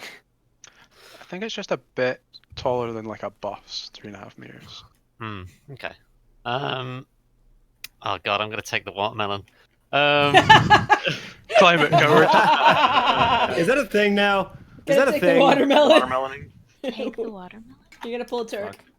Yeah, Turk picks up the In watermelon. session 1 of Tales of Uranta, we found a watermelon that was obviously a trap. We took it anyway, and then it yanked us into the jungle. It went yoink. It created a good moment. It was a And very good. Turk knew it was a trap and didn't want anyone else to trip it. And it showed who in the party has low wisdom, which is Enzo and Turk. And Vigil. Vigil has 8 wisdom. You all. I'm the only person with a decent wisdom stat. Wisdom don't make dumb. Just Anyway, I'm gonna start ironic. climbing. I'm You gonna start fucking- climbing. Mm. Roll me a climb. It's I hope you got. If I climbing. fail, I'm gonna give it up. Climb time. Oh my god! Critical one. Spider-Man. This is 5 times more exciting than a natural 20. 12 It's just a 12-foot vertical leap up onto the hole, all in one go. Not quite, but perhaps. As we found out that the perhaps, commissar is half cat. yeah, perhaps insanity strength. Who knows? You actually brace yourself. You sort of chimney at 1 foot on the side, 1 foot on the telegraph pole, which is quite solid, and you chimney your way up about 12 feet, and Fucking you limbo. are looking at this hole. I mean, you can't squeeze through it, but it's about a foot in diameter. The picture is like Jean-Claude Van Damme between the two vans. Yeah. And we're Yeah, just yeah, watching this from far away. The And we're most just like, epic of oh. splits. I have a gun at the ready. Sure you do. So, put your head in. Examining the hole really up close, it is weirdly smooth, like almost a perfect cylinder. And even where it's not perfectly cylindrical, it's not jagged at all. It's just, you don't know. Alright. Looking in the hole, I'm going to shout, "Come on out, Svolach," in the urine. I mean, you hear the commissar shout, "Come on out, bastard." Looking in the hole, foul smell exudes from inside, but nothing comes out. The front doors of the silo have already been opened, and it's drained. Okay. Seeing nothing, seeing that the woman's not there, I'm gonna climb down or jump down or whatever, whichever's easier. And the critical one, I'm assuming I can get down, right? With a critical one? Yeah. I'd say with Yeah. a critical one, you can climb up and down quite easily, no issue. Climb down looking slightly pissed off at the fact that this woman is making me look crazy. It's her, not me. Good. And I'm gonna start walking back this way and past toward the rest of the group. So I'm gonna walk past the lieutenant. I have nothing to say to him, and I will have just been watching this whole affair.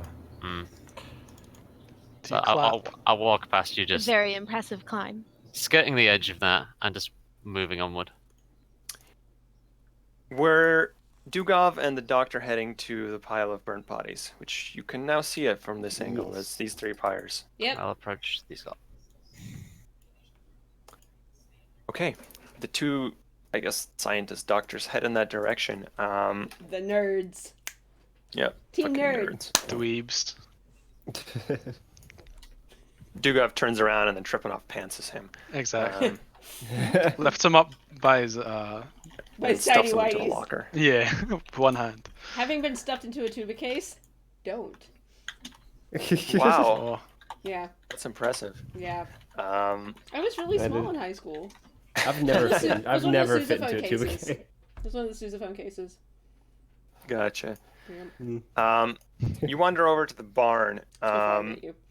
It seems quite newly constructed. Behind it is nothing more than crumbling hay Hey. in an empty, fenced-off area.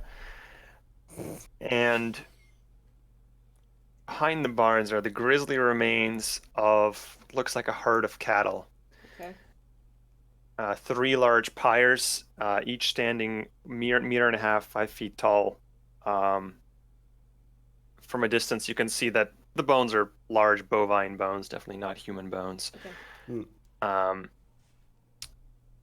And then you get closer, and you spot 2 things. No, I don't wanna. First, in between the bovine bones, having sunk into the bottom, are smaller things that you recognize as human bones. Also on the wall here is a list of names. A very long list. Okay. I'm gonna look at the names. I guess we're over here. Sorry. Bayo. List of names written in Fine. list of names written in simple red paint. Over 100. Male and female. Oh no. Underneath a giant logo that says "Long live the Communist Party and the workers in the farmers' state."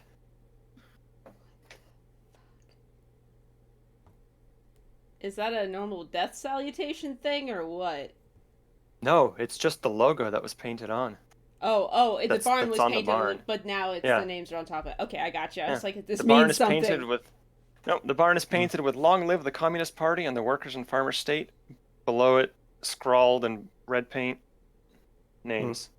I looked to the doctor. At one point, they actually switched from red paint to black. could I look for a Pavel Chirnikov? Chirikov? Yeah.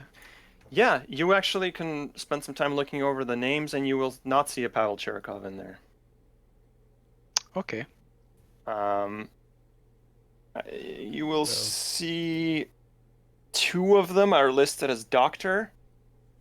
1 is listed as sergeant, and everyone else does not have any sort of title. So just to be clear, these have been completely like burnt and like they're just bones now, right? Yeah. There's no Yes. fleshy bits left. The pyre is a pile of burnt bodies. A lot of because I'm cows. wondering if basically because I'm wondering if any of the stomachs would be intact. Grain Interesting. holes. Yeah, grain holes. You can start digging through if you want. Sure. I'll give it a shot. Yeah. We've got can shovels, I don't we? assist? Probably shouldn't use your bare hands. Well, we Yeah, well, there are Well, shovels. we've got We've got gloves. Yeah. Oh, okay. And We requisitioned shovels there. yeah. Is there an assist mechanism in this game or nah? I think there probably is. It's probably just gives you advantage. Okay. Or you guys can both roll. I don't really What care. are we rolling on this shit? Medicine? I'm Biology? gonna say spot. I'm gonna say spot hidden. Spot hidden. Oh, okay. May I ask about a name on the list? Yes. What name? Please. Yes. Dmitry Limonov? Dmitry Limonov. Yes, that is one of the names on the list. Nearer to the end of the list. Great. Thank you. Okay. I got a hard success. I don't You got a see hard success. Senior Sergeant, please both roll me sanity as well. Mm-hmm. Cool. Yeah. Yeah. While they're doing that, can I read over the list as well? Oh lord. I failed by yes. 1. I'll. Ugh. Nah, I failed Can hard. I use luck points on sanity rolls? Yes, but you only have 3 uses. Keep that in mind. Yeah. I think that's worth it. I'll Spend spend. one I'll spend 1 luck. I'm actually gonna give it to you. Don't spend it. You'll take 1 sanity either way. I don't want you to waste your luck use. Oh, okay, that's fair. Thank you. Because it's 1/1d3, and you take minimum, so you take 1 either way. Alright, and me? Dugov, you will take 1d3 sand loss for what takes about an hour of work of separating human bones Okay. from also Oh, 1. Jesus. Alright. Human bones from bovine bones, and your goal was to find stomachs. Yeah, it was. Yeah. I've got a feeling there wouldn't be any left, but Maybe. I don't know if they basically burned in a way that like the outer bits all kind of burned first, and then like You and do then kinda find it went out. You might. Yeah, you still do get find some in one of the internal stuff. pyres. First of all, you will determine that, especially near the bottom, everything is soaked through with kerosene. Not a mystery as to how these pyres were lit. Mm-hmm. And actually, because of that, nearer to the top of one of the pyres where it was less burnt, you do find not a skeleton, but like bits of body. And you find what you were looking for. Quite grisly. Gross. Okay. Thanks. Right. So, my idea was okay. So I'm going to. So is it? So also, just to be clear, is this a human with a stomach intact or Yeah. a bovine with a stomach? Okay, A right. human. Yeah. So yeah. So either way, this will be.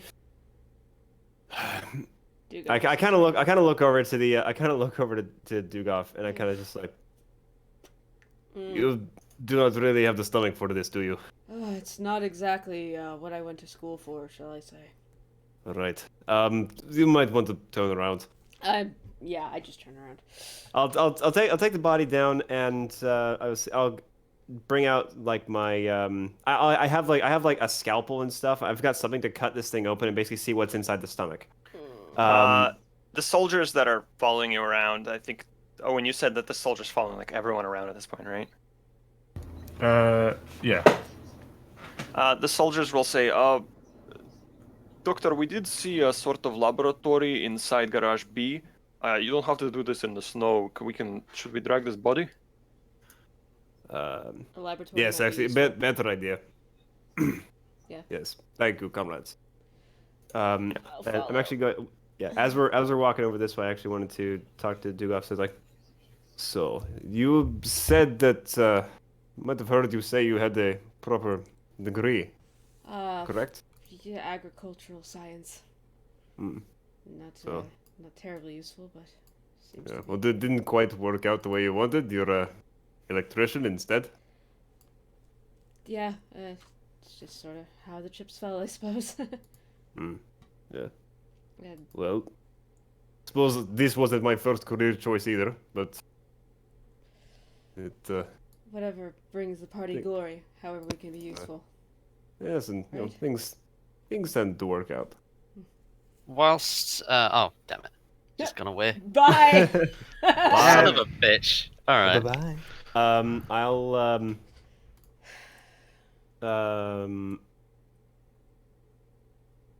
Not to wait. Bear was going to pull out a actually really nice looking like proper like smoking pipe, like a Sherlock Holmes style one, smaller Wow. obviously, but like and like fill it up and light it.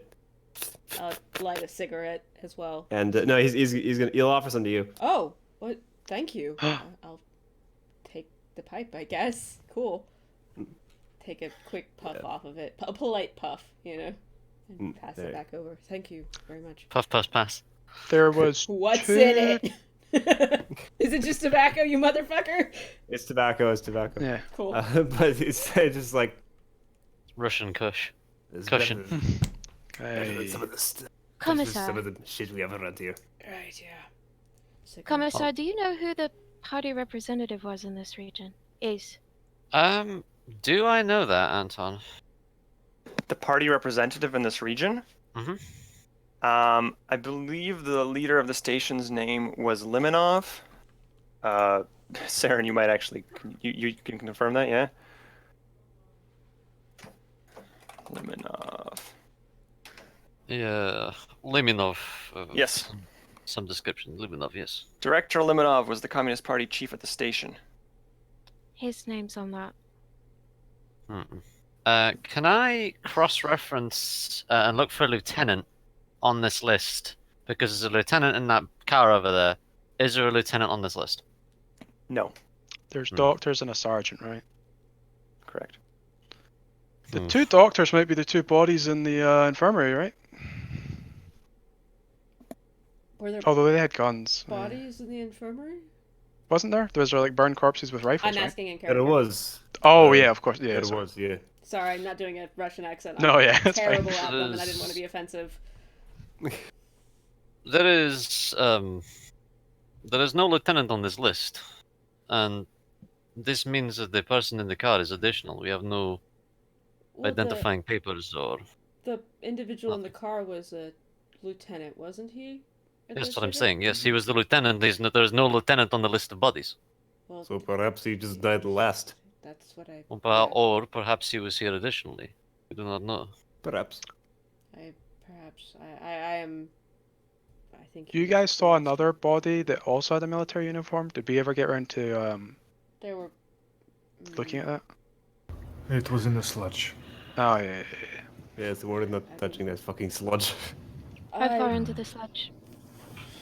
Pardon? Oh, yeah. How Close far enough into that the if we sludge? can, Oh, okay.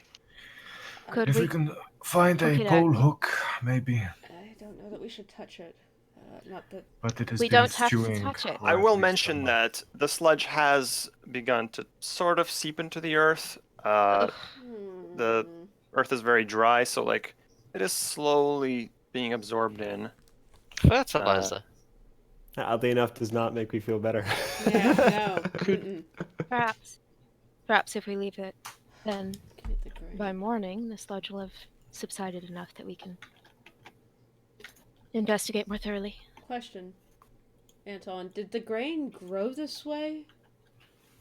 Or did it mutate after would- sitting for a while? How would you know? I don't know. I don't know anything about biology, or I am an artist. It's very. Does it show yeah. signs of mold? Is it like spore based? Is it like the grain itself mutated, or something like foreign to the grain is growing out of it? The grain itself is mutated. Okay. It's Yeah. It's not like it doesn't seem like a parasite or maybe like Yeah. mold or like a That's what I was fungus. It's the asking. grain itself Just is fucking lost its mind genetically. fucky. Yeah. Okay. Cool. Yes. Hmm. So are people heading over to Garage B because that's where the doctor is taking this body for a dissection? Sure. Autopsy, sorry, not dissection. If we're worried about the grain, we have delousing agent, we have kerosene, I mean, we could just use it. That is true. I'd like to get this. have under we- maybe a microscope. Have we looked in the barn yet? No. Soldiers looked in all the buildings just to clear that there's no hostiles or anything. Hmm. Reported I'd it like as to empty. examine the barn before we go any further.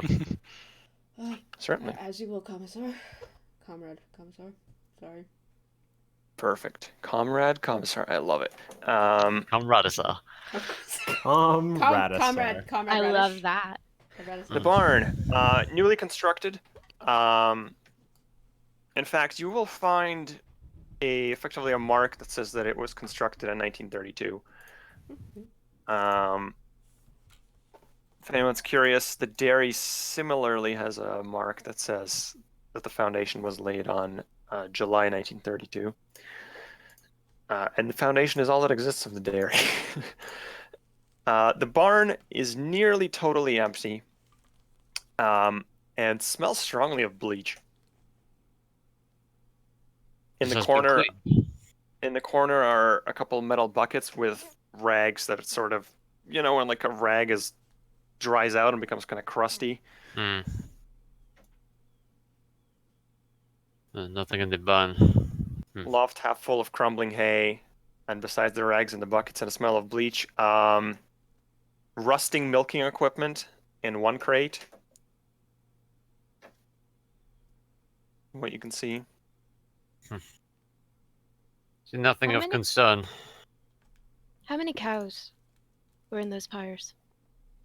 Did we count? Yeah, you guys searched it pretty thoroughly, and one of you hard succeeded on a spot hidden, and you have high end. You estimate about 30 bovine bodies between those pyres. Were the bones There is deformed? not enough space here for 30 cows. Actually, the cows were fine. Were the The people? cows seemed healthy. People, no. No deformations. Okay. People bones all seemed fine. There's not enough space for 30 cows here, you said, Comrade Administrator? There isn't, This is there? pen? Uh, No. Unless I'm reading the scale of the map wrong. Actually, that's somewhat true, Administrator. There's not enough space here for 30 cows. That's real small for 30 cows. Also, Maybe they weren't all here at the same time. But what were all these people doing here as well? Why would they all come here? This is a tractor station. This isn't a place where people live. Yeah. From what you know, at the tractor station, there's maybe like 10 staff normally. Right. This is hundreds of bodies. Well, not hundreds, but at least 100 people. 30 cows. This is like... Maybe people from the villages came here for some reason. What would have drawn them here? There's not... I don't know.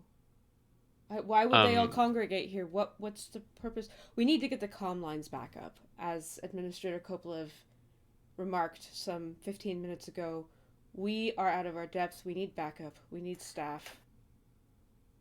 I want to point out that with all the searching you guys have done, it has actually been about 3 hours here at the station already. Okay.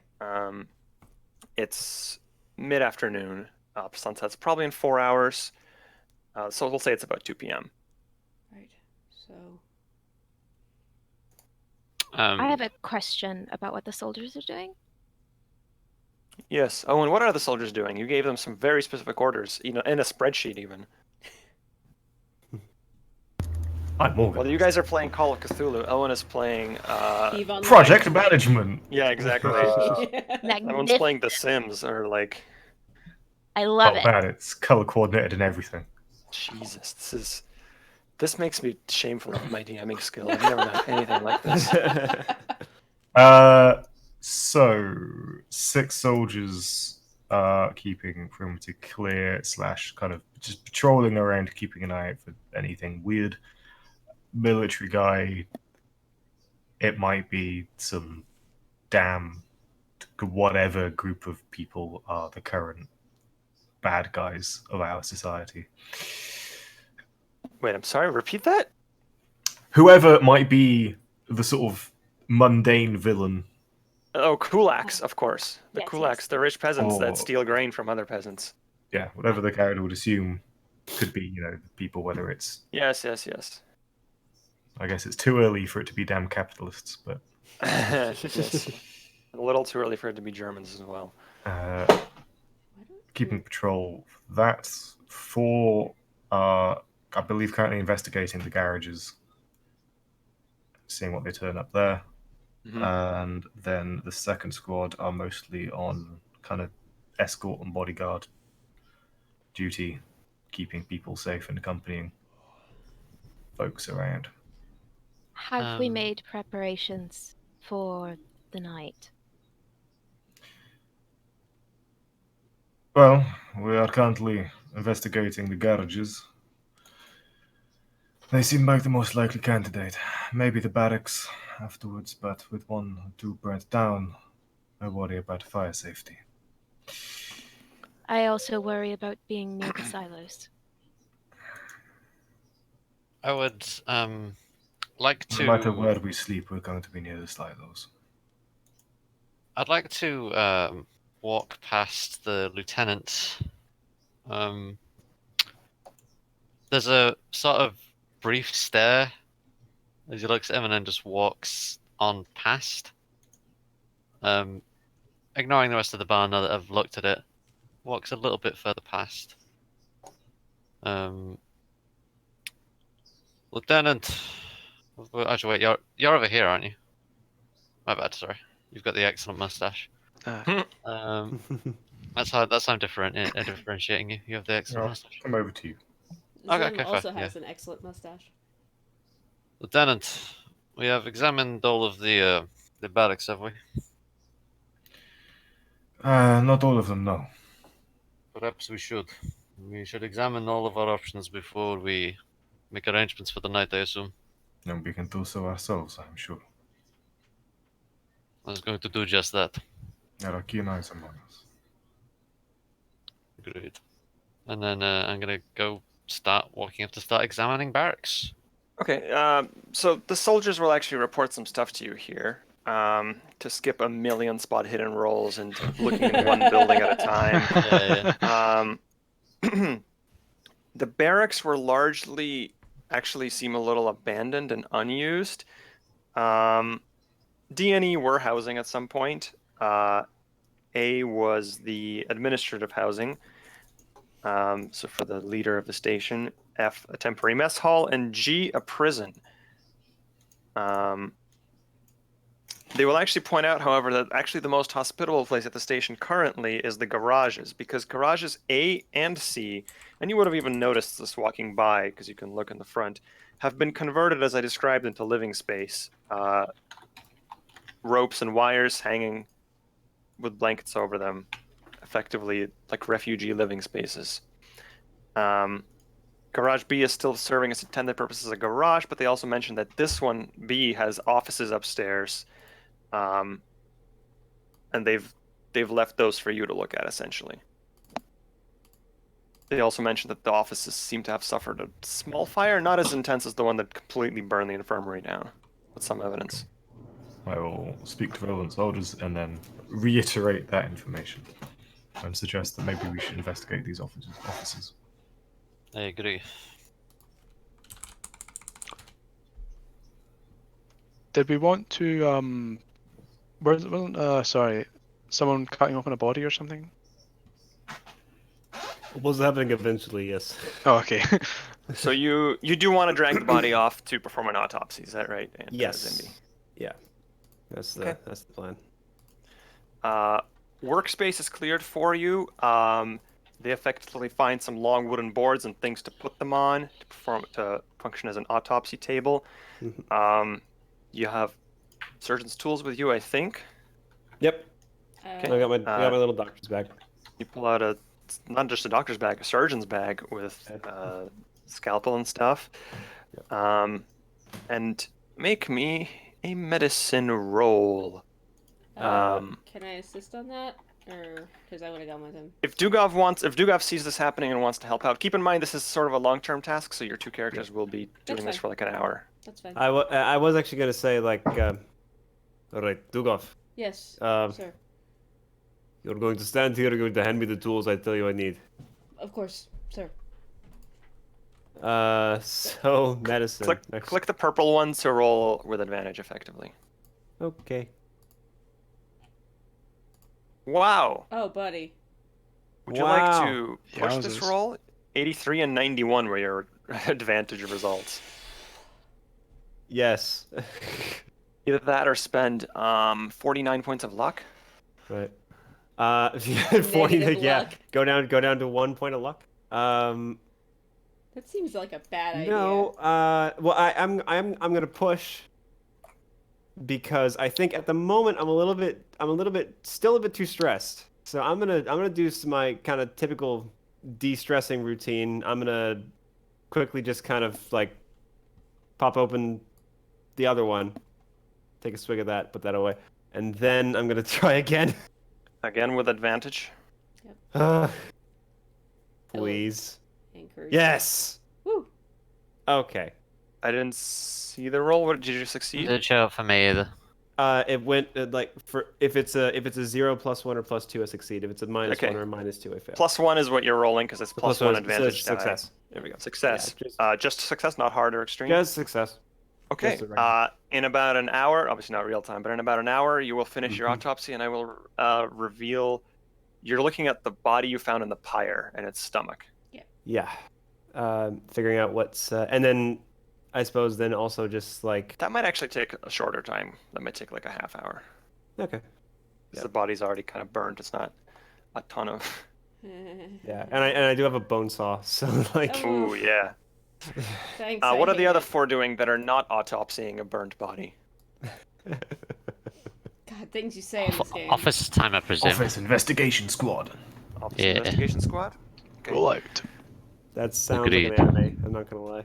So at the back of Garage B is a small set of stairs going up, and you can actually see windows overlooking the garage, like if you've ever been in a grocery store, how there's, a second floor that sort of overlooks the floor. And there is evidence of not all the windows, but about a third, the middle third of the windows are cracked with charring, like one of the rooms up there suffered some sort of fire. Not enough of a fire to destroy the garage, but just that room. And as you head up, you see 5 doors. 1, 2, 3, 4, 5. We'll say door number. Before I fuck something up, hang on. Door number 4 is the burnt one. Which room do you investigate? 1, 2, 3, 4, 5. Start with 4, fan out. I think we should go in groups of 2.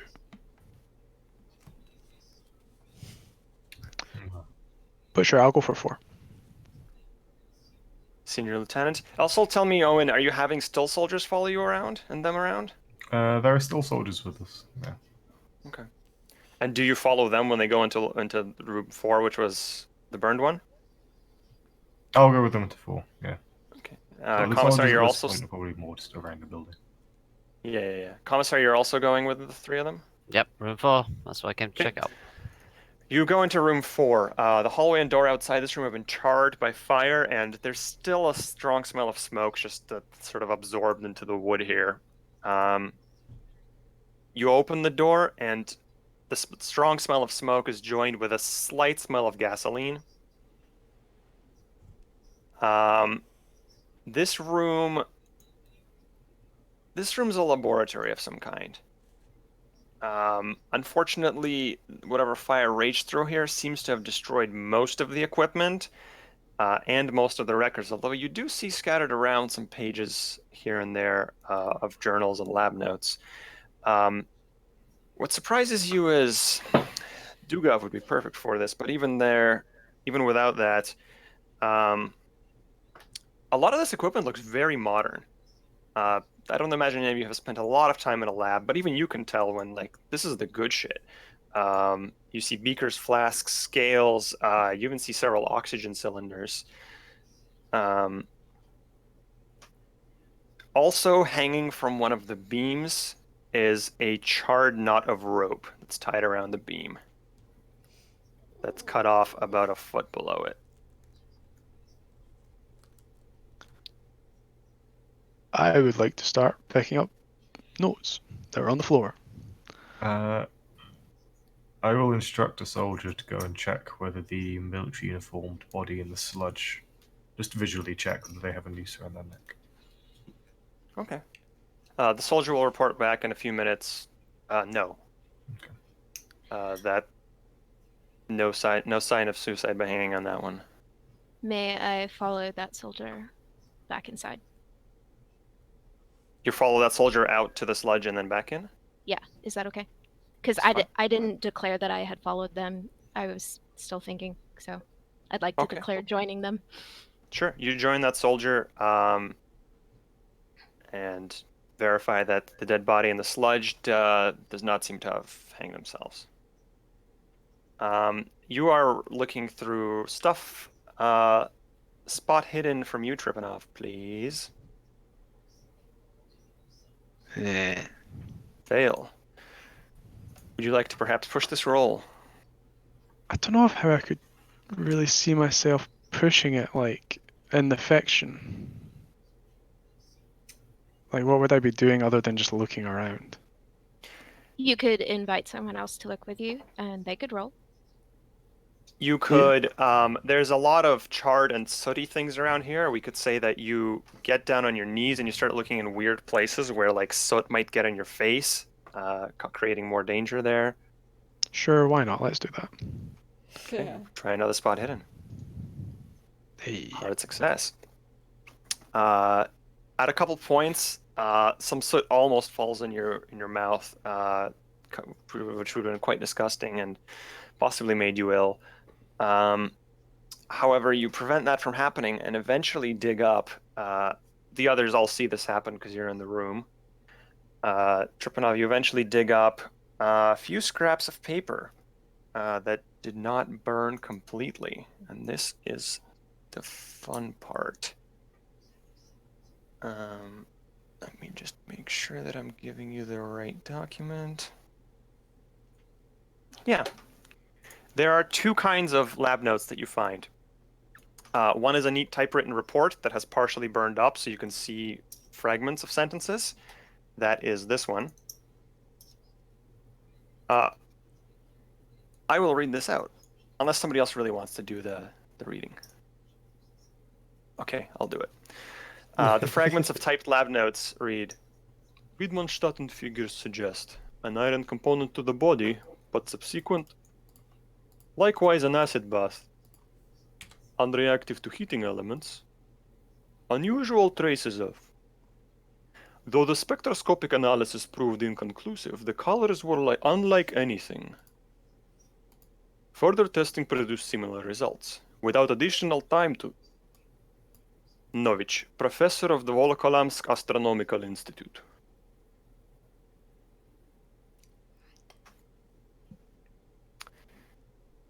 Fragments of typed reports there, and you find another one that is a handwritten lab note that is almost entirely intact. The one before was signed from someone from an astronomical institute. This one seems to be from a biologist or doctor. Dissection of specimen 11, adolescent female goat. Similar results. Creature listless before euthanasia, did not resist injection and required no restraints. Animal has significant tissue damage to both extremities and trunk, similar to, but not identical to, effect of serious chemical burn. Petri dishes show no cultural growth from many affected areas, precludes possibility of infection. Clearly, our previous hypotheses have proven to be incorrect. Bowel shows no signs of parasite activity. Musculature likewise. Neural tissue is unaffected by tissue damage, unlike, without, clearly, of illness unknown. Thanks, I hate it.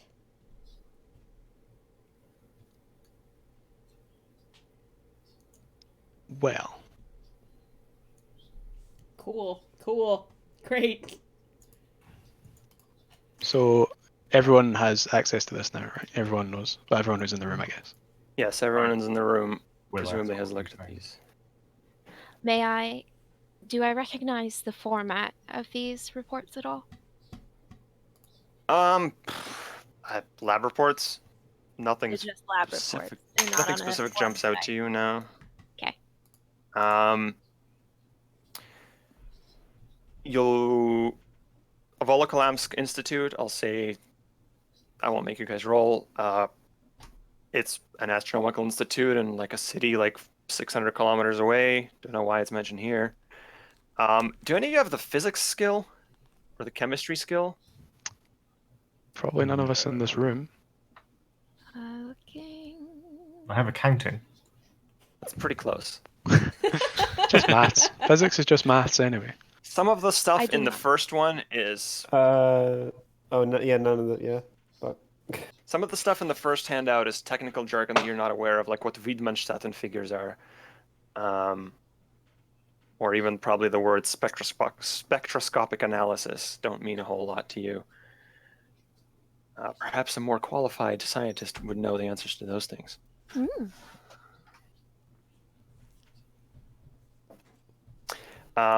That is what you find in room number 4. So, who's in the room currently? I am. I am in the room. I am also in the room. Everyone apart from Two uh, nerds. the nerds. Yeah. Yeah, the dweebs. So, the administrator hasn't gone outside. The administrator went outside for a minute with the soldier, but literally a minute, and then came back a Okay. minute because they just had to go outside and right back. While searching this room probably took 15, 20 minutes. Cool.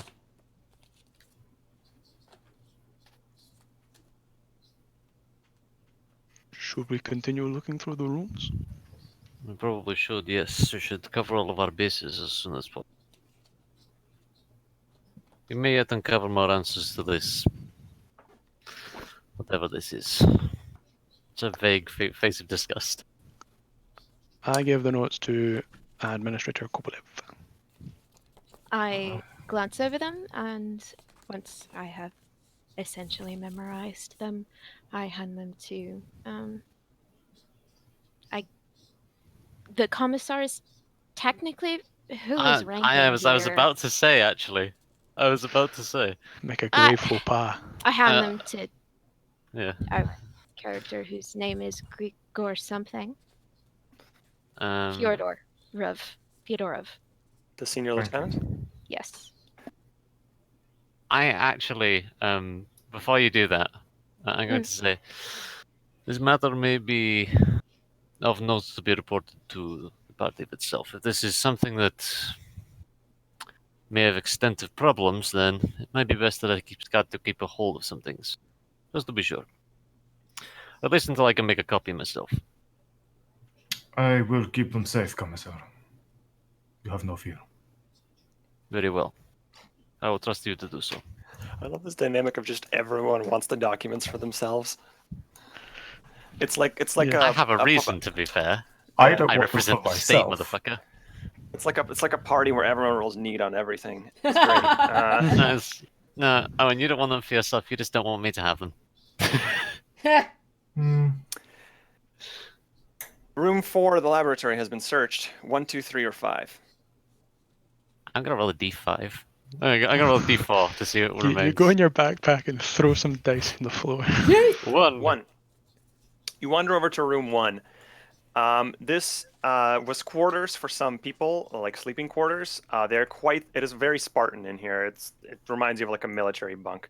4 cots, a basin, a mirror, 4 sturdy wooden chairs, a battered crate that was used as a table. One of the beds has equipment laid down on it in a very sort of organized, careful way. Like someone was perhaps, I don't know, either counting it or preparing for something. What sort of equipment? Searching this stuff, you see deck of cards, 2 spare uniforms, both saying OGPU, a spare set of good boots, a gun cleaning kit, a couple just books like novels, rolled up in an oilcloth. There's a pack. You go searching through the pack. Rolled up in an oilcloth at the bottom of it are several sharp knives, a pair of handcuffs, and a set of brass knuckles. Well then.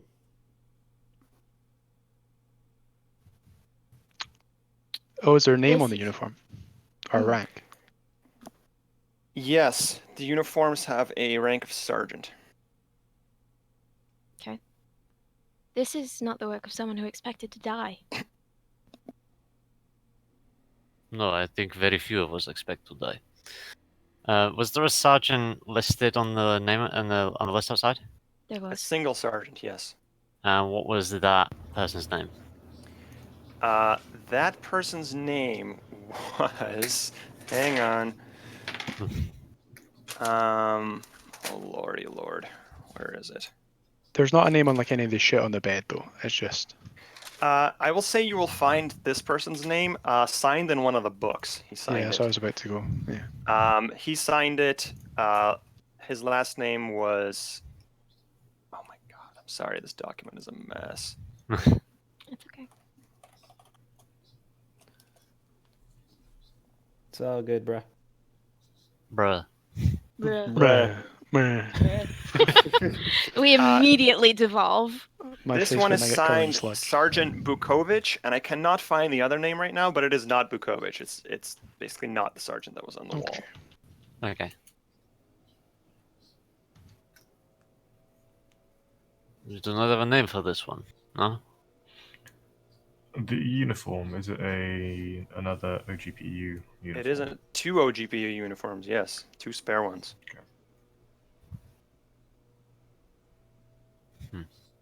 Well, should we take the things or just leave them? I'll turn them inside out. Oh, the uniforms. Yes. You turn them inside out.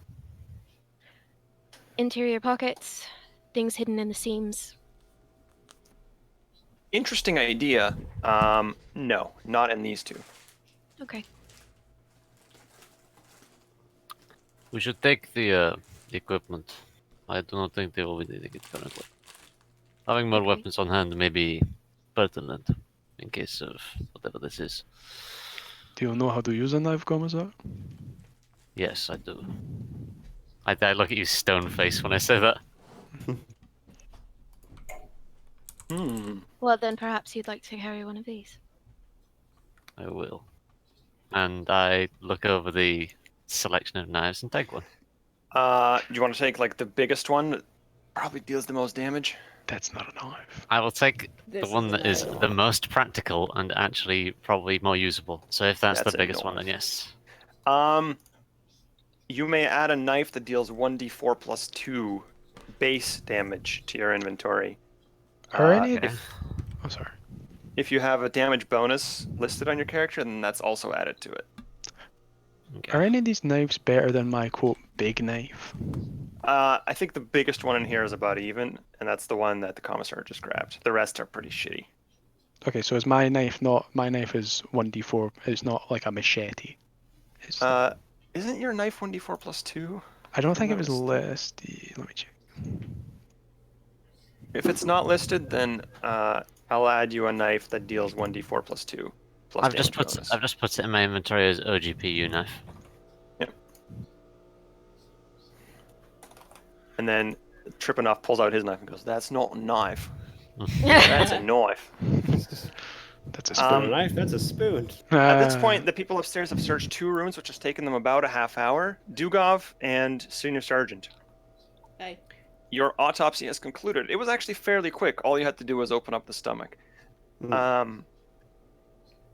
Hell, that probably won't even take 30 minutes, realistically. We're very thorough.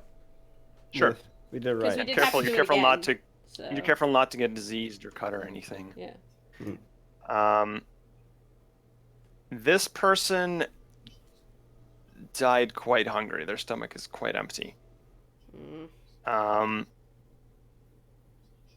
You're searching for whether they ate the infected grain, basically. Basically, yeah.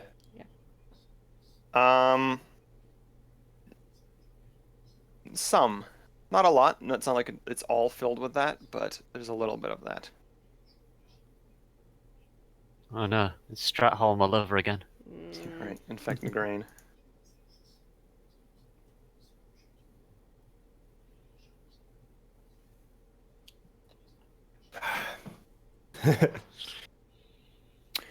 Right. So, So... DM, I don't know if it's too early for a DM hint, but while you're autopsying that thing, there are a number of bodies outside you could also look at. Do we want to look at the ones from the goop? The most solid one, the first one you found in the truck, was completely fine. Like gunshot wound to the head, but no other wounds. I mean, he's kind of in the jelly right now, but not actually like partially dissolved like the others were. We could have a look at him. We could have a look at the others. Maybe perhaps the individual from the truck, and then maybe one from the whatever. Soup. Soup is not a term I'd like to ever identify with that, sir. It is up to you. I'll follow your lead. You're clearly the more experienced individual here. I think it would be good idea to. Yes. So the one that was in the truck. There was a. Still right by the truck. The sludge washed over him, soaked his Either way, uniform a little bit. Either way, we have to walk through the sludge again. We could So perhaps a pole to fish him out. it's going to be a very strong pole to carry the weight of a man. I guess we'll just go get him. Drag the man Yes. out of the forbidden treacle. See? Sergeant Kovalevsky, who is nearby, overhears this and says, "Senior Sergeant, I will fetch the body if you instruct me to." We don't. Senior Sergeant Cameron. I have coat, I have gloves. It's fine. It won't get stuff on me. I don't think it's that bad. All right. I just don't know that we should touch anything. Thank you. Really, but It's Okay. it's quite all right. Yeah. Thank you, comrade. thank you. You wander outside. The sergeant does as he said without much incident. The sledge doesn't seem particularly dangerous. Up close, it reminds you of if somebody threw up all the contents of their stomach. It's gross, but it's not like Thanks. gonna injure you. And sort of wades and it's not the muck's not even that deep anymore, and it has started being absorbed into the dry earth. Sort of walks into the muck, boots kind of getting sticky, and drags this man out. Well, his coat is fucking ruined, but I think you have body if that's what you needed. Comrade Senior Sergeant. The body. Is that all we needed, sir? Yes. Body was all we needed. Right. Thank you. I guess we bring him in here. Okay. I'm like So. sipping flat Coke and smelling rosemary essential oil because my stomach's like, nope. Sorry, Rune. No, it's okay. I'm just really squeamish. And you're playing one of the doctor-y characters. I play nerds. Scientist. I play Scientist. nerds. Okay, the two doctors grab another body for autopsy number 2 upstairs. This is all you have found in this room. It had 4 cots, very Spartan room, sort of military style setup. One of the cots had stuff on it. You look through the stuff, some weapons, some mundane equipment. I have a question on what I might have observed in the last room, which was when the telegraph repair folks, the administrator specifically was checking through the uniform. Did it look like he was in any way familiar with or had an inkling that they sort of knew what they were looking for? Interesting. I am going to ask for definitely a psychology roll from you, Owen. And since I'm assuming the administrator is trying to sort of hide their facial expressions, so what do you think an applicable skill would be, Saren? I don't really see a great, like, there's fast talk, but that's like for lying. Oh, I crit fumble, so I see nothing. Oh, you rolled a 98. Okay. Wow. Well, maybe Saren will roll higher. That's always a possibility. I would say honestly just roll your psychology, administrator. Psychology off. Showdown. Ooh. It's kind of hard. The administrator did look at the uniforms for some time, but has a very good poker face, and he couldn't really read anything. Were you looking at me? Out of curiosity. You were downstairs, We weren't were you? in Yeah. another room. Oh, okay. Autopsy. Cool. Oh, oh, this is different from. Sorry, I was thinking earlier when we found the guy in the truck. Herp-de-der. By the power of ADHD. Sorry. It's okay. Rooms 2, 3, or 5. I have the power. What? If nobody else has any preference, we should just go 2, 3, 5, I think. Sounds good. Room 2 is almost as bare as the previous one. The most interesting thing that you immediately spot is on the wall is one of those calendars where you tear off the page each day. Yes. The last day that it is showing is February 5th. Oh, okay. And it's March something today. It's March 11th. 11th. 12th, actually. 11th was when the game started. Okay.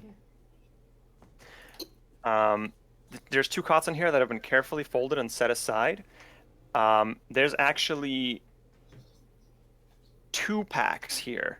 Similar to how the last room had a pack of stuff seemingly packed and ready to go. There's 2 packs in here.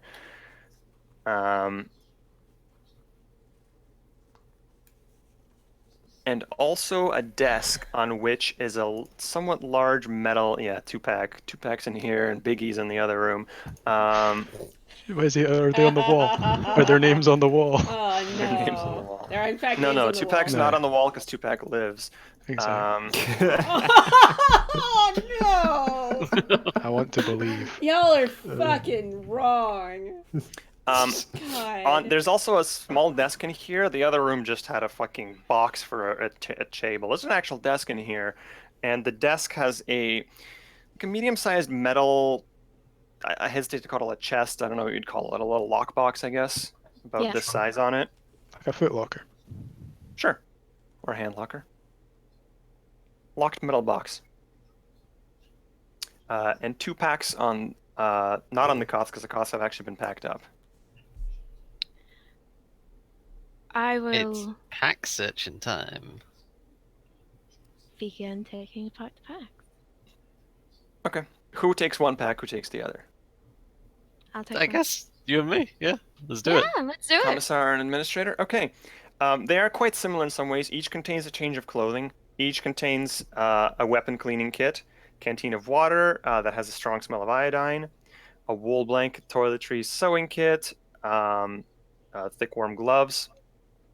So a lot of pretty basic supplies that you would expect anyone to have in the winter for travel. The In one change of pack, clothes is civilian. no, they are also both OGPU uniforms I give them the same treatment. of. Turning them wrong side out and checking for inside pockets and checking the seams for hidden objects. Okay. Again, poker face. Give me a spot hidden. Before the administrator does, you do see 2 OGPU uniforms. One is actually both are lieutenants, Okay. single stripe. And again, same Wow. thing. How many lieutenants do we have for the wall outside? No lieutenants. The wall on had the 1 wall. lieutenant outside. Hmm. Okay. I thought the wall only had 1 sergeant. I'm sorry, you're right. The wall only had 1 sergeant. There were no lieutenants on the wall outside. Yeah, we found a lieutenant. You found Yeah. Lieutenant Chirikov in the truck. This is the man who shot himself. Oh, he has a name now. Well, I know the name and you know the name, but I think whatever. I may have It's fine. spoiled that, but it's in the journal. He signed as a Chirikov. But yes, and these 2 uniforms are lieutenants. Okay. No other identifying marks, or is it just that? Spot hidden, extreme success.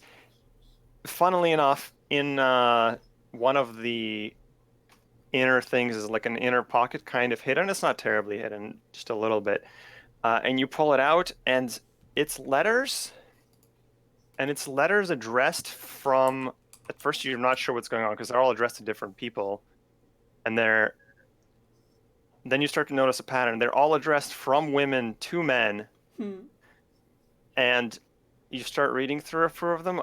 It's, let's say, erotic literature. It's It's the 1930s equivalent of sexting. It's letters that women were sending to men with erotic intentions, perhaps. Salacious.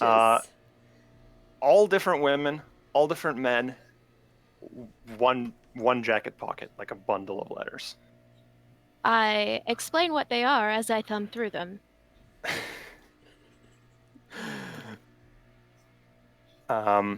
Seems That the OGPU has been busy. the pack that one had had some extra things, which is a pack of Turkish cigarettes and a flask containing double-ended dragon dildo, and a flask containing some sort of really strong-smelling vodka.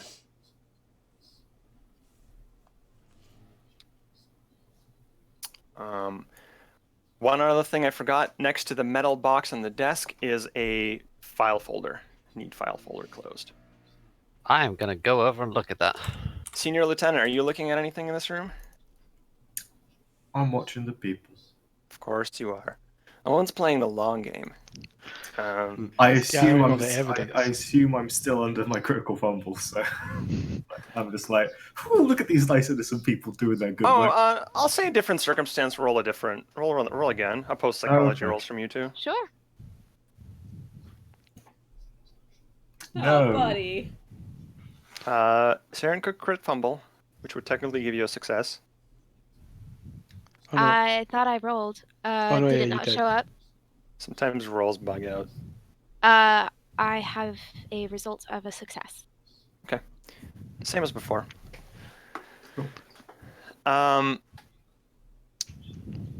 Metal box on the table. File folder on the table. I'll have a look at the box. The box is locked, so somebody's gonna have to unlock it or break it. Somebody's mic is up their nose. I get out my trusty pry bar. It's a bit too small for that. It's like imagine like a little metal lock, you know? I smashed the lock with my trusty pry bar. That works. Most excellent. I dazzle it with my accounting skills. Should I use strength? I won't require you to. It's a small lock. You dent I'm the a bin big a bit, man. but actually you can sort of jiggle the bin. That doesn't sound like there's anything brittle or fragile inside. You actually it sounds like papers, sort of shuffling back and forth, maybe like a large stack of papers. I think Alexander would simply hit it not having shook it or anything. He's not got the Okay. highest intelligence. I mean, you have a crowbar and you're smashing a little lock. You do it. Don't have to roll. The lock is smashed. Lucy, were you picking up the file folder? Yeah, the files. The file folder, you open it up and it says Machine Tractor Station Kharkov-27 Agricultural Output Reports 1929-1932. Okay. I'm gonna look at the latest entry, like the most recent. It's not a particularly long document. I will show it. I think I'll show it to everyone. I mean, Lucy, are you going to hide this report? Or no? Let me read it first.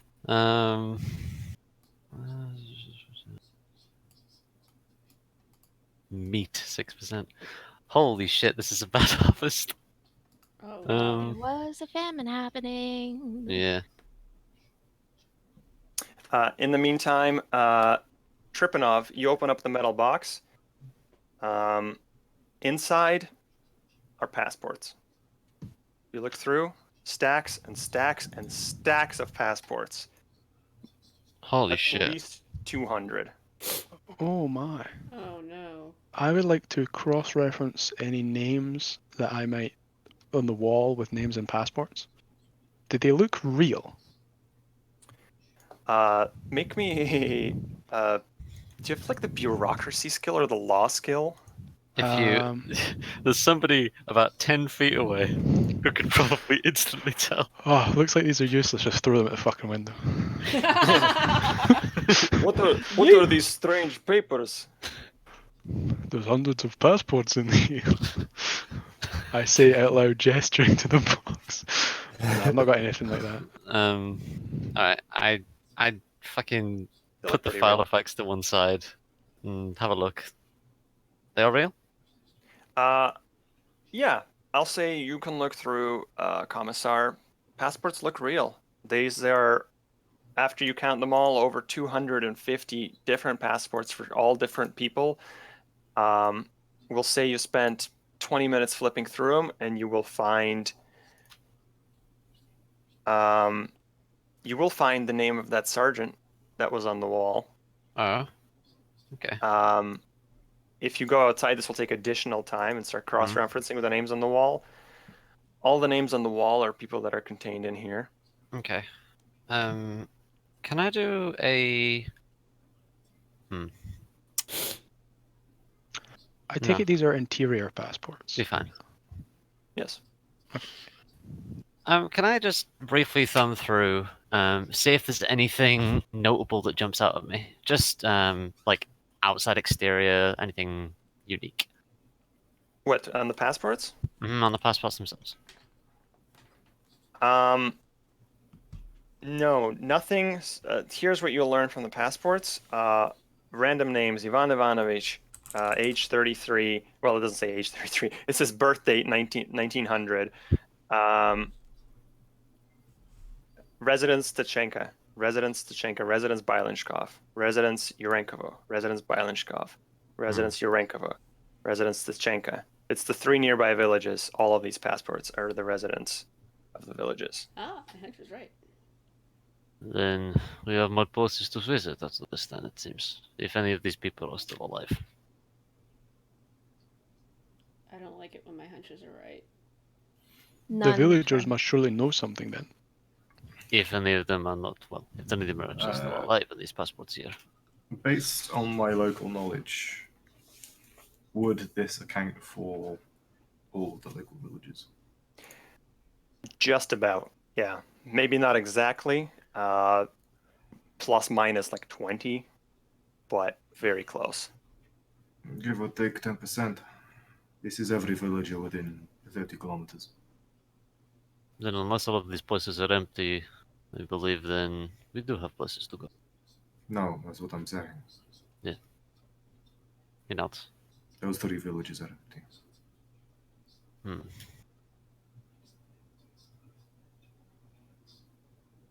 What are the? We talked earlier about how far away the village starting with B is. Degmatorsk? Bylenshkov. Oh, Bylenshkov. How- Bylenshkov is the nearest, yes. It's the nearest, it's the biggest. It's about an hour away by truck. How far away are Chichenka and Urenkovo and? About an hour and a half and about 2 hours by truck. So Chichenka is an hour and a half. Chenko would be 2. Urenko would be 1.5. What about Degmatorsk? Is that too far? You have only seen Degmatorsk in one place, which was the map that the man in the truck had on him. Mm-hmm. None of the passports from here are from Degmatorsk. It's definitely the farthest of the 4. It's almost 3 hours out, and it's like in a different direction than the other 3 as well. Okay. Well, we have number of passports, we have OGPU presence for some reason. And we have more rooms to search, it seems. It's very concerning. I will read out that agricultural report that Commissar left on the table. I'm assuming if there's a report, people will look at it. And there was not a strict move to like immediately hide it, so you will all see it. Where the fuck did it go? Oh, right here. The following is a report on Machine Tractor Station's output. The gist of it is 1930, output below the quota. 1931, output falling even lower below the quota. 1932, spring-summer harvest, output spikes to 250 to 300% of the normal quota. And it's noted, as a reward for its outstanding performance, the station was awarded the Order of Lenin and assigned a modern dairy facility to be built in the summer of 1932. Later that year, fall harvest, output plummets. The harvest is 13%, 18%, 6%. The dairy seemingly was never completed. As a result, output is 1% of the quota. As a result of the disastrous performance, the station director was advised to be prepared for minimal foodstuff availability in the coming winter.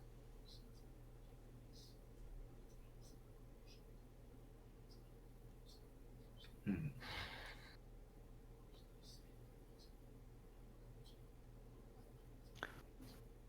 I have to wonder what caused such a uptick in production. Strange. And then I will fold the report after, everyone's had a look at it and put it back in my pocket. Come, you have another. How many rooms? 2 left? 2 rooms to search. However, downstairs, may the scientist and the doctor please roll me medicine checks. Sure. Good. Do you want assistance, Zim, or do you want me to roll it, or? You can also roll it, I guess. Okay. I think both of you just roll separate checks. Cool. This is not gonna be good. Oh, come on. Ugh. I. Why did I roll 2? Why did you roll 2? They were 37 and 38. They were both very near failures. Oh, I So- rolled a success. Oh, okay. Not you. Yeah, you rolled a sorry. hard success. So Okay. the doctor, Promise I didn't mean to roll 2. that's okay. The doctor promises the vodka is there to steady his nerves, but it's actually causing his hands to shake a little bit, and Dugov has to step in at a few points. Not to say that the doctor is useless, but certainly the young man's education and training is apparent. I'm very polite about it. Like, I totally don't make an ass of myself, kind of gently correcting or moving things to the side. Just here, let me assist. Or it's a very, like, gentle, very polite process. Yeah. So He's not gonna resist too hard. He's gonna be just like, "Duh, it's thank you." cold and we're tired, So okay, what do we learn? This poor bastard. Cherikov's body is interesting. As you begin to dissect so obviously the cause of death was the gunshot wound. You find bullet fragments in his brain. Right. Cool. No other wounds, so he was not stabbed or punched or shot. No sign of significant frostbite. A little bit of malnutrition, as I said earlier. Yep. You determine you determine that he died about a month ago, maybe a little more than a month. Mm-hmm. And there's a little bit of something else as you begin to dissect the tissue of the body and the torso. The skin has a strange grayness that doesn't match. You've done autopsies, you've seen dead bodies before, doctor. A lot of them. You served in the war as a doctor. The flesh doesn't quite match what a dead body should look like. Frozen or not, nothing really matches. It's almost strangely powdery. The flesh flakes a little bit and breaks apart into crumbs a little too easily. Mm-hmm. And it's somehow gray. It's less. Lick it. There's no Okay. color to it. Strangely, although there are Crush it into fluids. powder and snort it. Yeah, although there are fluids, there's no color to it. This is weird. Do you see this, doctor? I'm not It's sure kind what of I'm subtle. looking at here. Have you seen anything like It this? almost looks like some sort of disease of some kind. I don't It's know. not how I- it's meant to be. Maybe not inhale too hard. Yeah. Oh, I will say, like, if I have like a little mask, Yeah, I'm gonna Should I break out a wear- I've been wearing bandana or that. something. Yeah. I assume, yeah, when autopsies are performed, people suit up a little bit. It's pretty common. I'm actually gonna go into my little case and pull out one of the jars of formaldehyde. Well, I've got little jars of formaldehyde sitting with me. I'm gonna take some of the flesh and cut a square of it and put it into the jar as a sample and screw that, and then put the grain also into the formaldehyde, so I'm not carrying it in my pockets. Not the same jar, different jars, I assume. Different jars. Different jars. I thought you were making the weirdest cocktail. All right, everybody, drink up. No, different Smoothie. jars. Which should wonder why an electrician, has jars of formaldehyde on him. That's kind of odd. Anyway, I screwed them shut and put them back in the little case, and Dude's got hobbies. I collect butterflies.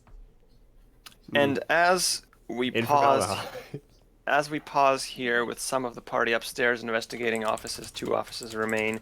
Some of the party downstairs, the soldiers have been wandering around, establishing a camp and getting perimeter, getting a feel for the machine tractor station.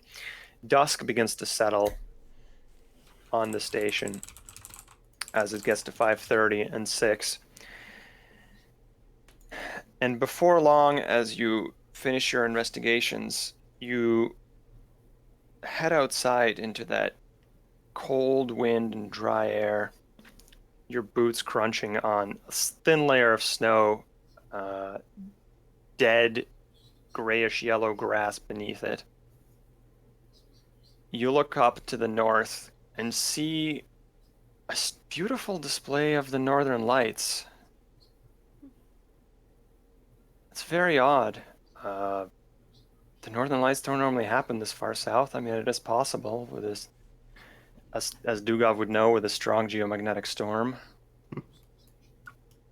But it's strangely beautiful, shimmering colors and all the rainbow. And that's where we're going to leave off this week's session of Call of Cthulhu. Whew.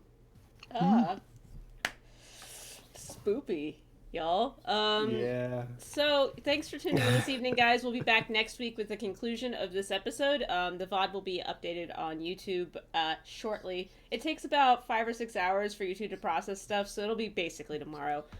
Tumbleweed, or Andrew rather, Andrew and Saren, if you want to introduce yourselves, say where we can find you on the internet, what you do, what you're about, go. You Saren first, Sarah. Yeah. Okay. I'm Saren. I don't really have a place for you to find me on the internet, and that's intentional. And I mostly just live. Hi, I'm boring. Other Andrew. I'm the same. You'll never find me, cowards. No matter how hard you look. Yeah, thanks for having me on, though. It's a lot of fun. I like how you gave them shout-outs and you were like, where can people find you? And they were They're both like, like, no. don't find me. Don't find He's me. like, How no. dare you even assume? So next week we'll have another episode of Call of Cthulhu. And then after that, we will be returning to our regularly scheduled program of Tales of Onto the Wailing Seas, which is our 5e D&D game. You can follow us on Twitter at RuneSale. That's basically my Twitter. We post all of our stuff through my Twitter because it's just kind of how it happened. But yeah, so we'll be back next week. Thanks for hanging out with us. Be good to each other. Be kind to each other. If you can't manage that, fuck off. So we'll see you next week. And hopefully I creeped you out a bit, and next week we find out the mystery of what happened at Machine Tractor Station, Kharkov-27. Ta-da! Okay. This will be good. See you guys later. Have a great night. Peace. Bye. Bye. Peace out.